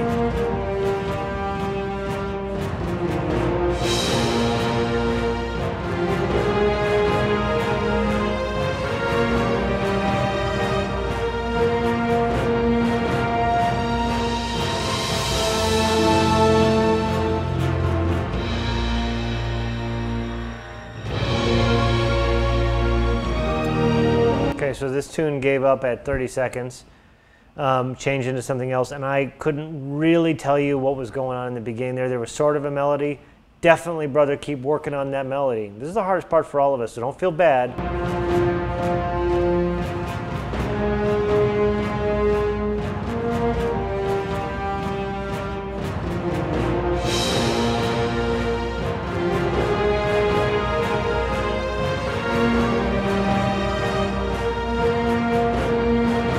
By the way, you would have been better served to just do the melody straight, add strings the second time, rather than have the strings trying to do that counter melody. Our brains will go to that higher instrument as strings as the melody. So even though in your brain you're doing the horns the second time and just bringing in strings as a counter melody, our brains go the other way. They think that's the new melody, and so what would probably have served you well is do that melody twice, first with horns, second doubled on strings.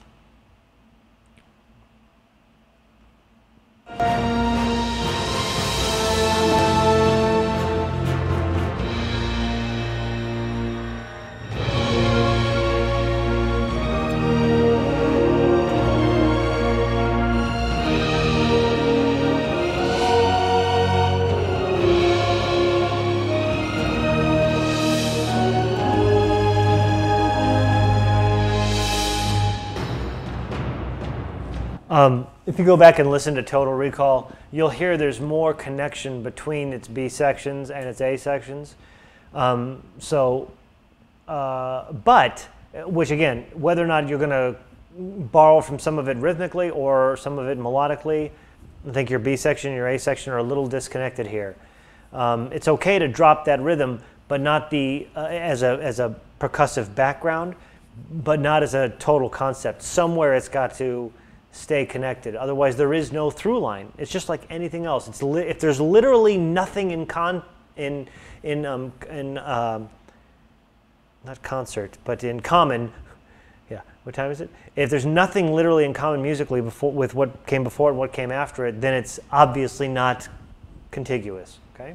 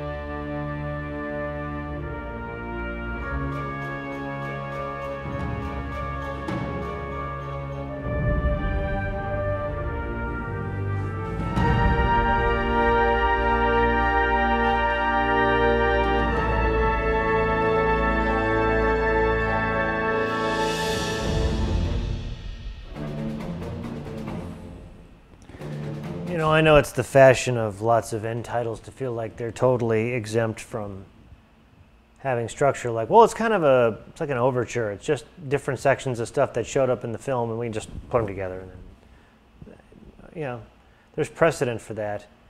You have the sound. There's a lot of good sounds in there.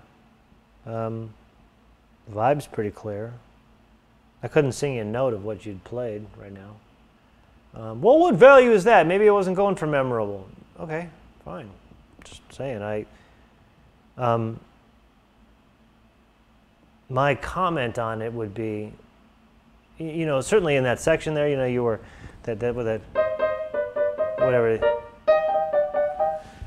You know how to take an idea and seed it and use it.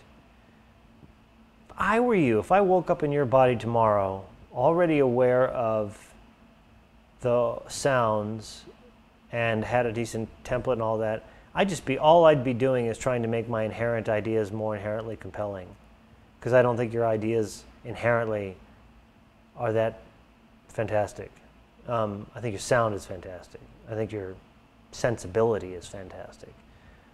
But that piece is not going to stick with me. This is me. It sounds like a billion other things. And one, cool, because that means you can do that. But two, that also, why am I going to call you? Why am I going to hire you and not one of the other 100 billion sounds like this? With the choir and the thing and the drums, this is, by the way, is not really just aimed at you. This is where we are right now. Like, man, if everybody's doing this kind of thing, how do you stick out? The way that I would stick out with you is that initial idea, the initial strength of that idea. You're moving chords around, but you're not moving around in a way that's really got the X factor and gripping me. Well, how do you do that? And that's a hard thing to do. Certainly, I've tried to talk about it in my classes to date about what things to trade in on. But for some people, they can come up with an idea and never come up with a sound that's cool. You got a sound that's really in the thing, but man, it's just like, I mean, I don't know what to tell you. It's generically cool. Ooh. Oh, what a horrible thing to say. Well, that's how I feel. I mean, I would be lying if I'm looking for good things to say about it. Because like,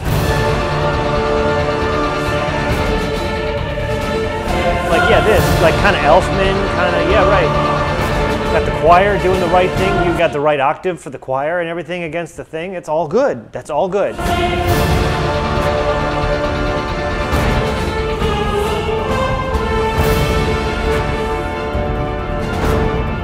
I'm kind of into that little string idea.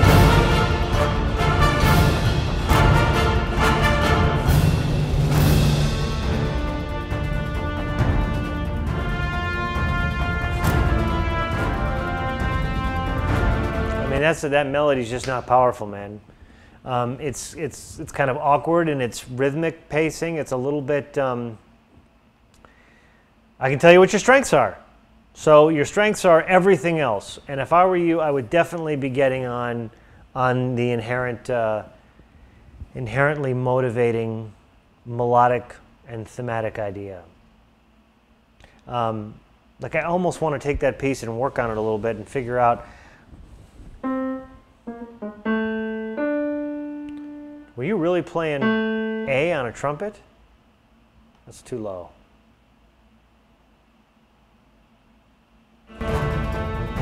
Yeah, really consider B flat your low. Yes, trumpet can do that. That's not going to ring properly. Got so much vibe, but that's not one of those enduring melodies. I don't know how else to say that. That's okay. I haven't written one yet either.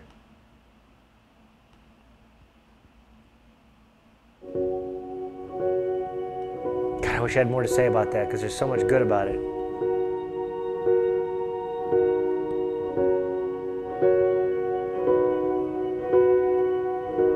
Good. Twice.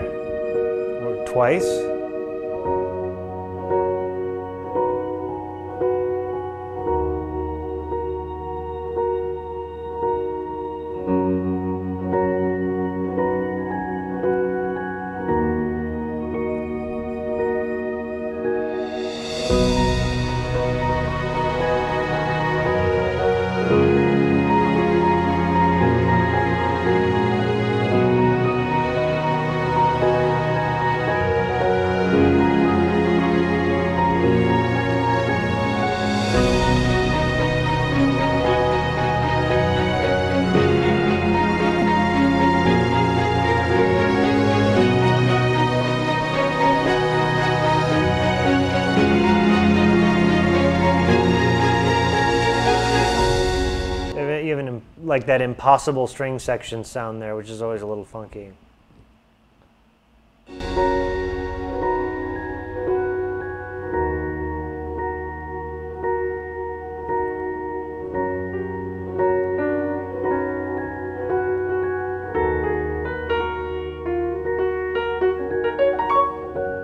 Another piece in F sharp. My brain never goes to F sharp. What is it, getting late? Why am I running out of things to say?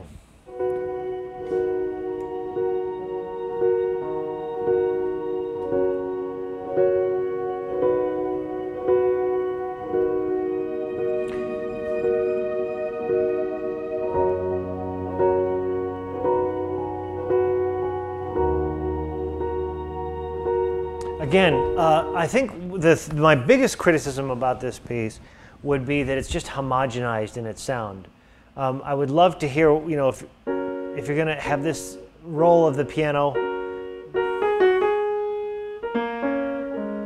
whatever it is going to be, have another instrument doing that color, whether or not you want to bring in that celeste or celeste and Glock, something to help it, so that we're just not quite so homogenized with the sound here, because it stays pretty much the same.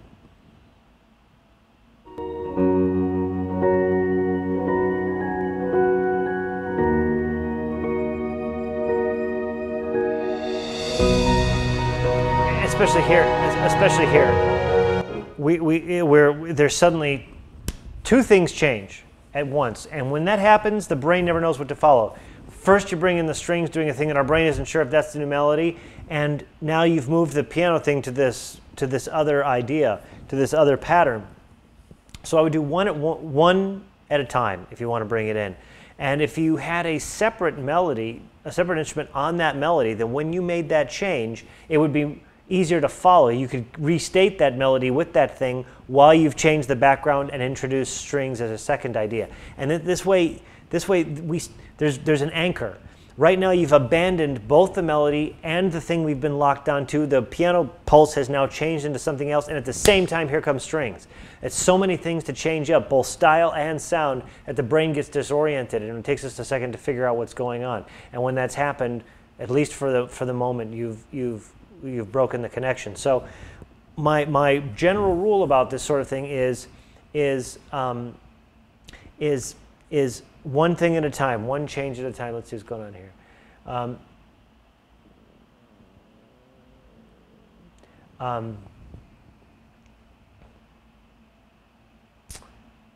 So yeah, so again, pretty and sounds nice, but in terms of staying with the principal idea that you've laid down, I definitely think you'll be better served by introducing one thing at a time instead of making up those changes so rapidly, because it kills our vibe.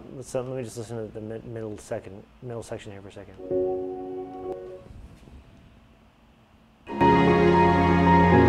Like there's nothing wrong with this, but a second ago you had this thing, and whatever, if you're establishing a melody, whatever it is, but then the next thing you're going, we're still wondering where the melody is. And so unless you've suddenly moved it down, unless you've moved it to another range that explains why this has been repurposed, then we're still listening for it there, only it's not there anymore. Now we've moved that whole piece to a sort of arpeggio as melody, and that's part of what's confusing about that.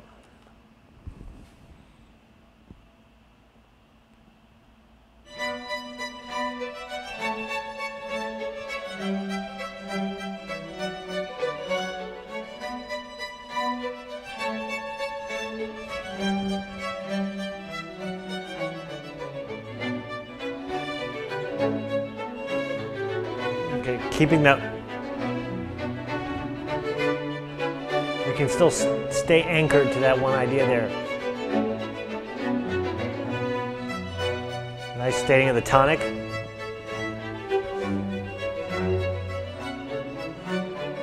Your chords are a little obfuscated there on that cadence. I would make them a little clearer. Same there too, a little stronger. Give it to us.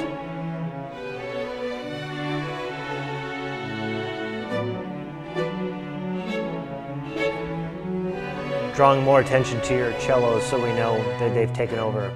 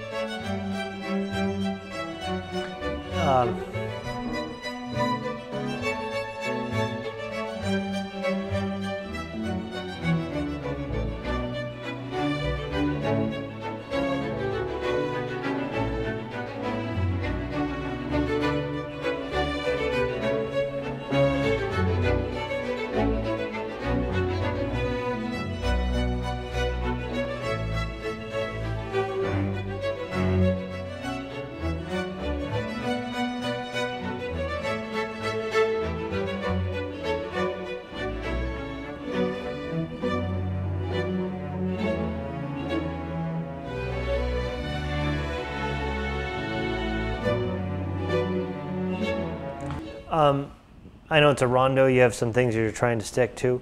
Boy, just one, just let it sit there. Just give us one to break. The other thing is, again, homogeny. It would be great to hear more devices used, because at this point, 2 minutes into it, we're definitely feeling the recycling of orchestration. We're feeling the recycling of ideas. So it would have, you could have moved. You've got heavily, dependent upon strings in this, which means go ahead and break out those pizzas if you want to keep it going out, and or move those spiccatos or staccatos. Move those up and down in the range. Repurpose with melody up on top. Nice those low. Bring them up and move the melody down lower, more clearly, so that we can really feel the colors changing.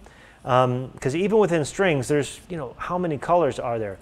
And if you did the dun dun dun dun dun dun dun dun dun dun dun, and that was your melody, while your strings are going, whatever. Just to change up the colors of it. Structurally, obviously, there's plenty going on in there. We're very clear on the ideas. The motifs are fine and strong. But I think the thing that's going to keep people engaged on that is if the colors keep sounding like they're changing. And doing that for just a single section, like for strings or for woodwinds, fantastic exercise. Fantastic. That's why I do things like when I do demos for sample libraries, I'll do them for just brass or just for woodwinds or just strings. Because man, like, how do you keep this going?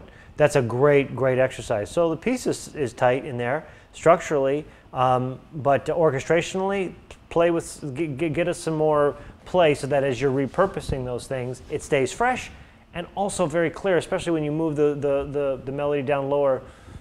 Work those balances so that we're clear. Because a lot of those times when you move the violins to doing the chord figures instead of the melody, that cello and or violas or whatever you had down there wasn't singing yet.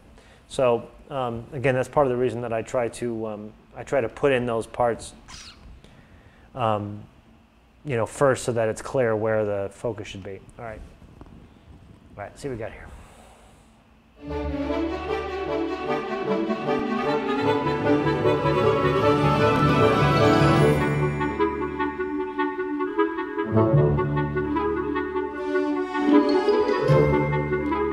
Again,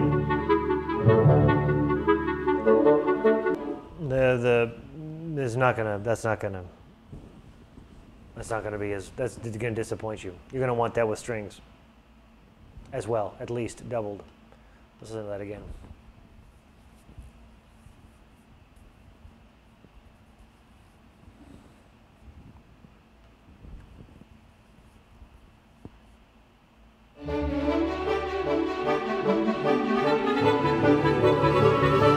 Your woodwinds are, by the way, inherently too powerful against your strings, just in your template. That's why you think this will work. This won't work that well. Again, listen to that. Horn was like buried by clarinets? I don't think so.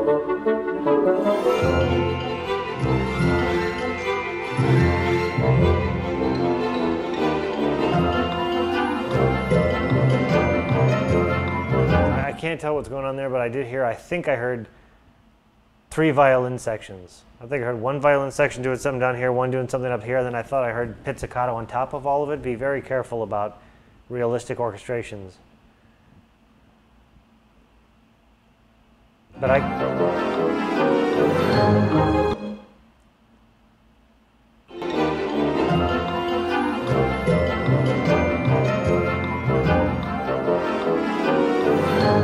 just can't tell what's going on in there, but it's your balance is all off.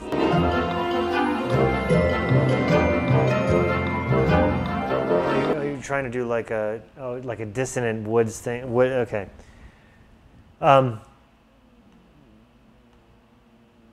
Hold on.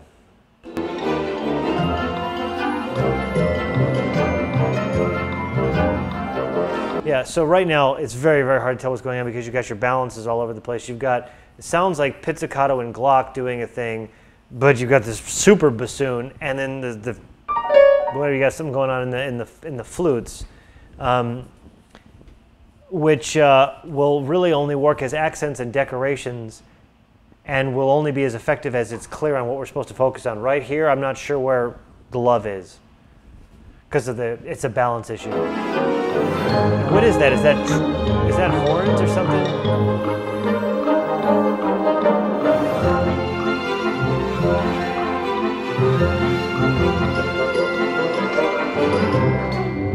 Yeah, okay, so what's going on is you've got an impossible orchestra right here where the values and the balances are all in, there's just, it's killing your ideas. It'd be very, very difficult for me to say anything about the internal structure of this. I can't really hear it because things are all, I'm hearing things that aren't possible.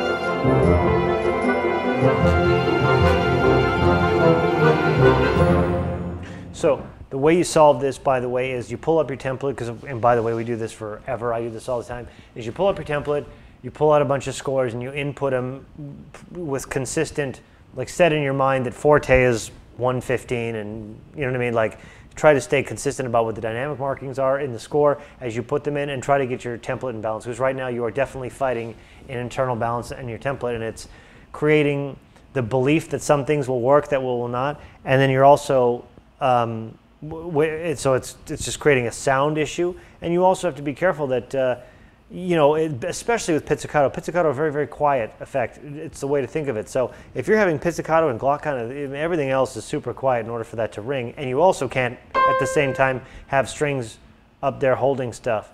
So some more study about orchestrational precedent will help, but getting that template balance will be crucial for you, and the way to do that is by inputting known scores. Okay. Here's a song called "Shitting into the Shitter."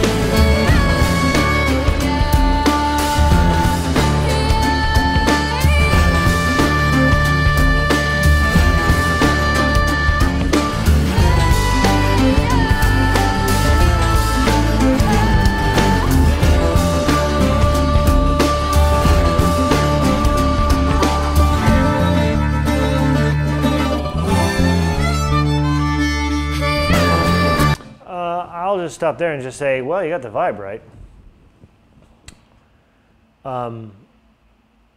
which is not necessarily an easy thing, and a sexy production value there. Boy, if that chick had come in and really gripped me with the power of her thematic, like if that melody had been really sexy, that'd have been great. So this is the same comment I had for our end credits, gentlemen, is okay, it's enough now with the production value. You know how to do that.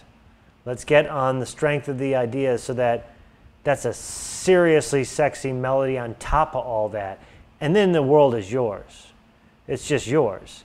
If you know how to get the sound and you know what the vibe is and you're all that, then do the other part so that people can lay at your feet. That's the move. All right?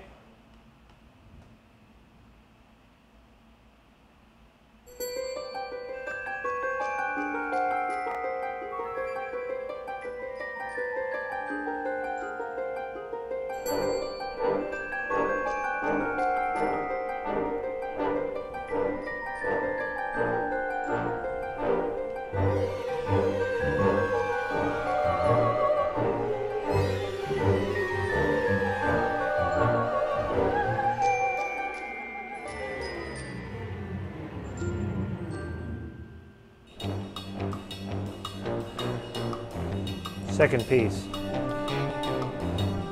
I'll just deal with it from here.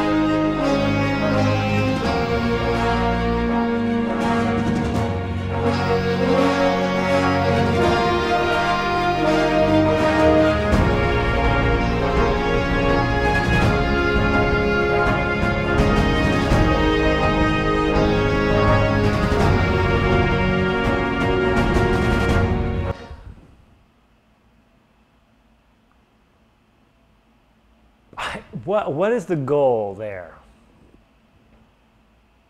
We're going to come back to this piece. We should talk about this. Because I don't want to... We have to decide what our goal is. Certainly that piece is going to be turned off. They're just going to click off because you don't have any idea what's going on. People are so impatient. They are so, especially now. Do you know, I heard this thing on, I was reading this study that on Spotify, people are now turning off, they buy a song or they listen to a song, they're clicking off halfway through the song or earlier. Songs that they deliberately clicked on in the first place that they like, and songs which are now so simple that they only have 4 beats to them repeated over. Maybe that's why 4 beat like they'll turn into "Turn Down for What" and listen for like 15 seconds and be like, anyway, fuck that, next tune.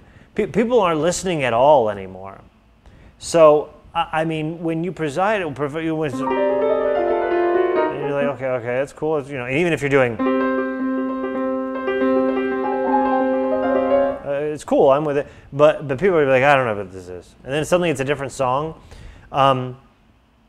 So that we just have to talk about that piece, about what your intent is, because maybe that's your intent. But certainly my job here at first is just to tell you what the average person is going to do, and is going to go, I don't know what the fuck you're doing. And no matter what the context is, if I can't lock onto it, I'm not locked onto it. That's just that simple. Here's a Soviet loop demo. What do you think that means?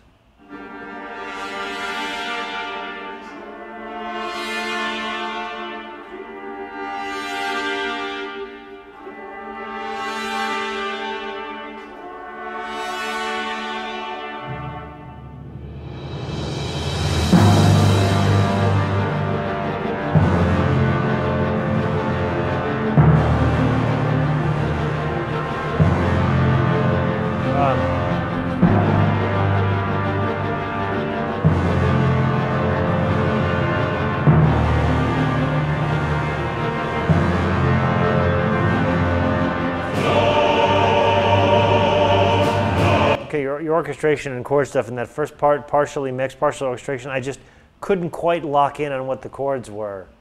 So they just need to be clear. I'm clear now.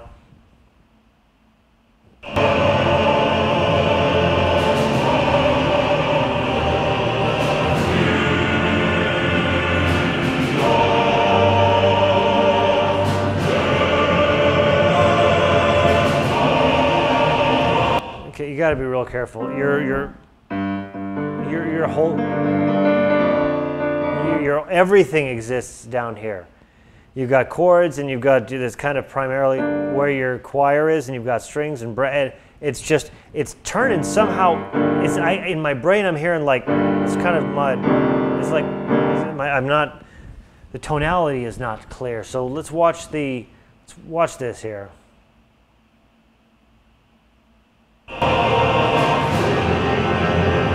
It almost sounds like the choir sample doesn't have a lot of tone in it. It's almost half shouty, almost. It's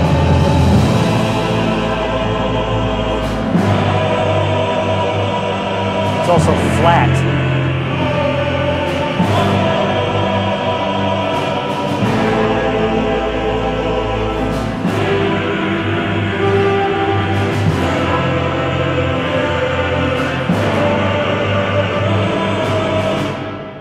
Yeah, your choir sample is pretty painfully flat.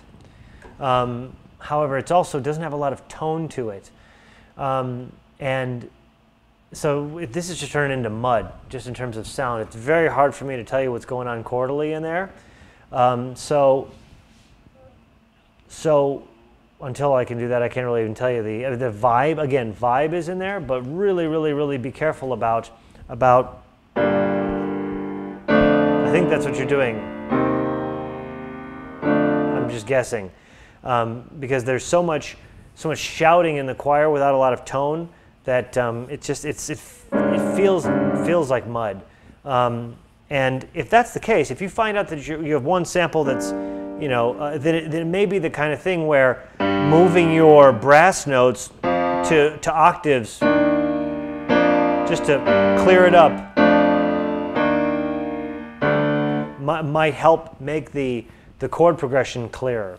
The idea that everybody just needs to be doing this is rarely, and then especially if you got somebody buried in it that's going,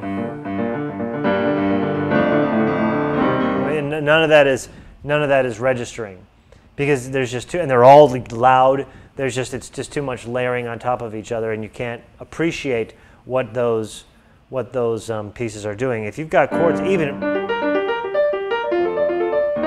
in something that isn't particularly powerful, like strings or fucking harp or anything, will help to spread your chord out over into ranges in which it sings more effectively. Remember, this is your truly power range. This is where a chord will really register. Down here, it's not as clear. Up here, not even as clear. Certainly up here, it starts to lose its tonality. So as you start to have things competing, anything that's in this power range as a chord will be a lot clearer than things that are going on down here. But you've got some sample issues there, and balance issues there. So see about cleaning that up a little bit so we can stay with it and feel the Soviet in it, okay?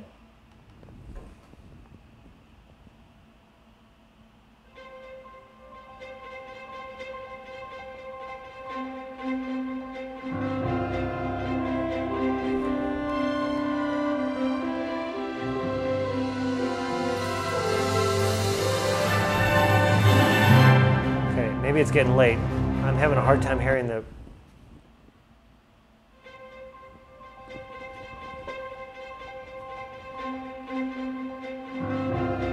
What's going on there?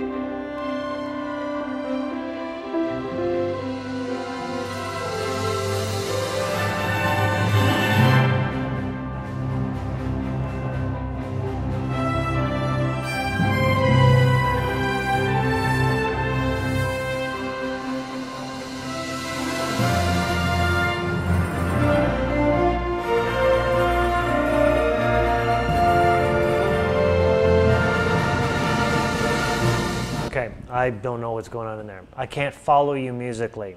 So I'm going to have to put this in the category of things that I've fallen into myself, which is it's making sense to you because you've been doing it at slow motion as you're writing it. You know, and at slow motion, when you have hours between moment and all that, or it makes sense. Here, it's literally chaos. I can't lock onto it at all.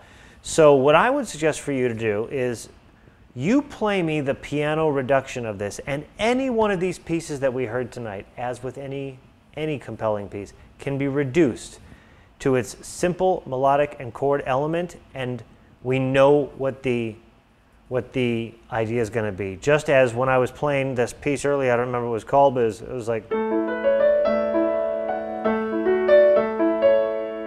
something, I don't remember it, but it was working here on piano just as I was playing it, and not just because it was done on piano, but I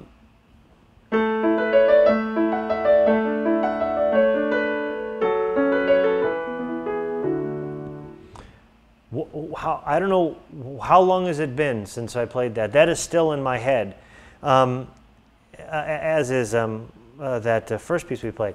That was in E minor, but part of the reason that they're still with me is because, so is this one.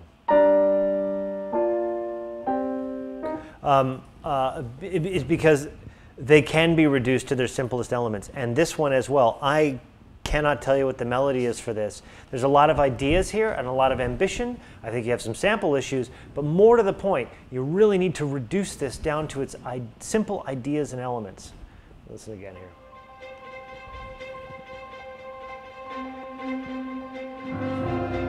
What's going on there? It's some weird... I'm just going to try to dig the melody out there for you for a second.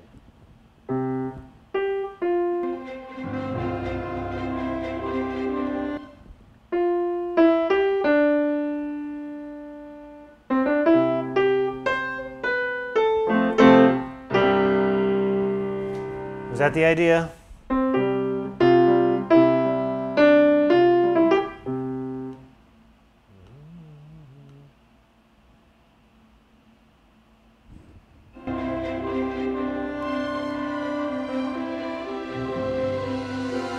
So even that first time through the melody, say it was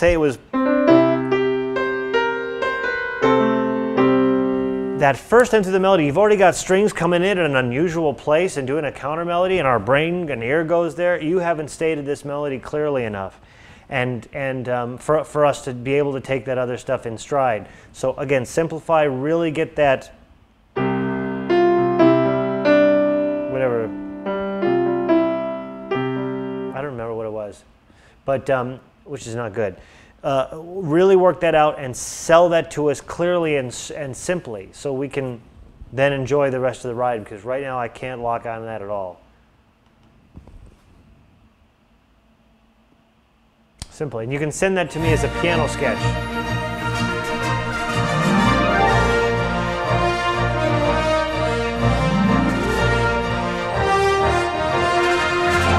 This opening idea in the trumpet, what does that have to do with anything?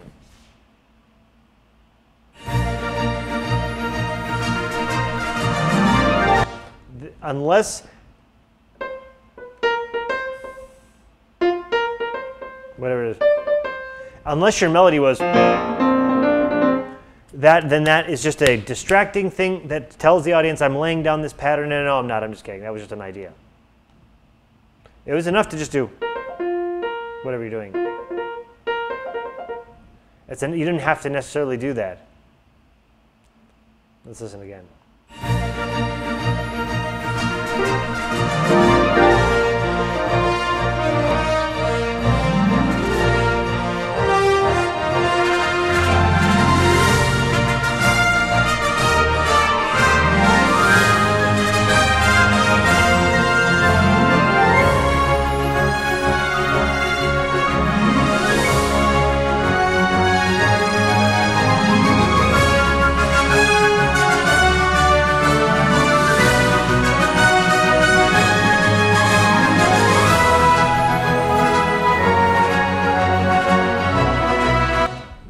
Take out 8 out of 10 of those woodwind flourishes. You don't need them. Use them just at the end of those phrases and when they are truly embellishing that moment where the chord is held. But also, man, let that first melody, those melodies go through without needing a lot of other shit into them. Don't worry about that. Just, this is the second time you can do that.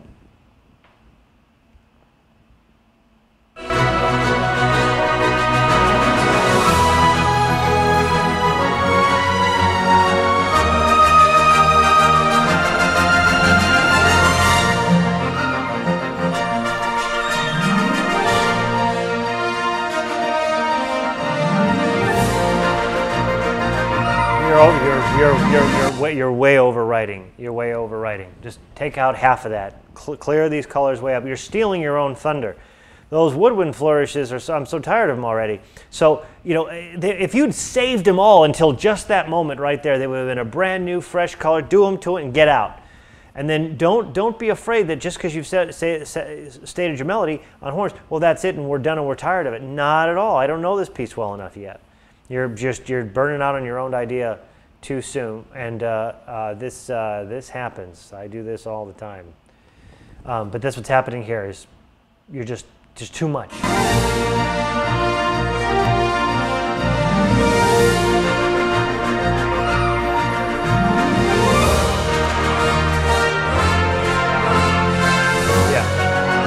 Okay. All right. That's it. Stop, Martin. Put those things away. And no more Hollywood woodwinds. You're just like crack. You're addicted to them. They don't make your thing more excited. There's just more shit going on. It's not what makes it more. Look, I'm just play this example, which I just like because you'll be able to hear. It's the I played this in one of my early classes. It was David Newman's tongue-in-cheek theme to Galaxy Quest. It's a joke. It's a parody of the music, but it's actually brilliantly done, and it's done with a very, very small orchestra. And I want you to listen to it, and I want you to listen to the fact that it moves and it develops, and yet at every stage you would be able with your ear to immediately tell me what every single section of the orchestra is doing. You would have no problem. This would be very, very simple for you to transcribe. Just listen to it. because it's just a great example of what you're fighting against in your piece here. Let's just listen.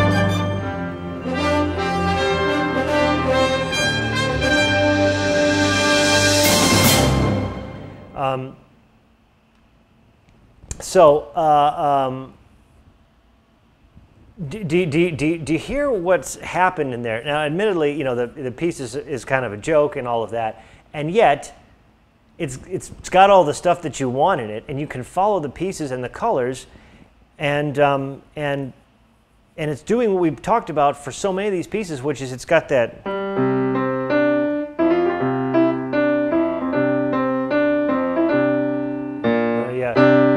And it just keeps repurposing that.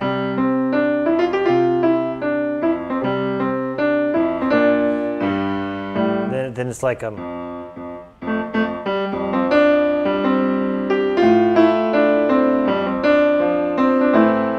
same idea.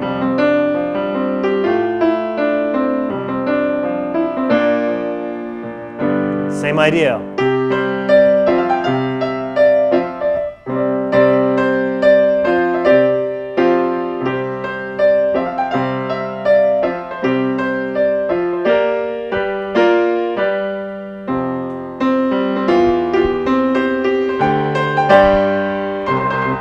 To it. Very, very simple. And even though it's sort of tongue-in-cheek and sort of whatever, goofy or whatever, just notice that the whole thing has a cohesion to it and a clarity of purpose at every second. You're sure what the melody is.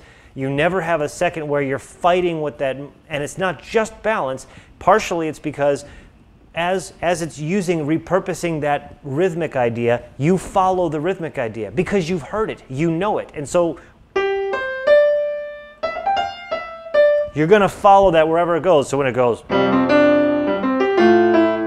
which is slightly different, but obviously connected to it, your ear goes there, your focus goes there. And the point of the other instruments, you'll notice, is always outside of the range of that.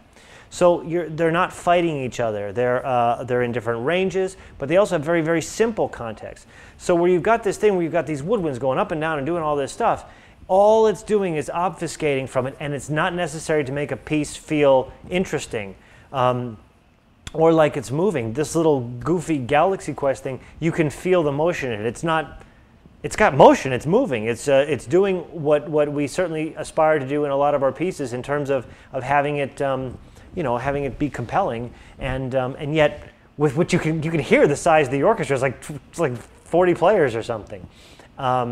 So it's a great reminder that as we're sitting here, we're layering on the harp glissandos and we're layering on the woodwind runs. We're easy. Just as me just banging out that Galaxy Quest piece here on piano ham-fistedly still got the total vibe of it. It's all I didn't do was the beginning.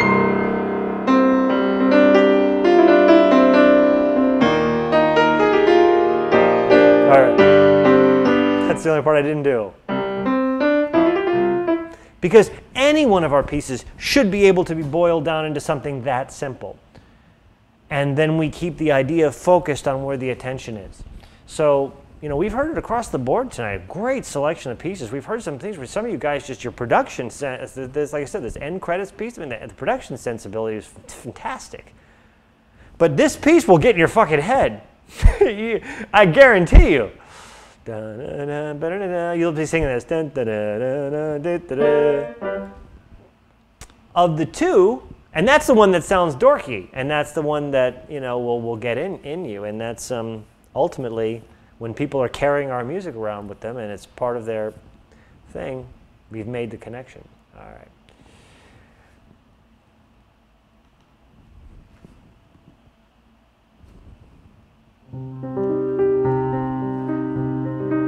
Twice, good.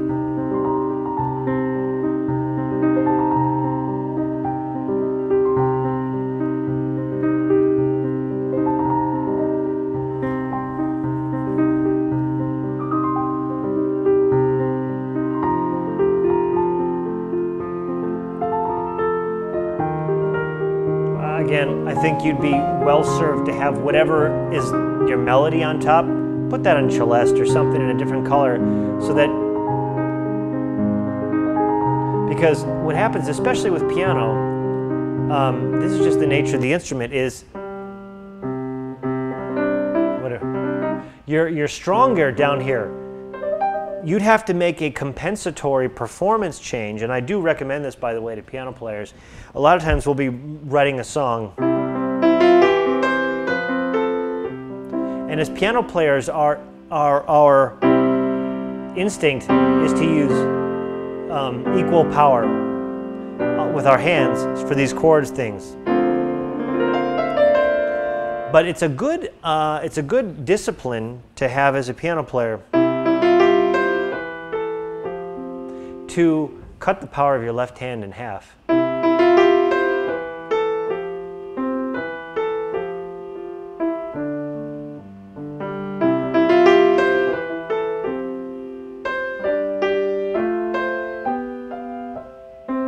Because it turns out that if you do that, if you cut your left hand in power in half, you focus on the melody more and you don't miss the chords.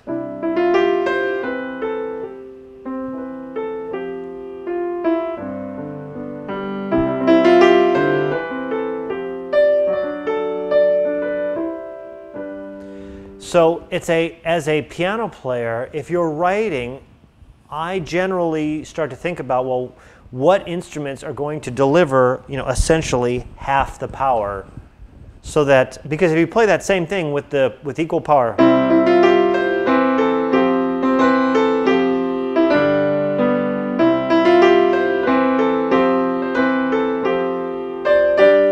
it's fine. But it doesn't focus your melody, your brain as much as.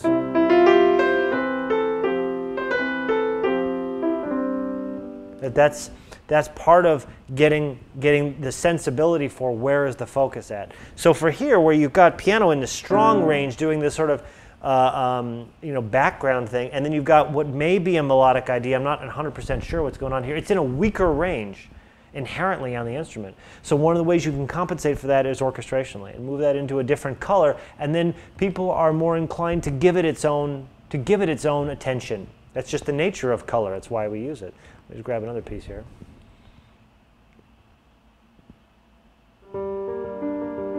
Again, very strong range for a piano.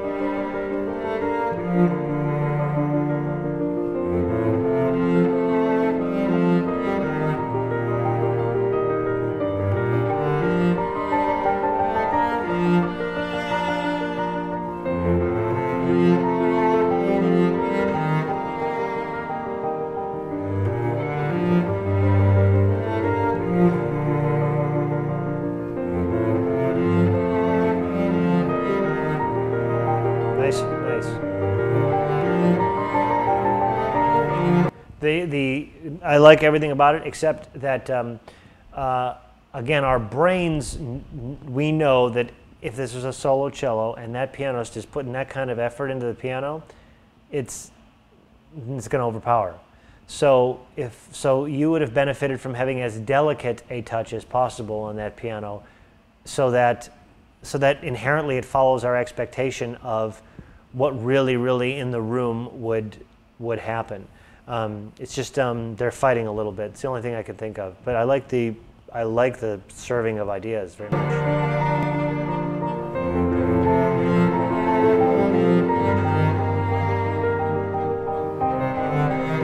Hard to beat live too.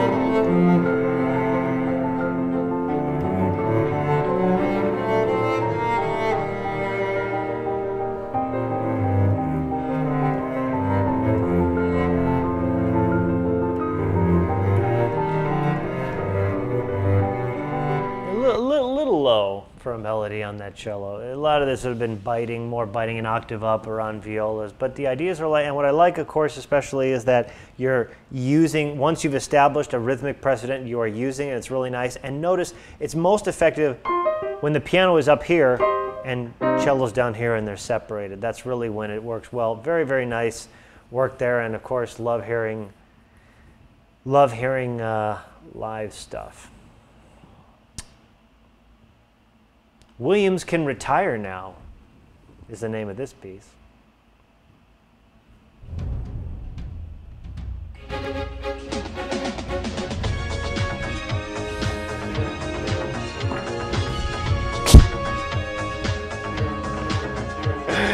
Oh, yes.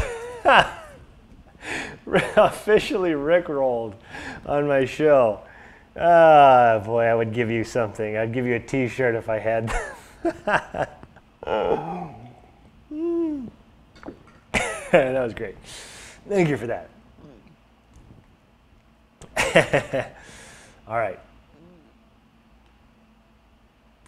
More questions, keep them coming. Here's a piece called Wind Trio with Old Samples.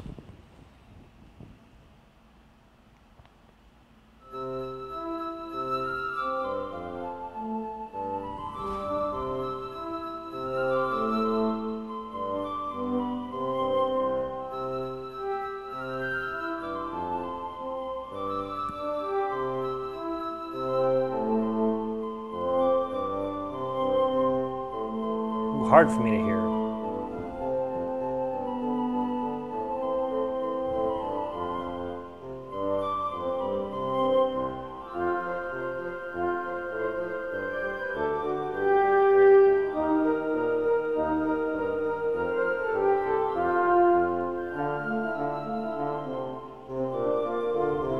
Let's hear what.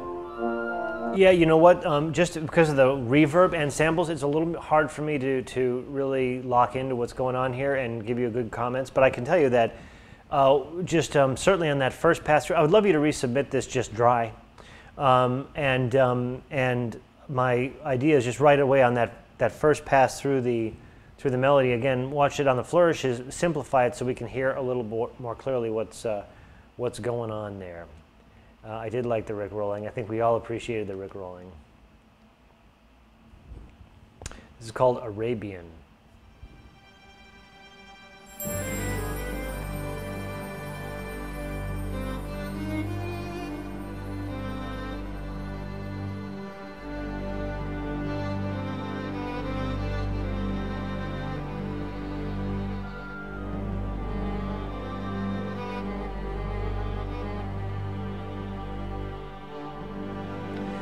Okay. First of all, I appreciate anytime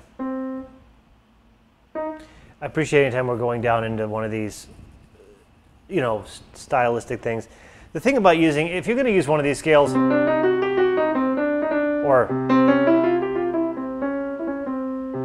you just have to be a little bit clear, a little bit careful about doing it too literally.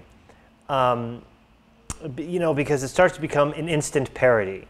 If you're just doing, if you start that, it's like you can't, it's like you're saying, oh, I'm just kidding about it. It's just like if you went,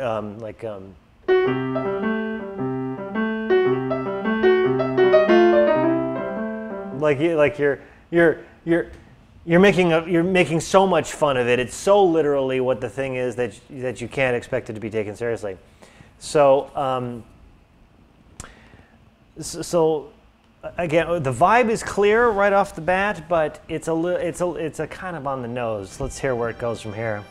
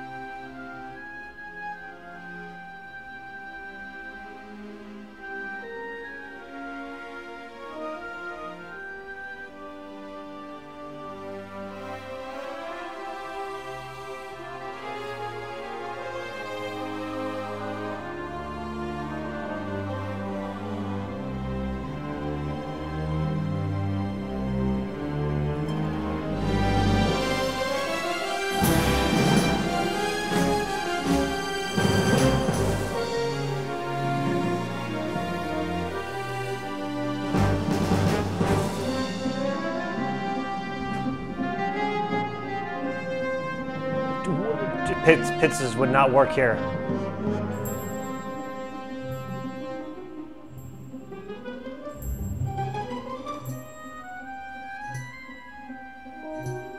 Again, easy with the right on the nose. Just in terms of an orchestration thing here, this pizzicato is too powerful. And also, if you're going to use it in this next section, don't burn out the color here.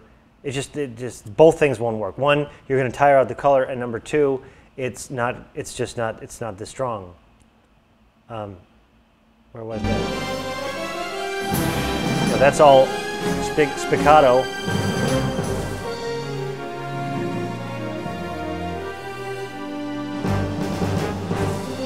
Yeah, way too powerful here. They would never do this. This would never work. Besides, it's also real frenetic. This makes more sense if you're going to dump it down.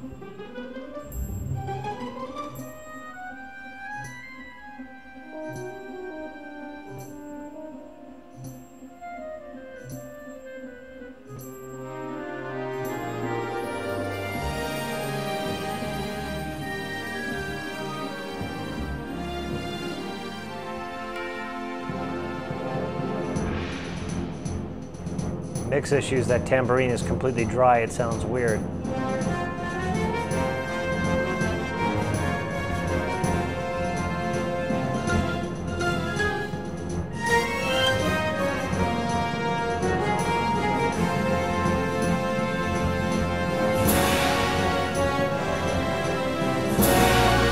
This is out of character. That is also cheesy, but that's different harmonic language. This is fine, I guess. You're restating the idea, that's fine.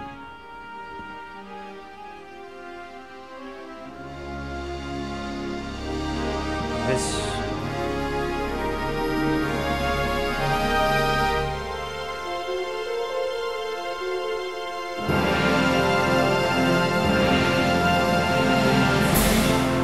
Okay, so again, some good things about it. There's the idea, the melodic idea there is well repurposed.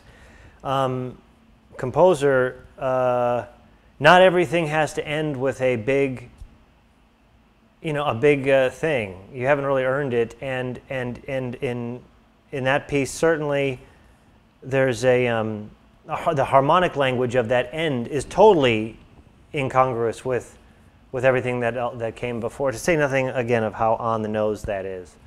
Again, that's mine. So haha, that's 1989 samples again. That's one of my pieces. Boy, really horrible stuff, really. But again, so we're hearing these. So I just hope these make you feel better. Shitloads of obvious mistakes in that. Those pizzicatos were ridiculous. There's no way that would work. I didn't know that at the time. I hadn't actually put this kind of piece up on a stand. I was 17. Nonetheless, at least you know that I practice what I preach in terms of trying to move ideas along with by trading in on precedent that's been set. But you hear as many things about that I'm critical of in pieces I've heard tonight, which is things like the harmonic incongruity, that stuff at the end. Like, I was obsessed when I was 17. Everything had to end big, and it had never earned it. The piece was short. It was a short piece. So we have to be a little bit mindful of how powerful our ideas are and how, what have we really said in the last minute or 2 minutes. Because here I had this big build up to this thing at the end. Like it wasn't even that kind of piece. It started out, like with this sort of thing. And plus it was super on the nose. Too on the nose. I mean, that's too on the nose. But when we first start out and we're trying to learn the styles, like we heard that 70s piece, or whatever, I mean, that's some of it is trying to figure out, well, what is really the sound of that? What is really the sound of that era? What are the harmonies of that era, and what is the orchestration of that era without it being, you know, silly and making fun of itself. So in this case, you know, I would say that we've heard 3 of my pieces. I think that's actually all the ones I have. But at least in 2 of those 3 pieces, you know, they're almost parodies of themselves. You know, there was a time in my life where I thought that was the shit. So you know, so don't feel bad about, you know, some people have gotten a real, gotten a hammer tonight. And in some cases, I feel worse when I don't have much to say. But yeah, it is. And I couldn't really do it either because, well, I was really trying to focus. I heard these pieces once earlier today. And I heard them once just to bounce them, and then that was it. And I wanted to try to, like, just really, what would I say to that person? What would I say to my 17-year-old self? And that's what I would say. I would say, well, I like the good parts. I like where you have an idea and you milk it, kind of. But I'm not so crazy with the thinking everything needs to be big, and I'm not crazy with the harmonic inconsistencies, and I'm not crazy with the stuff that's on the nose. You know, the sample stuff, we got to be a little bit easy on the kid. It was 1989. But other than that, still, I think I still think that that it reminds us about what really matters, what really matters in a performance. The vibe is in there. We heard that sort of Hoedown-y piece and this sort of Arabian piece. The vibe is in there. Just as in that end credits piece, we heard the vibe was completely clear. Just as we heard in that sort of 70s lava piece, the vibe is totally in there, and that's a huge part of it. You know, for setting a mood, but we got to get the rest right. We got to get the part where, when we reduce it, take all of the, okay, we're not actually doing this on, you know, on English horn anymore. It's now just on piano. Does it still work? Is the structure still there? Is the inherent idea still compelling, etc.? All right, let's see. That's it for my pieces, I promise. I'm not going to do that anymore.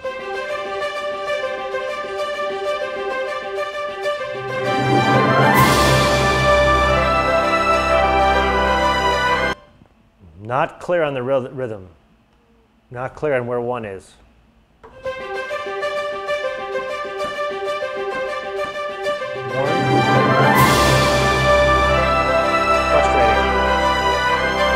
Still not clear where 1 is.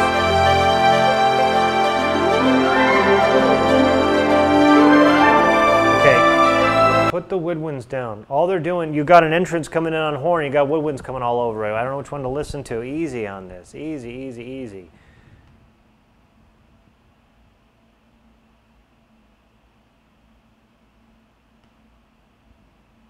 And again, I'm still not sure where 1 is.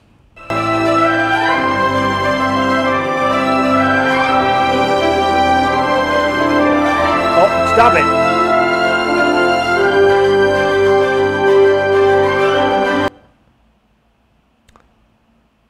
Stop it. There should be like a thing where Hollywood wins. It only lets you do 2 an hour. It should be like a timer. Like you try to push it, just nothing will come out. No, you can't do that. That's too many. And it's hiding all of your ideas. I can't tell what's going on because I'm so busy listening to the superfluous. They don't make things exciting. They just think real, you know. I mean, I heard, you know, that Hans Zimmer has a rule against woodwinds. He's not wrong. If I had to come down on, like, okay, I'd almost have to back him. Yeah, let's just not use them anymore. Let's just, because you can't be trusted with them. Enough of these runs. They don't make things exciting. They when the less is more, way less is more. And then that way when you do hear them, they're a wonderful color, because right now they're just all over the place and your strings are too loud relative to everything else that's going on.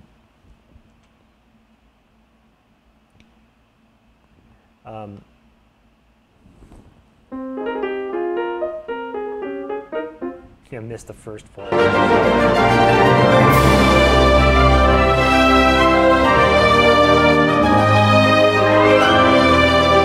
You've also got somebody in strings doing, you got 3 violin sections. You got, if that's your violas, up here while you're, that's not going to happen. So for you, composer, put the woodwinds down. Second of all, go do some more transcriptions so that you can get your balances together, and don't get so afraid of and tired of your ideas that you need to think that you need to do more and more and more and more to make them exciting, because You do not. I'll do a, you know what, I guess that'll be one of my classes will be woodwind runs. It'll just be when to use them and when to not. And we'll just do that until people understand, because it's just not, they're just, and you know the problem is too, is that the Hollywood woodwinds, that's what it all is, those are good sounding samples. I mean, they just instantly sound right, so everybody wants to use them.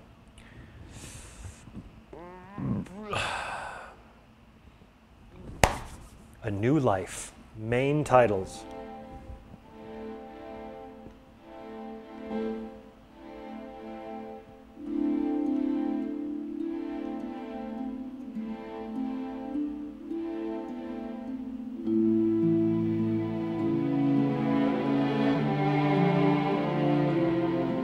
Okay, right now I'm not sure. Again, every one of these intros has to lead us inexorably and unavoidably into the thing that's coming. And right now, I think I'm 3 ideas into the piece.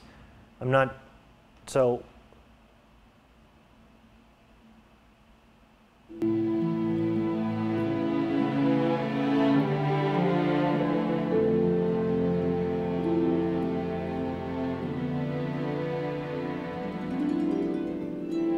I hear a lot of these things. I hear this kind of thing.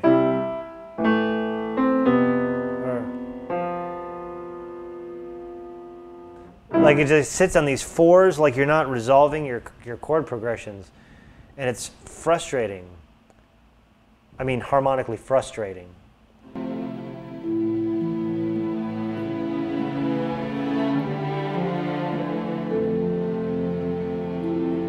What?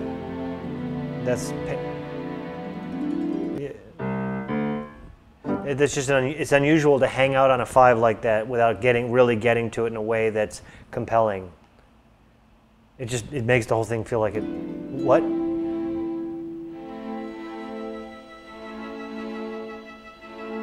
I like that. I just like that chord.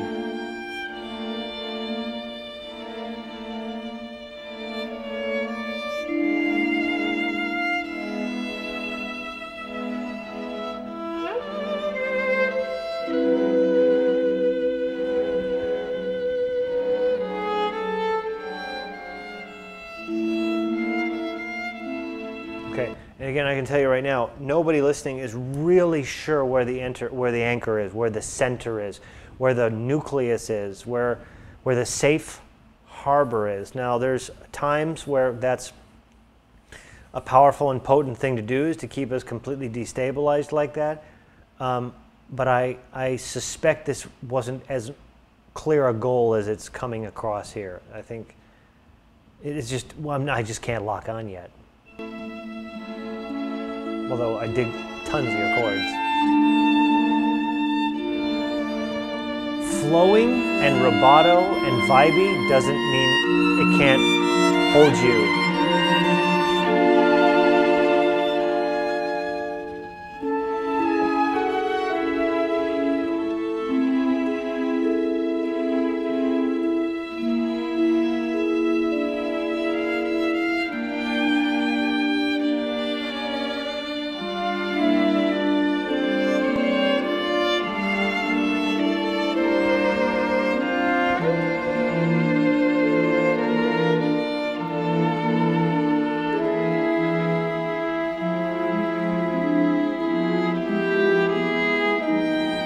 There's so much hip stuff going on. My feeling is this: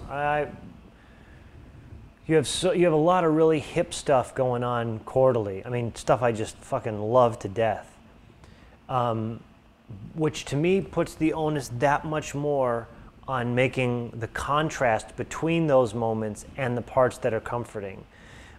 Because even if the overall goal of these main titles, even if the overall goal is to not create a place of comfort, but in fact to create a place that is dramatically or emotionally destabilized, nonetheless, structure is separate from the nature of its emotional impact, if that makes sense. Meaning that sooner or later, orienting the listener in terms of where they are in an idea being presented doesn't rob from its harmonic instability or destabilizing or uncomfortable quality, but it does give them an orienting place in terms of the overall presentation, and without that, they're going to continually fight for it. That's what they'll do. So if you set any kind of precedent, if you do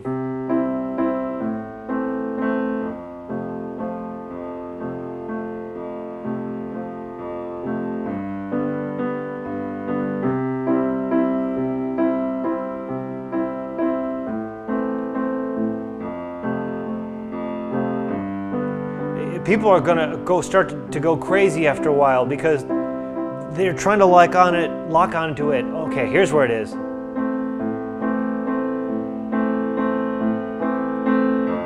They're just gonna start to.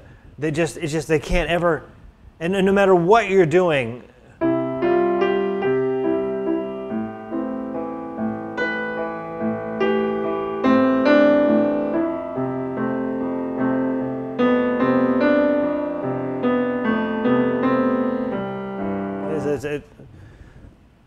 Okay, it just was what happens. It's exactly what it feels like to people. Like I can't. Where is the? Because that's what we'll do. So in a piece like this, especially where you want to have those really, really sexy things going on in the chords, all of which I love, it actually puts the onus on you that much more to make the framework of it tight, so that people can purely enjoy. They're like, whoa, like what even is that? Well, they're not going to be able to appreciate that if they're still trying to figure out where you are in this.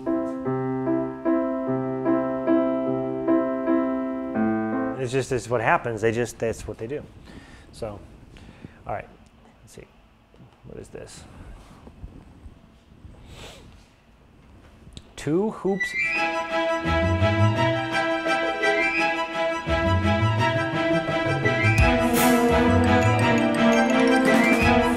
I'm not sure what you have going on with the, that's like just piccolo up there.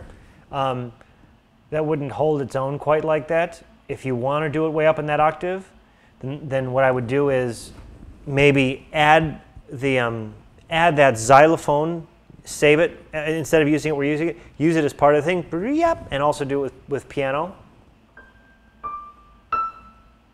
Whatever you're doing up there. If you want to do it up there.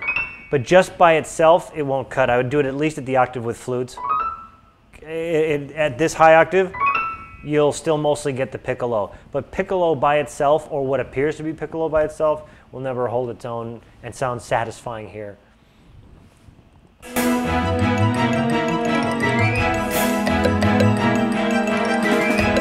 Okay, again, too loud with the strings if you want that.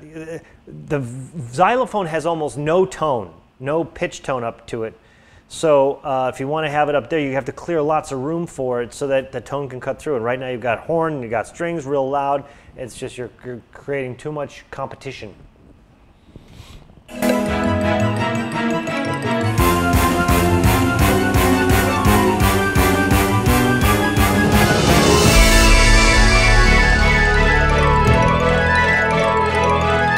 Also, fuck you.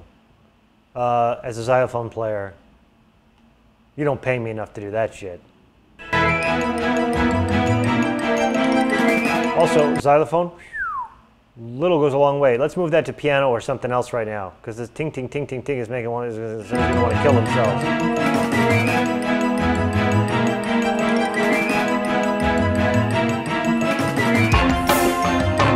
I've also grown real tired of the strings there. You could have moved that to horn.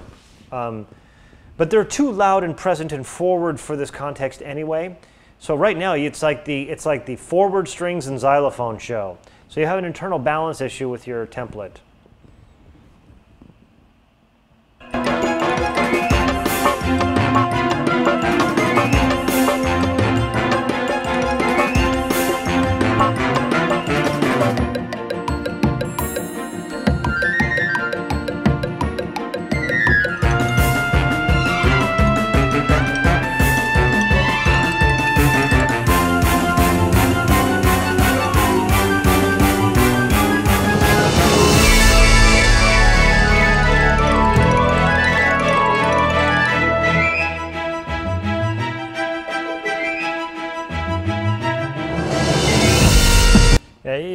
just the thing where you just think too much needs to be going on. It's better to pick one of those ideas. You've got, you've sort of got competing ideas. You're going to have, well, am I going to have, you have to make a decision. Am I going to do, or am I going to have, because both the, it's just, that's what it ends up sounding like. It's just like, well, I don't, pick one idea, and make that the central element, so that anything else that's going to happen on top of it can have more clarity to it. Okay, so just right now we're just loaded up with stuff, and I kind of can't focus.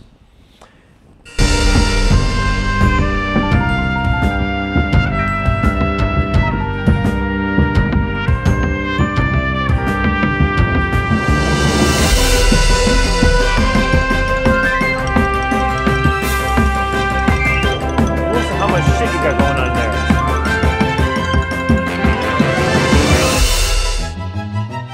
That's not the way to create chaos. You don't need more than 3 things for chaos, and it's what they're doing, not the number of things they're doing that'll make that. But right now, that's just like that. I mean, certainly makes it when you get to this next part. You're like, whew, at least I know what's going on.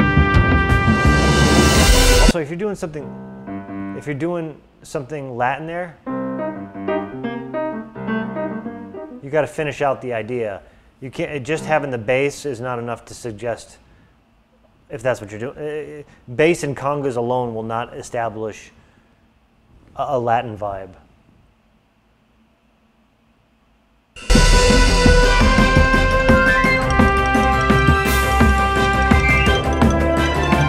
I mean, Jesus, you have the trumpet, and then you got the strings doing one thing, and you got the you gotta slow down. One thing, 2 things tops. Okay?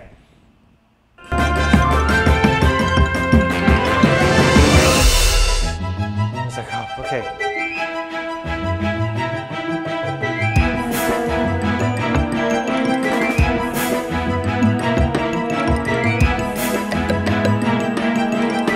Plus, if you're going to have things like, what are those, are bongos or something, some percussion thing that's got a very similar and percussive attack quality to the xylophone, well, then they're just going to fight each other.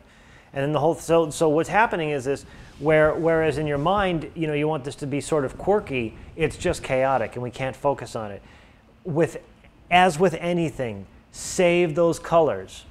Save the colors so that when the few times that you hear xylophone coming in, it's a real thing and your ear goes to it. And then save those colors so that when you actually hear that baritone sax do a thing, your brain goes right to it, because it's not a tired color, it's a saved color, and then it can be quirky and fun. So you're overwriting, you're over orchestrating. This again may be, when it happens to me, it happens because I'm working too slowly. And I'm taking the parts that I write for granted and thinking, okay, well, there needs to be something else going on. No, not for listeners, they don't. For me, because I've been listening to it for 6 hours. Okay. What is this?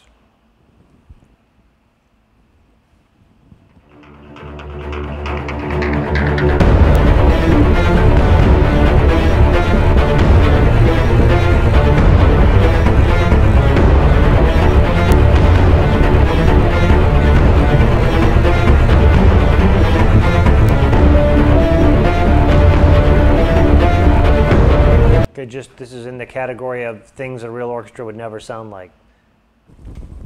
Fucking strings, they can't, they don't do that. This is not a sound that orchestras can, it doesn't sound like you think it does. They can't fucking, they're just people. It's gonna, for them to do it for that fast, it's going to lose all kinds of power. It's not going to have this this is purely the kind of thing that can only exist with samples. And your strings are louder than your horn section.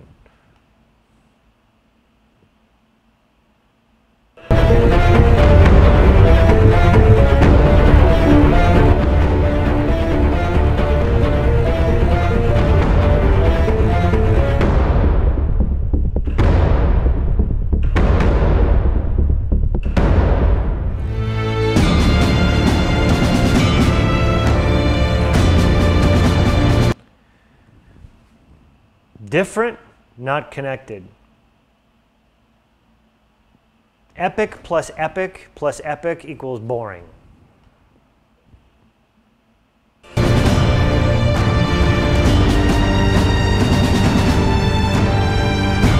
that's the problem with a lot of stuff is when you pull up these giant drums right from the beginning, you give yourself no room to go anywhere. You don't give yourself any room to. You don't give yourself any room to grow. That's why you had to change gears completely, which is like this thing that people do. It's like, okay, yeah, I don't blame you. You were out of ideas because you came out of the gate. You had a choir screaming, and you had drums pounding, and you had all the strings going at forte, and you had a 12-piece horn section going, bah. Yeah, I wouldn't know what to do either. I guess you save it. Save it. To say nothing of the fact that I can't remember a note of what's happening.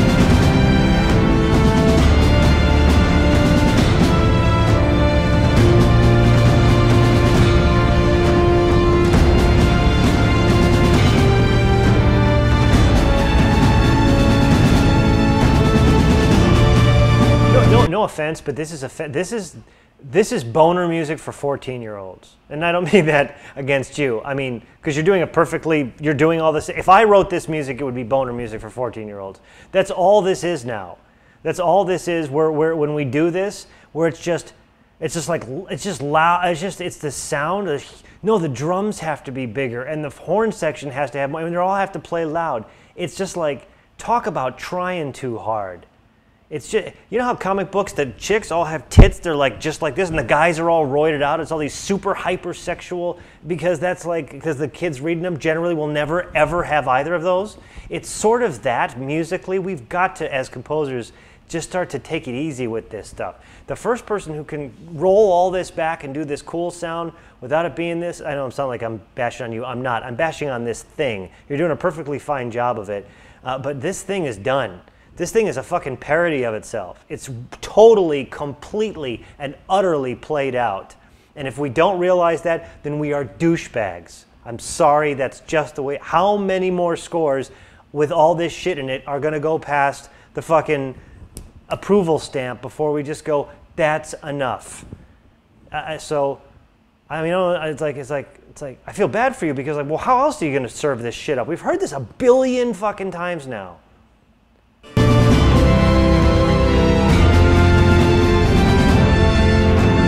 If you grab a girl and you spread her legs open and you just go like this on her clit for an hour and a half, do you realize that's not going to make her come? You got to back off. It's all about contrast. You just can't. Without the quiet, there is no epic. It's not epic. It's just not. It can't be like more drums and then more choir. It doesn't work that way. It never has. It never will. All that it ends up doing is it just wears itself thin and makes you want to fucking put ice picks in your ears, or turn it off, or turn it down. But this doesn't, it's like only like super, it just doesn't get people going. This is so played out, so totally played out. I swear this isn't actually about you. This is about like this thing, like a solid minute of screaming. It's just stop screaming. Shut up. The fuck? What are you yelling about? No, I'm epic! No, you're fucking screaming is all you're doing. You're not even saying anything that interesting. You're just screaming. That's kind of musically all it is. So we have to...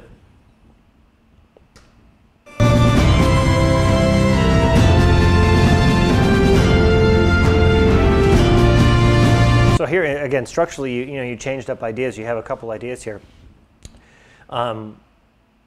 Not that I blame you, but again, talk about being able to, how would you make this epic? How would you structure this so that it wasn't until the end of it that you brought in the full drums and the whole thing and allowed it to go another place?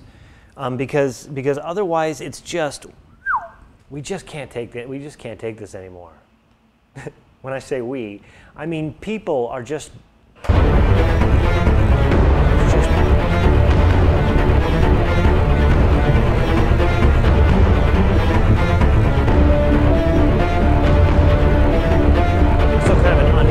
part for a horn section to play. And I've talked about this in some of my other classes, is don't underestimate our power and contribution as composers. Yes, we work for director. Yes, we work for producers. However, they also come to us ostensibly as the people who are the experts in the music and what we do. And if we make no effort to represent something other than simply doing what we're told, we're not actually artists, we're not actually contributing anything, we're just monkeys at a switch. So, no, come on in, Casey, send it. So it's an important thing to do. You know, I mean, what is the truth? The truth is if none of us agreed to do this, this music would change. But we all agree to do it for all kinds of reasons, and I get that. But just as an industry, we sort of owe it to each other to recognize when we've homogenized things, when we've created actually more trouble for ourselves than it's worth. Because every time we create a thing like this, we've so watered down the thing that how am I going to get a job over you, or you a job over me, or us a job over that guy, or those three jobs over another, when we all are doing the same fucking thing over and over and over again. And the truth is, the powers that be don't give a fuck. I mean, how much more depressed can superheroes look? I don't know. We're going to find out. They're going to take every superhero, will be sitting there in the rain with his charcoal, and everybody's going to be sad, and everything will be tattered and in fire. They'll just keep doing that, writing checks for it, as long as people go to the theaters. That's just the bottom line. They don't give a shit. I mean, whatever. So it's the same thing. How much more of this are we going to cycle? As much as we keep serving up. If we never give them a better option, a thing that sounds even more epic, if we're just like, well, you know what they want, then it's not going to change. And the truth is, we are making this way harder on ourselves as working composers by just everybody literally showing up and doing the exact same thing. And none of it is the stuff of lasting music. And it's not even epic anymore. All right.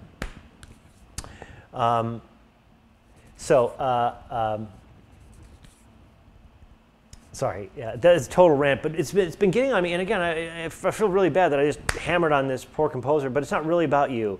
And honestly, I mean, at least you can serve up the thing there. But of all the things for you to spend your time on, just like that's going to go away, because how long can we possibly sustain that? And then what are we going to do?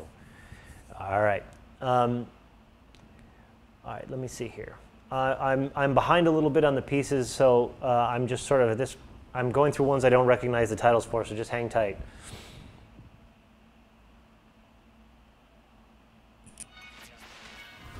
Yeah, there's always sex references in my. Let me try this again.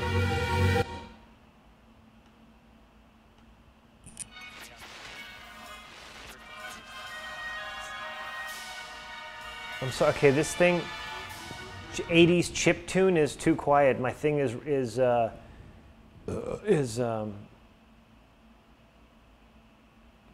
it's just too quiet. I can't quite hear it. Let's try this one.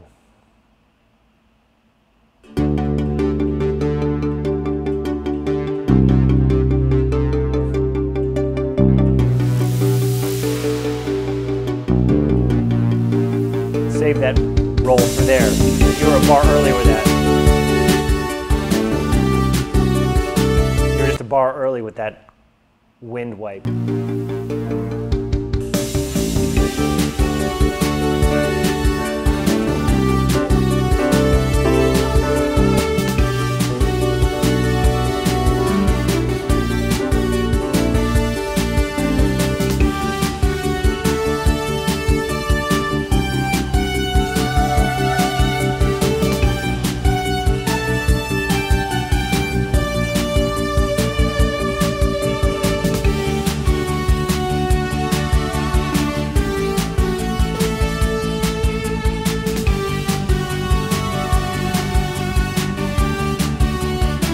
Good.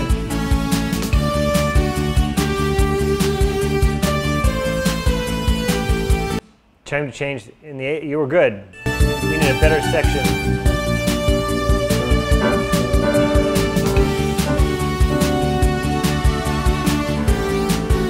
You need a B section.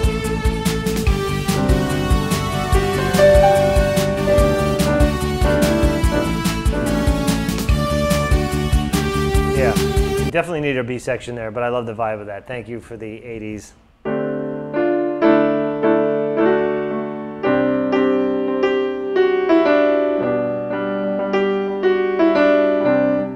Yeah, that's the 80s, man. So you got the sound there, but we need some more structure to it. So again, in the 80s, you know, they had clear B sections.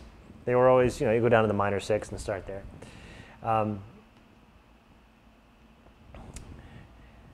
Yeah, yeah. You know, I mean, we've heard some. We've heard stuff. Actually, I you know, there was a few things tonight that I've heard that you know, where I just felt like the guy was or girl, I don't know, was you know, just suffering underneath the technology, and a few things where the composing process is just a little bit too slow, and that causes us to overwrite. And again, you know, I played 3 of my own pieces from when I was a kid, so you know that I made these mistakes too.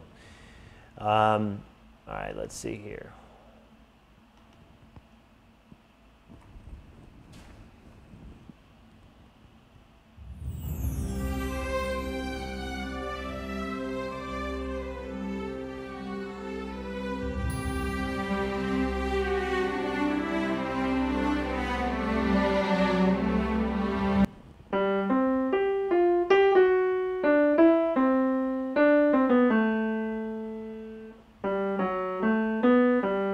Was that it?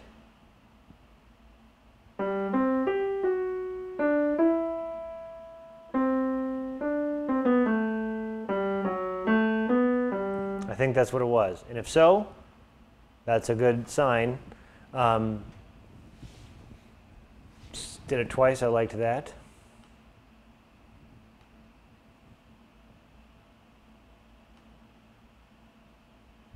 No, this was not mine.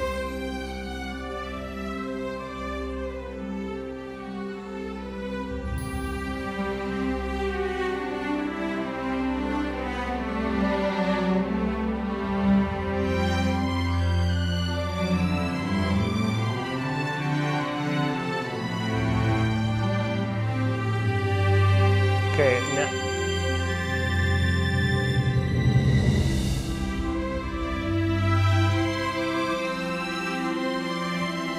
okay, so we started out with a good statement of the idea there, and we've now abandoned it. So you're sort of loosely connected to it, but for a piece we're only 30 seconds into, too disconnected from it. This doesn't count as a modulation. This is an abandonment of it. And also there was some real harmonic lack of clarity there at the end of that.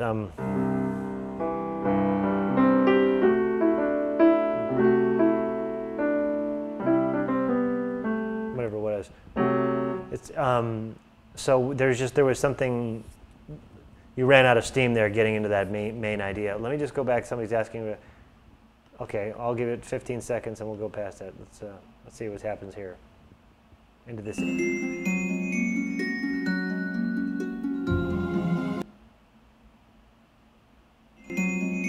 Back up a little bit. This is the 80s chiptune reorchestration. Right,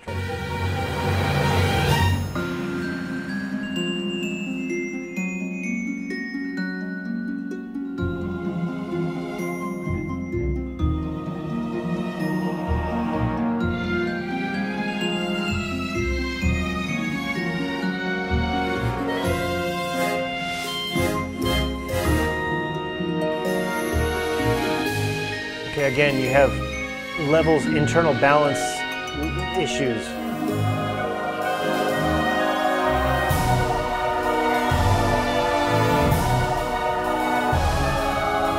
And some harmonic inconsistency. The language is a little bit inconsistent.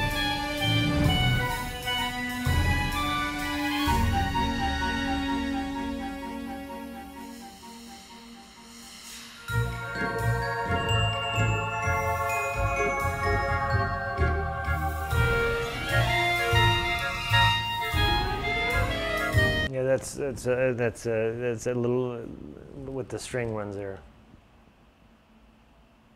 And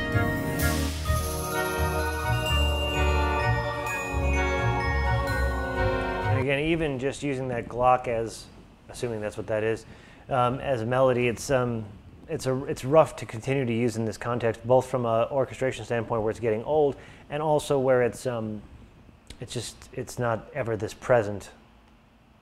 Even if it had brass mallets.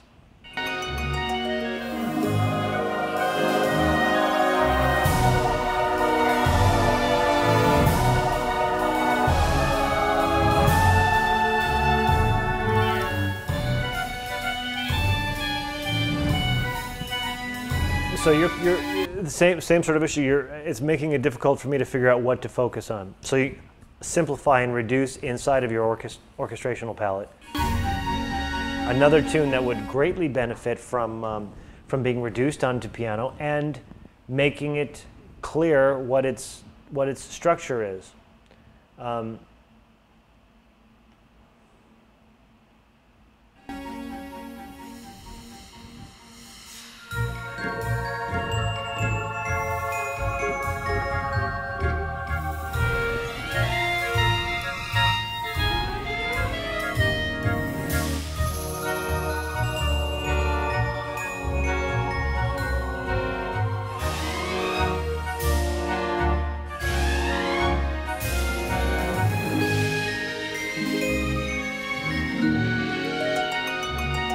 Yeah, so be real wary of stuff like, well, I've got these great string runs things, so I'm going to use them. You know, that's rare, and that context was unusual and unmotivated for them. So your ear goes right to them and doesn't lead you to or from anything. String runs are just like woodwind runs. There's very specific places to use them in which they enhance, and the rest of the time they distract. Definitely would recommend, again, as I recommended for a couple of other people, pull out some scores, some good real scores, and put them in and get your template balanced a little bit, because you've got stuff going on here that just simply isn't possible. And then once that happens, and if you're not that experienced in orchestration and are trusting your template to lead you down that road, then to the degree to which it's inaccurate, you're chasing your tail. It would be almost impossible to not get the balance screwed up, and that would that'll frustrate you forever. And again, whether or not you are ever going to take these things live, I will absolutely tell you that when they work, when you have a template that's balanced, and when your orchestrations work in the real world, whether you do or not, they always sound better on your template. So there's really something to be said for having that together. Okay, let's see here.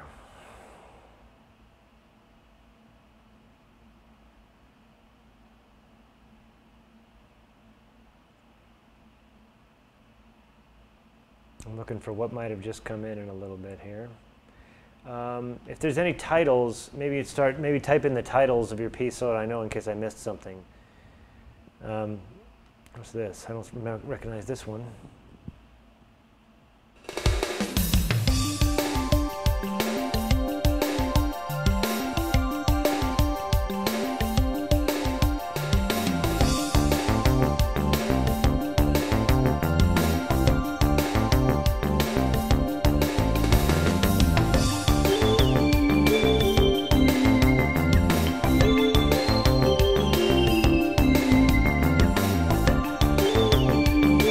Again, in a mixing environment for a pop tune, you're probably not your bass thing, but that little synth thing that you got would dip. It would dip in levels. You pull back the fader on that when this new idea comes out. So there's not just stacking on top, but it is replacing it and helping put the focus on it.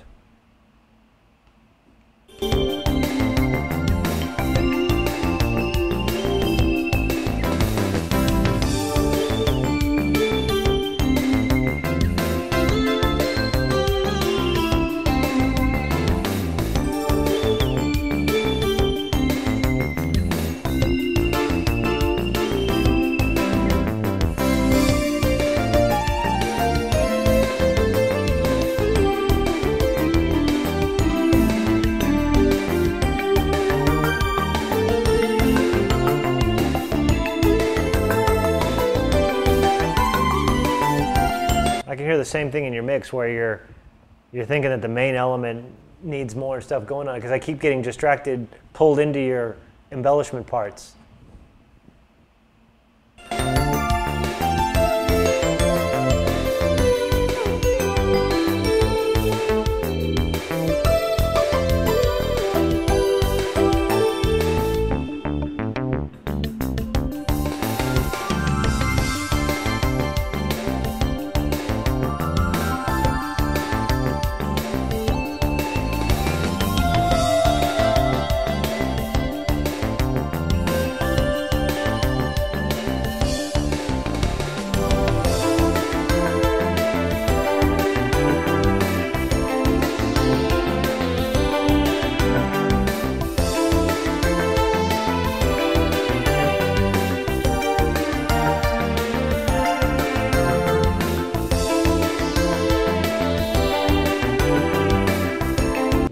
it's got a real Eric Persing thing to it. I hear those rolling. It's like JV80 drums. Good, but it's just got some focus issues on it and a little bit of homogeny in your sound. It was tight. It was better at the beginning. I mean, I was with you more in the beginning in terms of being focused on it.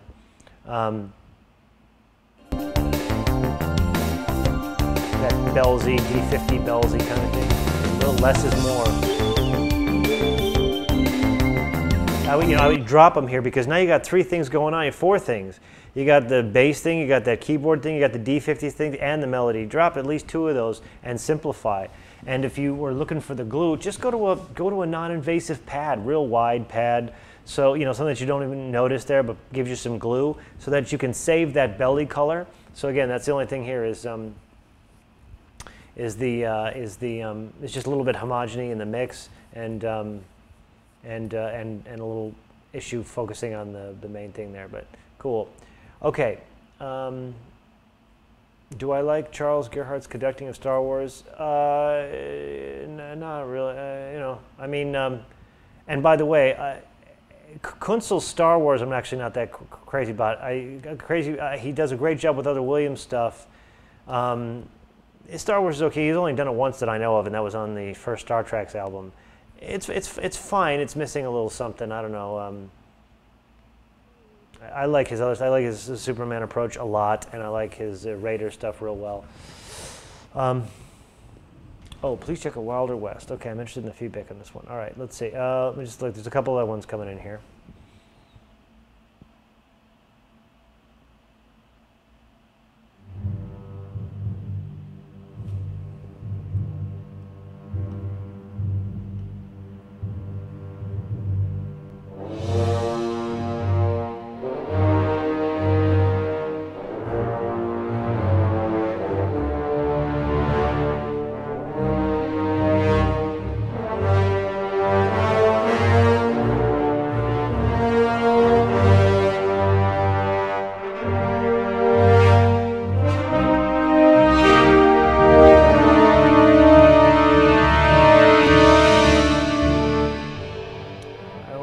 I'm hearing. I'm sorry.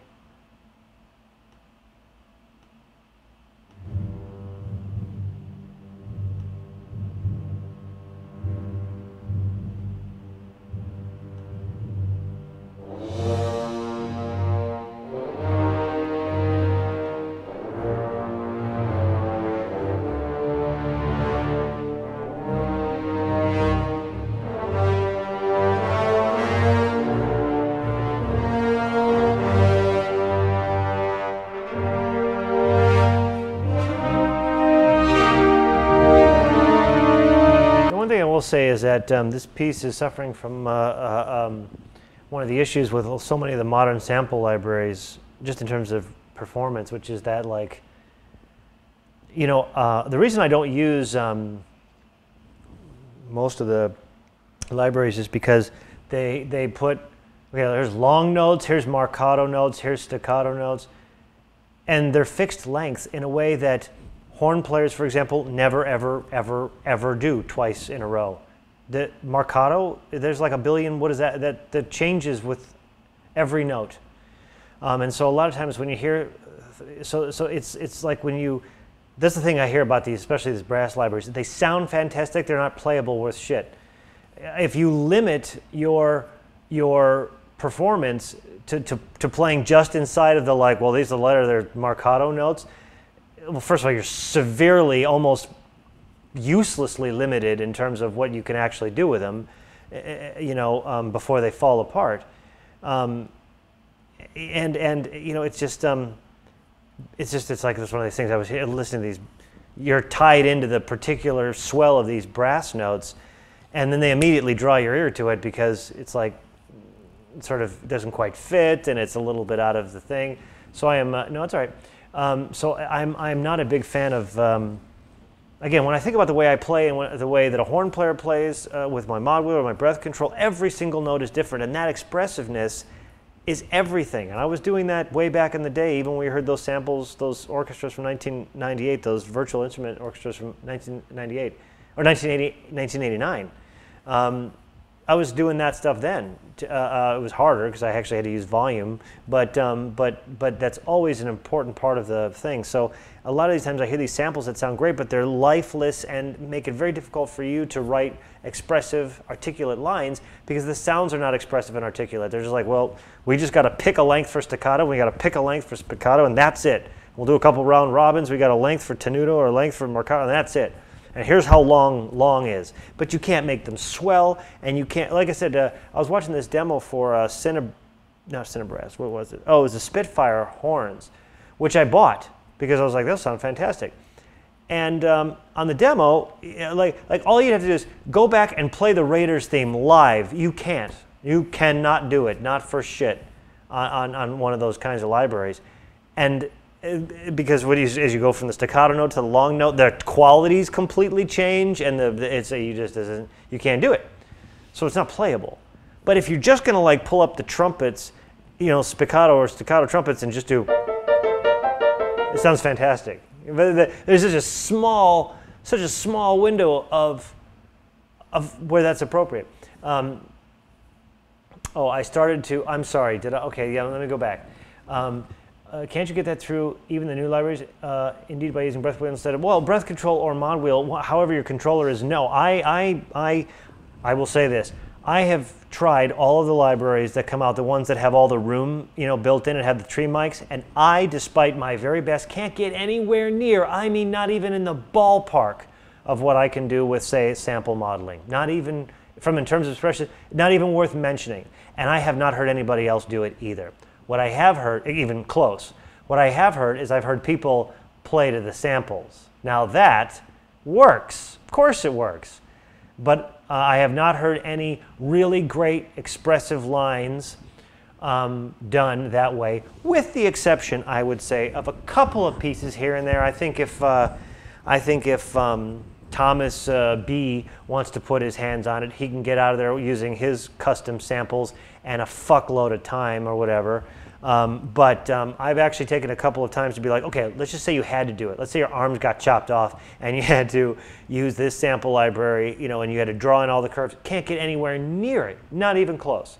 So, so to me, if in some mystical land, if you had 6 months to program a single line on trumpets, you could make it sound right, good. But otherwise, you know, I'm the first one to say it is not the sounds, it is the expression. I think the samples I played from 1989 are a pretty good indication that, you know, shit, those aren't horrible, and those samples are nothing like we have today, but it's always about the performance. You can get, people couldn't tell the sound difference 10 years ago, they couldn't tell. So, so you know, whether it's, well, again, a key switch helps if the key switches are extremely, if the different ones, like the VSL stuff that's key switched, they're consistent internally. Even then, still use mod wheel on every single note. And if you've ever watched my performance on my you know, like I just did one for the tech control breath controller, and I did a, you know, using the mod wheel. I mean, it is, there's not a note that I play without that thing on every note making significant rides and changes. And I cannot get anywhere near the performance that I want to without it. All right, let's go. I'm sorry, yes, I was listening to this piece and I stopped. So let me go back and listen because I said that I would. 1 second. Williams can retire now. I can't believe I fell for that.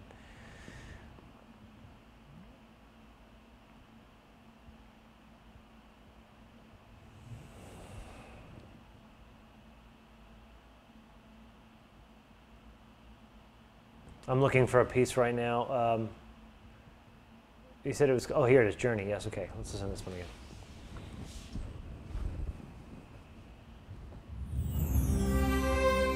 Oh, yeah. I didn't stop. I talked about this. Good opening statement. You're creating some havoc in the strings there. This is a little, you're fighting. Because you're obfuscating what the chords are here. So by the time we're at the end here and you've got this other stuff going on in the cello, I've lost your chord center. So those are simply invasive. You need to simplify down there. Don't.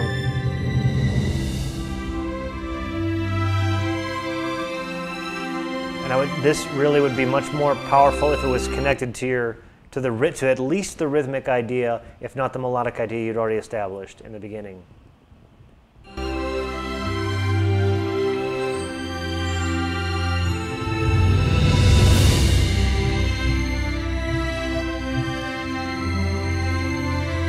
And you know, you've got this thing, we've got this super strong cellos and the soaring strings, but without I'm not really hearing balance-wise. If you're really going to try to do that thing, which again, you're really fighting yourself here, this would be rife with open voice trombones holding the chords together and or potentially horn doubling the cellos or doing something to help bring that line out, etc. And you don't have that going on. So again, a focus issue based on needing to simplify is really what's going on here.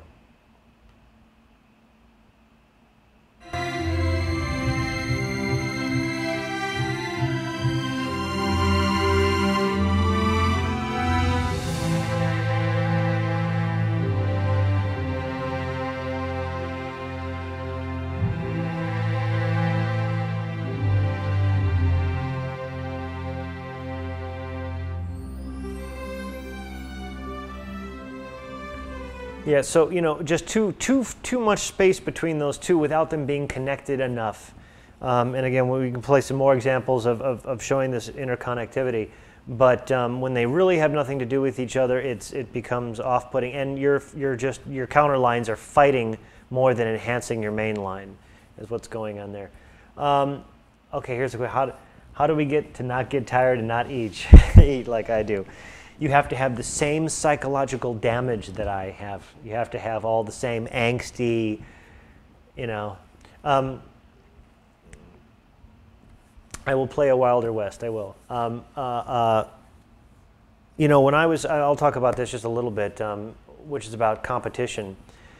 There's a quote that I was drawn to because it summed up something that I had felt all my life and never heard anybody really articulate. And I believe the quote was by Gore Vidal. And the quote was, "It is not enough to win, others must lose." There's a slightly mean-spirited quality to it, which I recognized when I was a young kid, perfectly summed up the way I feel about competition. I never had to win all the time, but I had to have given it my all. But I usually won, and at anything, because I didn't want to win by a nose. I wanted to win by such a humiliating, devastating margin that whoever I was up against would just give up and cry and piss their pants. There was some sort of mean-spirited, destroy those who would challenge me, psychological bent that I have had my whole life. A mean-spirited bent, no question about it. So,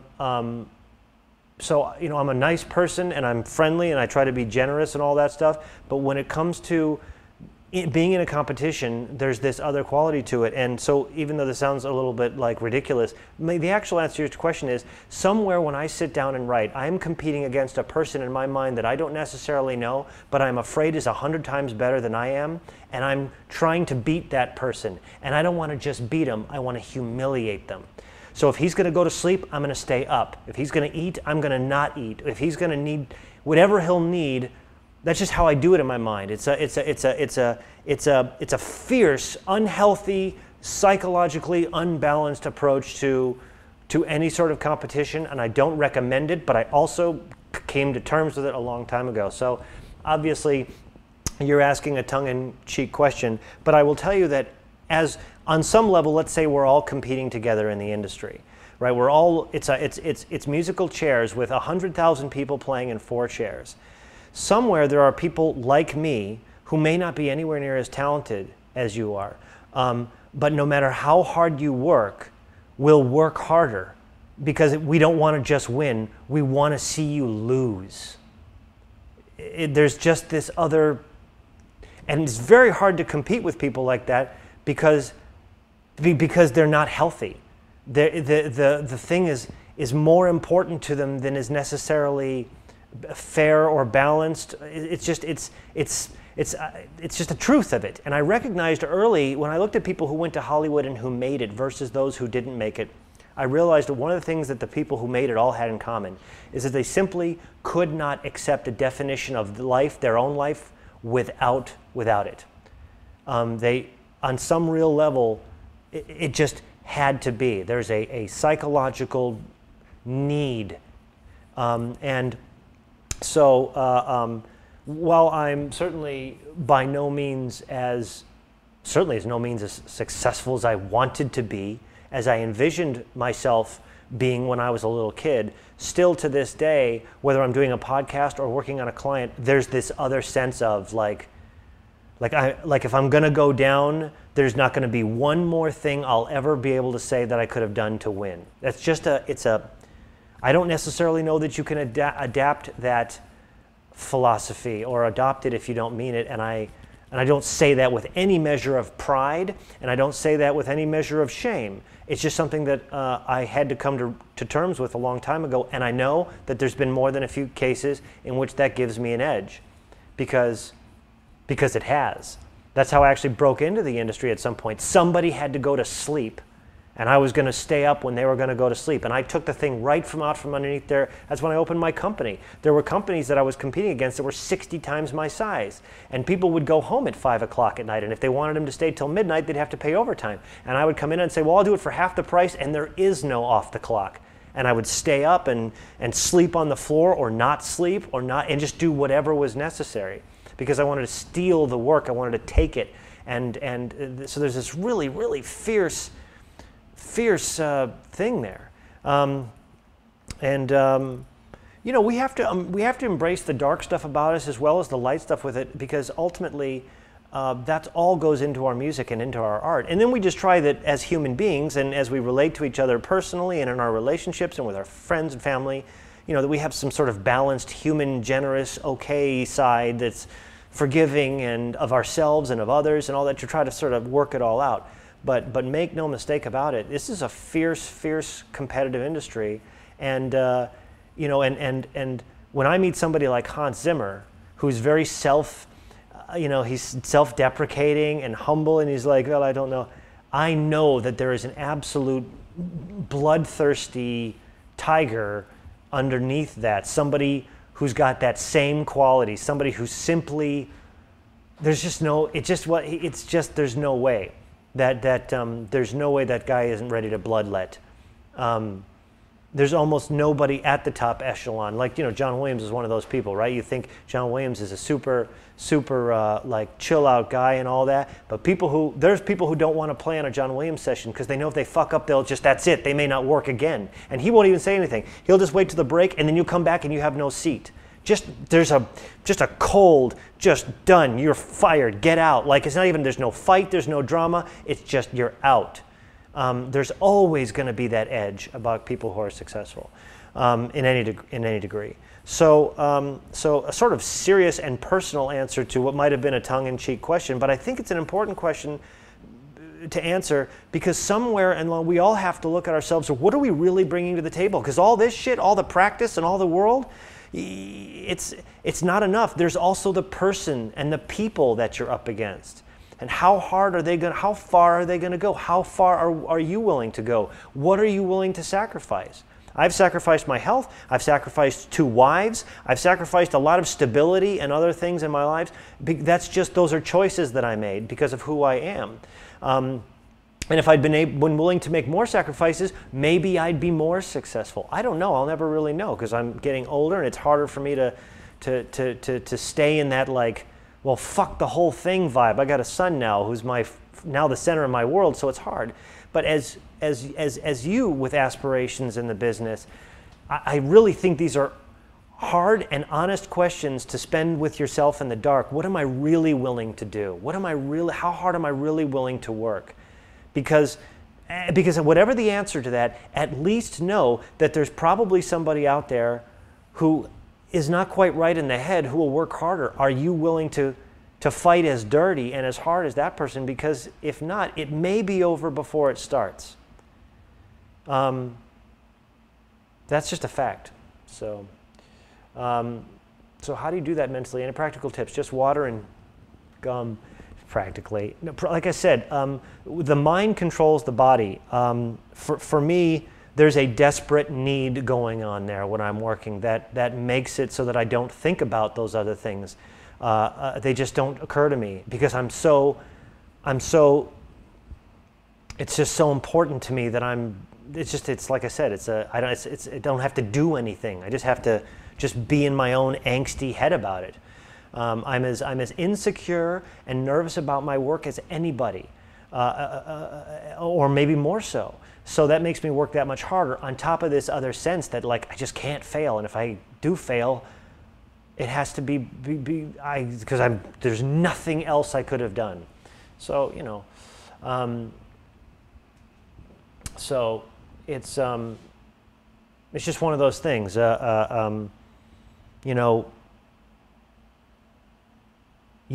think deep down whether or not you aspire to be a good person, whether or not you are a good person. You also know that you have some things about you that you may detest and loathe, and many of them, hopefully, like me, you're working on and you want to change them because you don't want to have things about yourself that you detest and loathe. On the same side, we also have a very unusual job as artists and composers, and some of that job may be coming to terms with them and wrestling with it, and sometimes losing and sometimes winning, but not actually seeking to excise it. Because sometimes that's where that chord comes from. Sometimes that's where that piece comes from. Because what if this is the last thing that I do, and this is the definition of who I am? So yeah.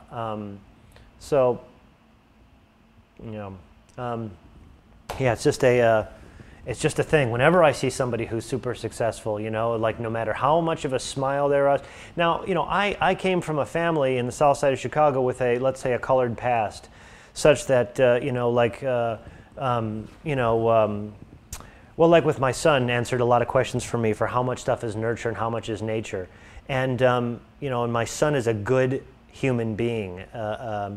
And I'm not saying that I'm not, but I for sure have something in my blood from some part of my family that there's a reason some part of my family is where it was okay killing people. I just know that. So long way from that, but as a musician, as a person, there's definitely that sense of like, there's definitely a cold, heartless competitor behind everything else, and so there.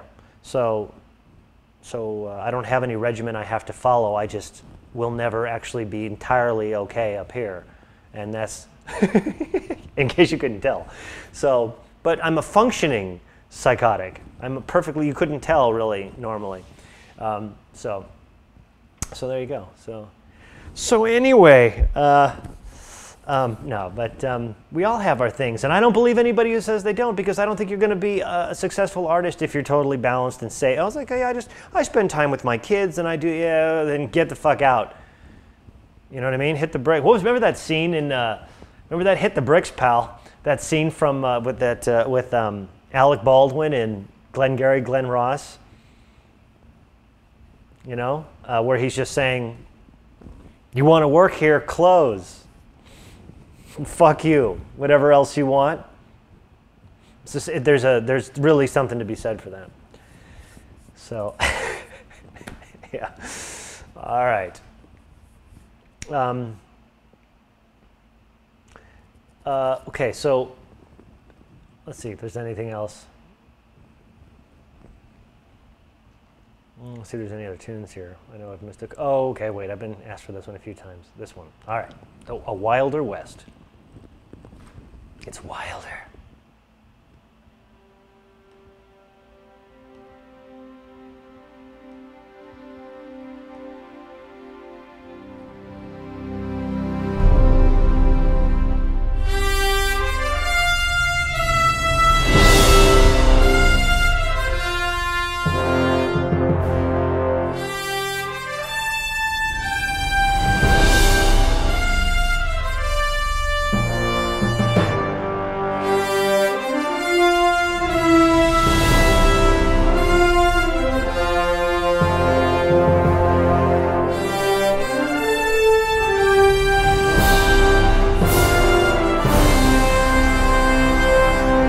terms of a statement of idea, the idea is very clear. I will say your tone, your samples are a little it's a little not musical. It's a little blaring.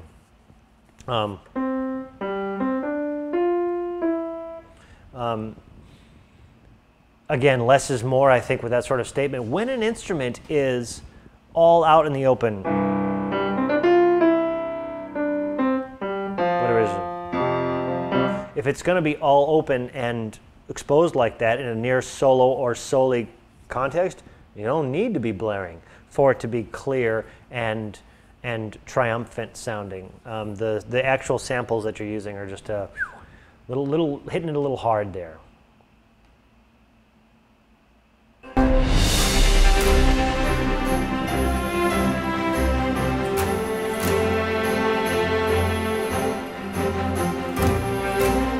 You can't have both that and the Bartok pizzas. Bartok pizzas are fucking quiet. I mean, you can bang on them, but then it's a different thing. So one or the other. If you want to have that kind of sound, go to something in the percussion section. Don't be having stuff going on with spiccatos and then try to bring in those Bartok pizzas.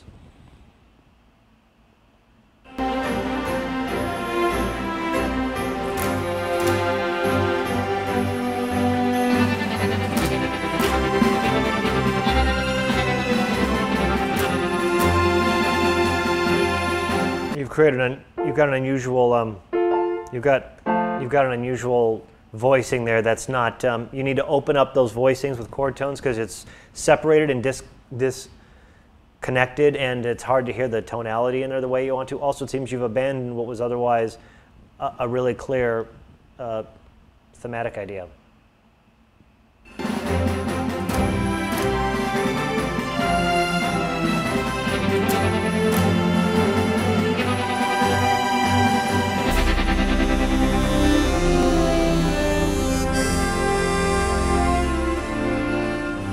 Late to be simply bringing in that harmonica color.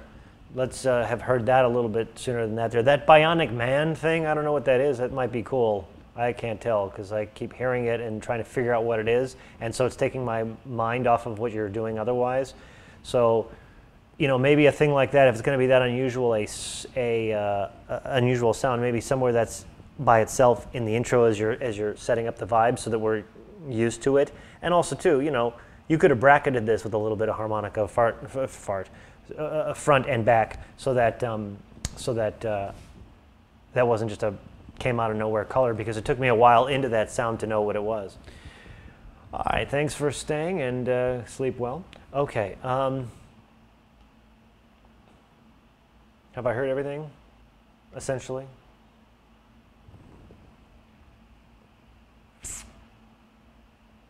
I'm looking here. I seem to recall these. These I recognize. Let me see.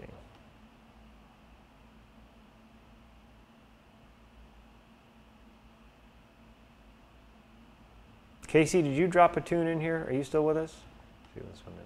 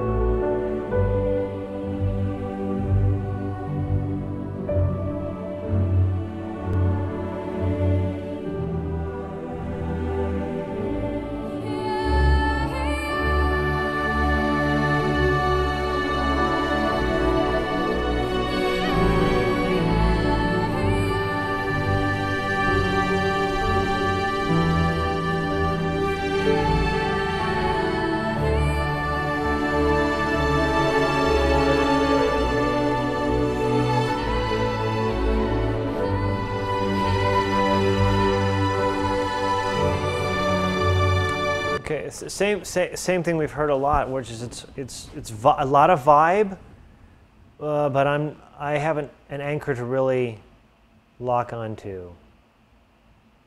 A vibe in itself is not necessarily an anchor.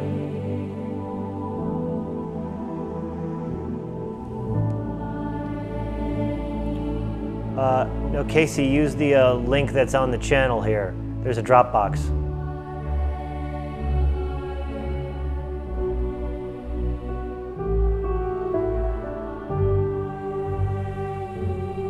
See, I think what's happening here, I think you have the choir singing notes or something, or words. So sometimes they're following what might be the piano melody. It was just not super clear. Just not super clear what the where the actual singular focus is.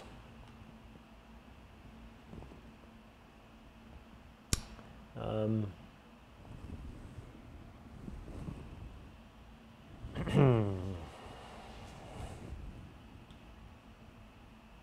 look for something here.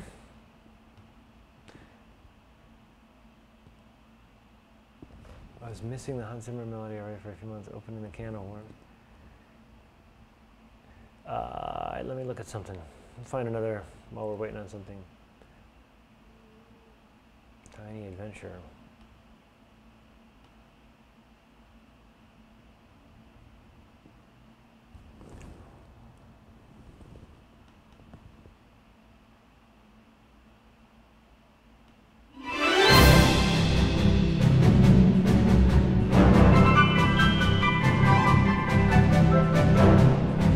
Okay, so you need to watch out for, you need to make some more distinctions in where your accents are and are not, because it took me a little bit to find out where one was. It was dun dun bum bum bum bum bum bum. It took me actually, and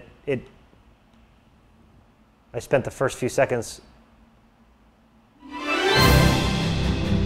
It seems really obvious.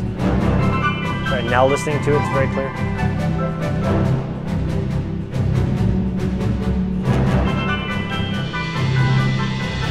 You know, as just as a drummer, that snare, especially make that it just needs to be a little bit clearer there. Also, too, I think you're just slightly into mud territory with the chord stuff and low strings. Let me listen again.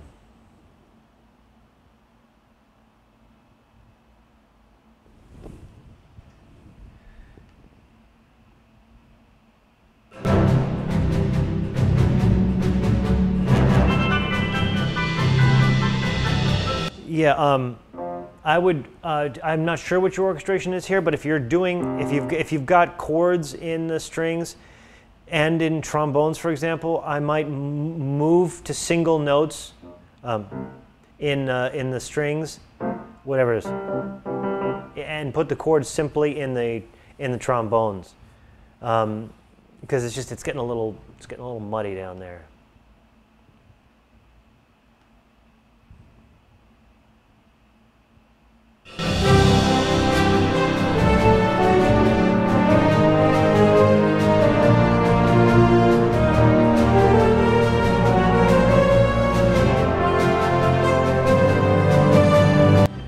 And your samples are suffering from that exact thing I was talking about earlier, which is they're not making a nice line. They're making a good sounding awkward line because of those funky attacks, and the qualities don't match and line up. I mean, this line is stronger than it's coming. Your samples are letting you down here.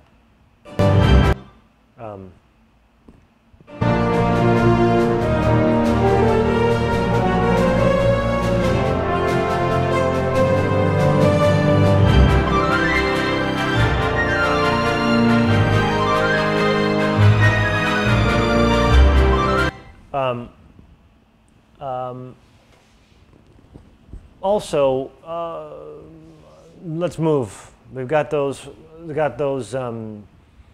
trombones still doing their. You're locked in with, okay, trombones are doing the glue, and it's starting to rob from the feeling of it, because it's getting old. Also, I think this melody could use a little more work on it. Let me listen.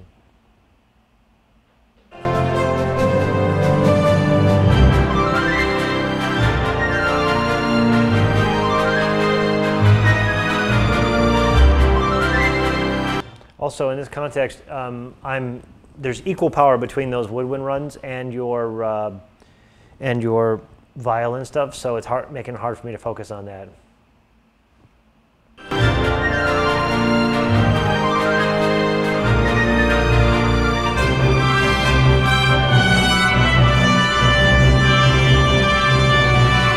And again, too, when you have a device, make it your general idea as seldom as possible, because right now this whole with the woodwinds are going and going, they keep going, and they're not interesting again, because we've heard them now. They were doing woodwind, they were doing all kinds of random runs in the back, and now they're still going. You just clear up these colors, less in the orchestration, purer colors.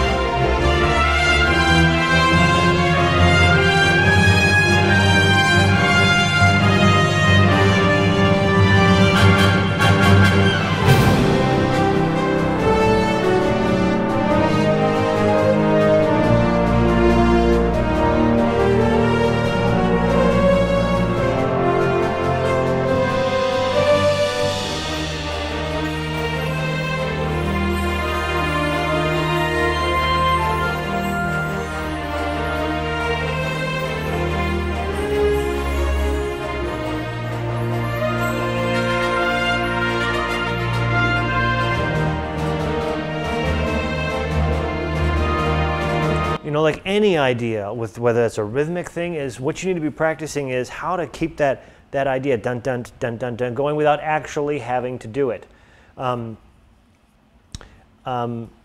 Because more often than not, I don't think you were here for this, but we played one of those pieces from Witches of Eastwick where he kept motion going without literally using the motion. You know, first of all, using double bass pulses will help move things along here, but it's just like anything else. After a short amount of time, without changing up the instruments that are doing the chords, whether it's glue chords or whether these rhythmic chords, they start to become fatiguing because they're still doing the same thing, and it gives you this idea of this overly homogenized color, where you really want these things to sound fresh. So if you've got everybody doing stuff all the time, it's very, very difficult. Like if you have pretty much everybody playing, it doesn't matter how you move their roles around, you've still got everybody playing. So if you really, really streamline and save those colors, then it allows you to reintroduce them without having to to lose your momentum or vibe or any of the rest of that. So what I'd say here is that you're over orchestrating.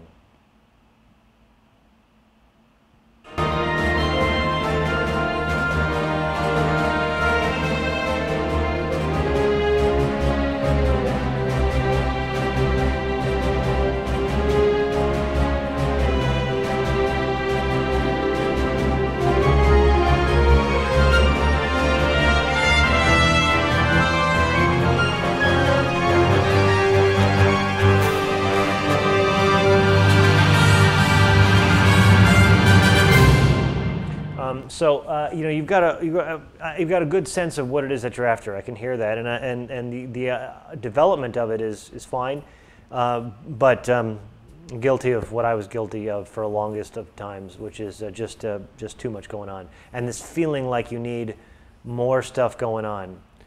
I remember some of this just because of the rhythm that you're doing is the same rhythm from Back to the Future, but I remember listening to that and that theme, that main title, and noting that it kept feeling like it moved, even though for long portions of it, there is no underlying motion. There's like the note would happen, and then there'd be let's play it. There's the the orchestral hit chords underneath it. They're just hits, but they're just singles. They're not actually, and yet there was this constant sense of motion.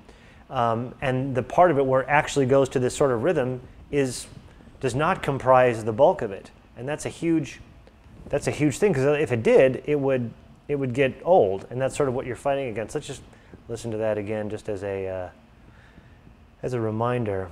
Let me see here. Of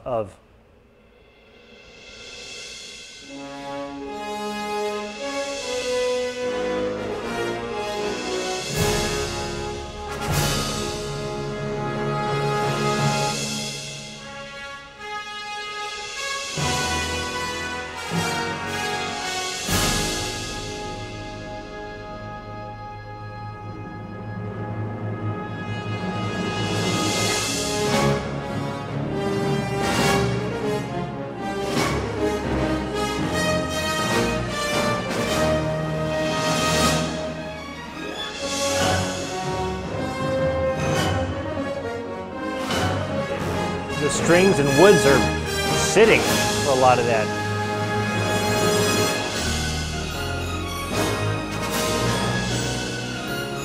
Notice how clearly your ear is going to the place of focus.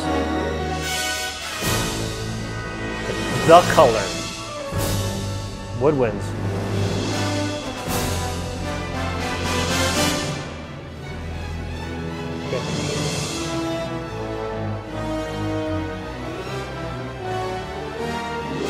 So there's that section of string runs, but then that's it. Now here's the first time we're...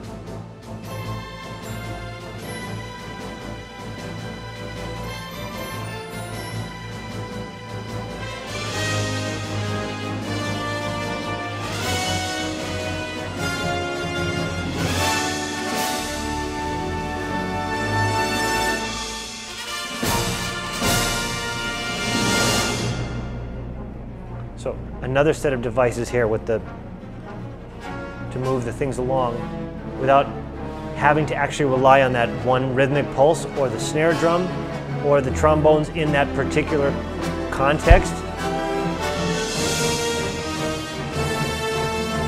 No snare. Saving it. Saving it.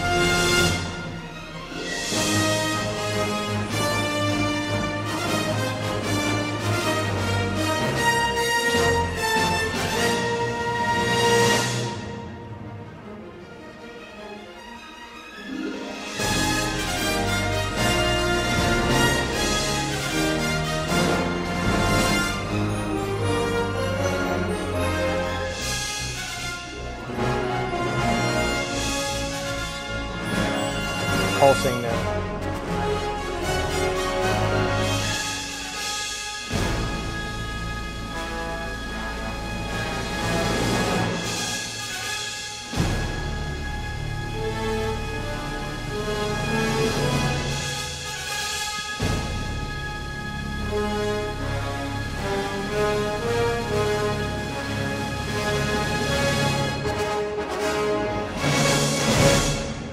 So you know, it moves, it continues to move and develop. It never feels like it loses energy, and yet it rarely keeps with the same idea orchestrationally for more than a few seconds. And the colors stay fresh, and at every one of those changes, you notice your ear is so abundantly just clear about where it's supposed to focus, and it moves from side to side, from section to section. And you cannot do that unless people are resting and being able to be purposed into new roles. So so it's one of those things that when you work with samples more than live orchestras, you tend to get you get an insecurity about, well, can that just be that? Like it just because it doesn't sound right. But yet it actually, with a live group, things like that where there's these nodes, you know, and the strings are just going, and that's their whole thing for a second. They can do that. It completely works. It may not sound as satisfying or gluey or whatever when you're working on samples, but that's part of learning. But that's also what traps us into having too many people playing too much stuff, and then just makes the colors all run together and doesn't allow for us to get new sparkle and that sort of thing. I have played those two pieces, yes. So yeah. So again, you know, good ideas, but and you've got, and clearly in your study and in your working, you've got chops and you've got some stuff under your fingers, and sometimes then that we feel inclined to then use it. It's like, well, I've got all this power, I must use it. Yeah, you know what? Sometimes you have to rein it in, use just a little bit of it and save it. And when I listen to pieces that are well orchestrated, I mean, tonight we've listened to a few things that are good. The Williams thing from Eastwick, and we listened to that tongue-in-cheek Newman piece. In all those cases, I'm sure you guys can really perceive immediately the focus difference, not only in terms of following ideas through, but just in terms of how clear the color choices are, so that we're only supposed to listen to trumpets right now, and only supposed to be listening to strings right now, and that's just crucial in terms of keeping it fresh and interesting for our audience. And we learn by doing on that one. You just keep studying and practicing and doing so.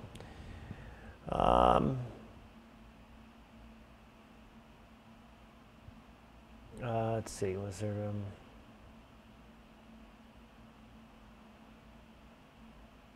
Try playing the shitting into the shitter. Yeah, I did that one, yes, as I recall. They did play that one. Okay, so again, hope that was helpful there, Casey. We'll talk more about that. There's definitely that exercise to be done where, as we're writing a piece, I'm really a big fan of this, whether you sketch it out on a workstation or you sketch it on a paper, of making a line of where is the focus point? Where do I want them to go? And making sure that things around it are only enhancing and not detracting from it. Random question, where can I buy the Ultraman score? I've looked all over. It's an import, it's a Japanese import. I'll find out. I have a few of them. It's not that good, just for what it's worth. It would have been great if I'd been able to use a live orchestra with it, but boy, that's a painful virtual instrument realization of that. It doesn't just really sound that good. Anyway, maybe I'll play it one night, and then if you want to rip it, I won't say nothing. So that's it. I think we've played a lot of stuff. We're at 1:30, so what time did I start this? What was that, 5 something? 5 hours? 5.5 hours?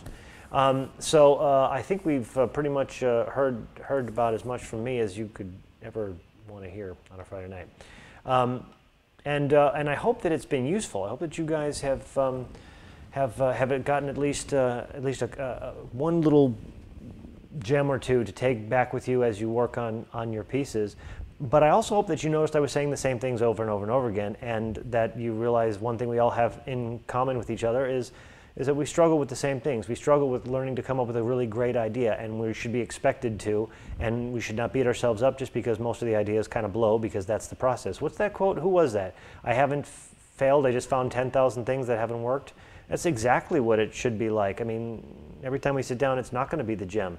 So of course we're struggling with that.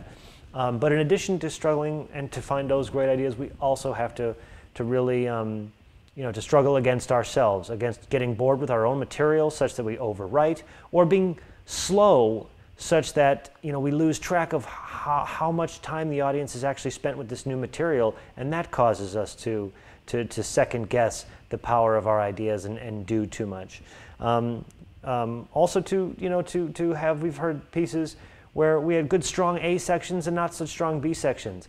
In which case, we win people's confidence with a great opener, and by the end, they start to, we want to keep their interest, and so we have to make sure that our ideas are as compelling as we can make them from stem to stern for all of our pieces. Part of that is also keeping it fresh in our orchestration. Part of that is learning to do more with less. Some of that comes just from studying scores and all that stuff. So, and also we heard quality of virtual orchestras across the board, and in a couple of cases we could hear where the thing was actually fighting our ideas. When your template balance isn't right, that's going to make it real difficult. Make that a priority, is getting your template balance right. Casey played this piece, or we played his Casey piece here a minute ago. When he was using the samples, as we talked about, at the exact right lengths that they were meant for, they sounded fantastic. And then early, they sounded completely unnatural, and we're stealing from his line. So you know, that to me is from a purchasing standpoint, I would definitely recommend have some of these fantastic sounding libraries in your stable if you can do it, but make sure that you are practiced at and using the libraries that require you to shape the sound and the performance as any player would be.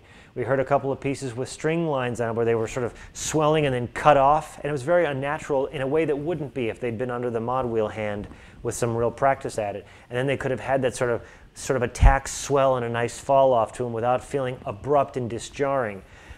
So we just can't rely too much on the recordings of these instruments and our samples to have all the articulations and expressions that we require in order to make. We already got two hands tied behind our back trying to do this virtually, so you really, really, really need to have instruments that respond to you as best as you can.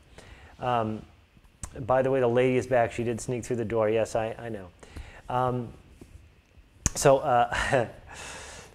hours straight listening and commenting. Well, yeah, no, man, you guys deserve it. What do you mean deserve it? This is free. Fuck you. What am I doing here? I'm just kidding. I do anything for you guys. And I do appreciate you actually coming and how many, let's just see where we are. Yeah, 28 people, man, hanging out with us, you know, that's impressive. And you know, and you guys are the reason I do it. And of course I learn something every time I do one of these classes, free or not, because you know, you never learn something like when you teach it. So thank you for the opportunity to hear some great music and know that the future is in good hands. And hopefully also, you know, I like to hear you guys, you know, who are like younger and coming up with stuff, because then hopefully it'll make me nervous and I'll work harder, you know, because I have that thing. We've already talked about it. My motives are selfish. They just are. But we'll be doing more master classes as soon as I can think of another one to do. I have an idea for scoring too. I may do that. And I have an idea for composition too. I may do that. We'll see. But also, I really do continue to solicit your opinions and suggestions for what else you want to hear me blather on about. And we will be doing it. Did I pee my pants again? You know, you wish. My secret is depends. I'm just kidding. Anyway, so I seriously did try to get everybody's piece. I know some of you sent in 4 and 5 pieces. I'm sorry I didn't go through all of them. I'll save them for next time, and we will do them if you have. But hopefully, you know, if we do these at least semi-regularly, 4 or 5 times a year, something, maybe once every couple of months, you know, that you guys will participate and send in new pieces and really, really, really put these criticisms to work, and let's see them improve. I was thinking that, you know, it would be really worthwhile to have a class where, like, where there's restriction, like where it's like, okay, you can only use 3 literal instruments, you know, like just try to give you guys some restrictions and force you to get your ideas down so that you know, because sometimes limitations are great for creative people, and you won't get lost in the samples issue, you won't get lost in the like, well, what if you only had 3 to choose from? Well, then we're really going to get to the strength of the idea, aren't we? So, you know, yeah, and also go back and, you know, listen to other people's pieces again. Get a handle on your competition, on what other people are doing. Learn some things from their mistakes, and learn some things from the things they did better than you did. Practice your ear training. If you're not real strong on your instrument, take some lessons. Improve your skills everywhere you can, because it's a hard industry. It's only getting harder, and you know, and we need every edge that we can in order to be able to make even lives for ourselves. I don't know if maybe you'll end up like Hans Zimmer, and you'll end up with a block of Santa Monica Boulevard, and that's fantastic and wonderful. But even if your aspirations are as humble as you want to live in one of the most expensive cities in the country and provide for your family, you're still going to need to know what you're doing and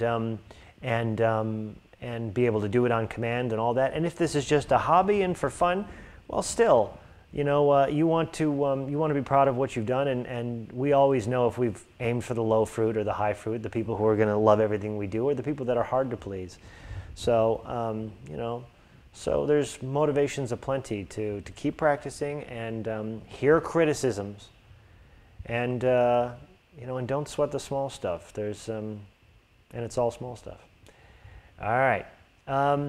Yes, and of course, if you missed it, go back and watch the beginning, and I did the modulation through all 12 keys. with, I think, B flat still being my favorite one, right? Wasn't that my one favorite one?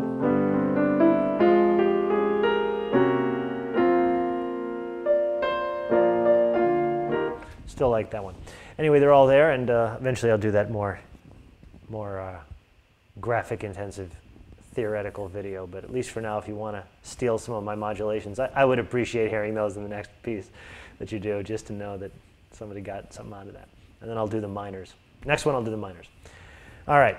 Again, thanks everybody for coming. Feedback, always welcome. Always welcome. And don't be afraid to do that stuff publicly. You know, so far, one of two things is true. One of three things is true. One, actually nobody in a year and a half has had any complaints whatsoever about any of my classes. Number two, people who have complaints figure, yeah, but that's $5 an hour ultimately he's making, so I think I got $5 an hour worth, so I really can't complain. You know, or three, people just don't want to say it because they just don't want to say something shitty.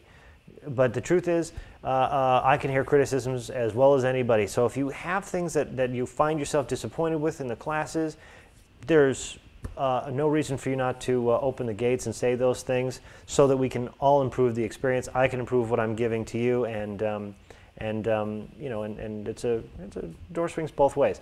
So of course, if you like the class, talk about that so we can increase our number. But again, it's just one of those things. I've been a little skeptical over the course. It's going to be coming up on 2 years, and I haven't had a single anybody ever have a problem with any of the classes. No, that's not true. The second class, somebody just asked me if I'd put up that red band because they had a kid in the room, and I did. That's literally the only time anybody's ever said, yeah, I didn't, your class, I didn't dig it. That can't be true. That's statistically impossible.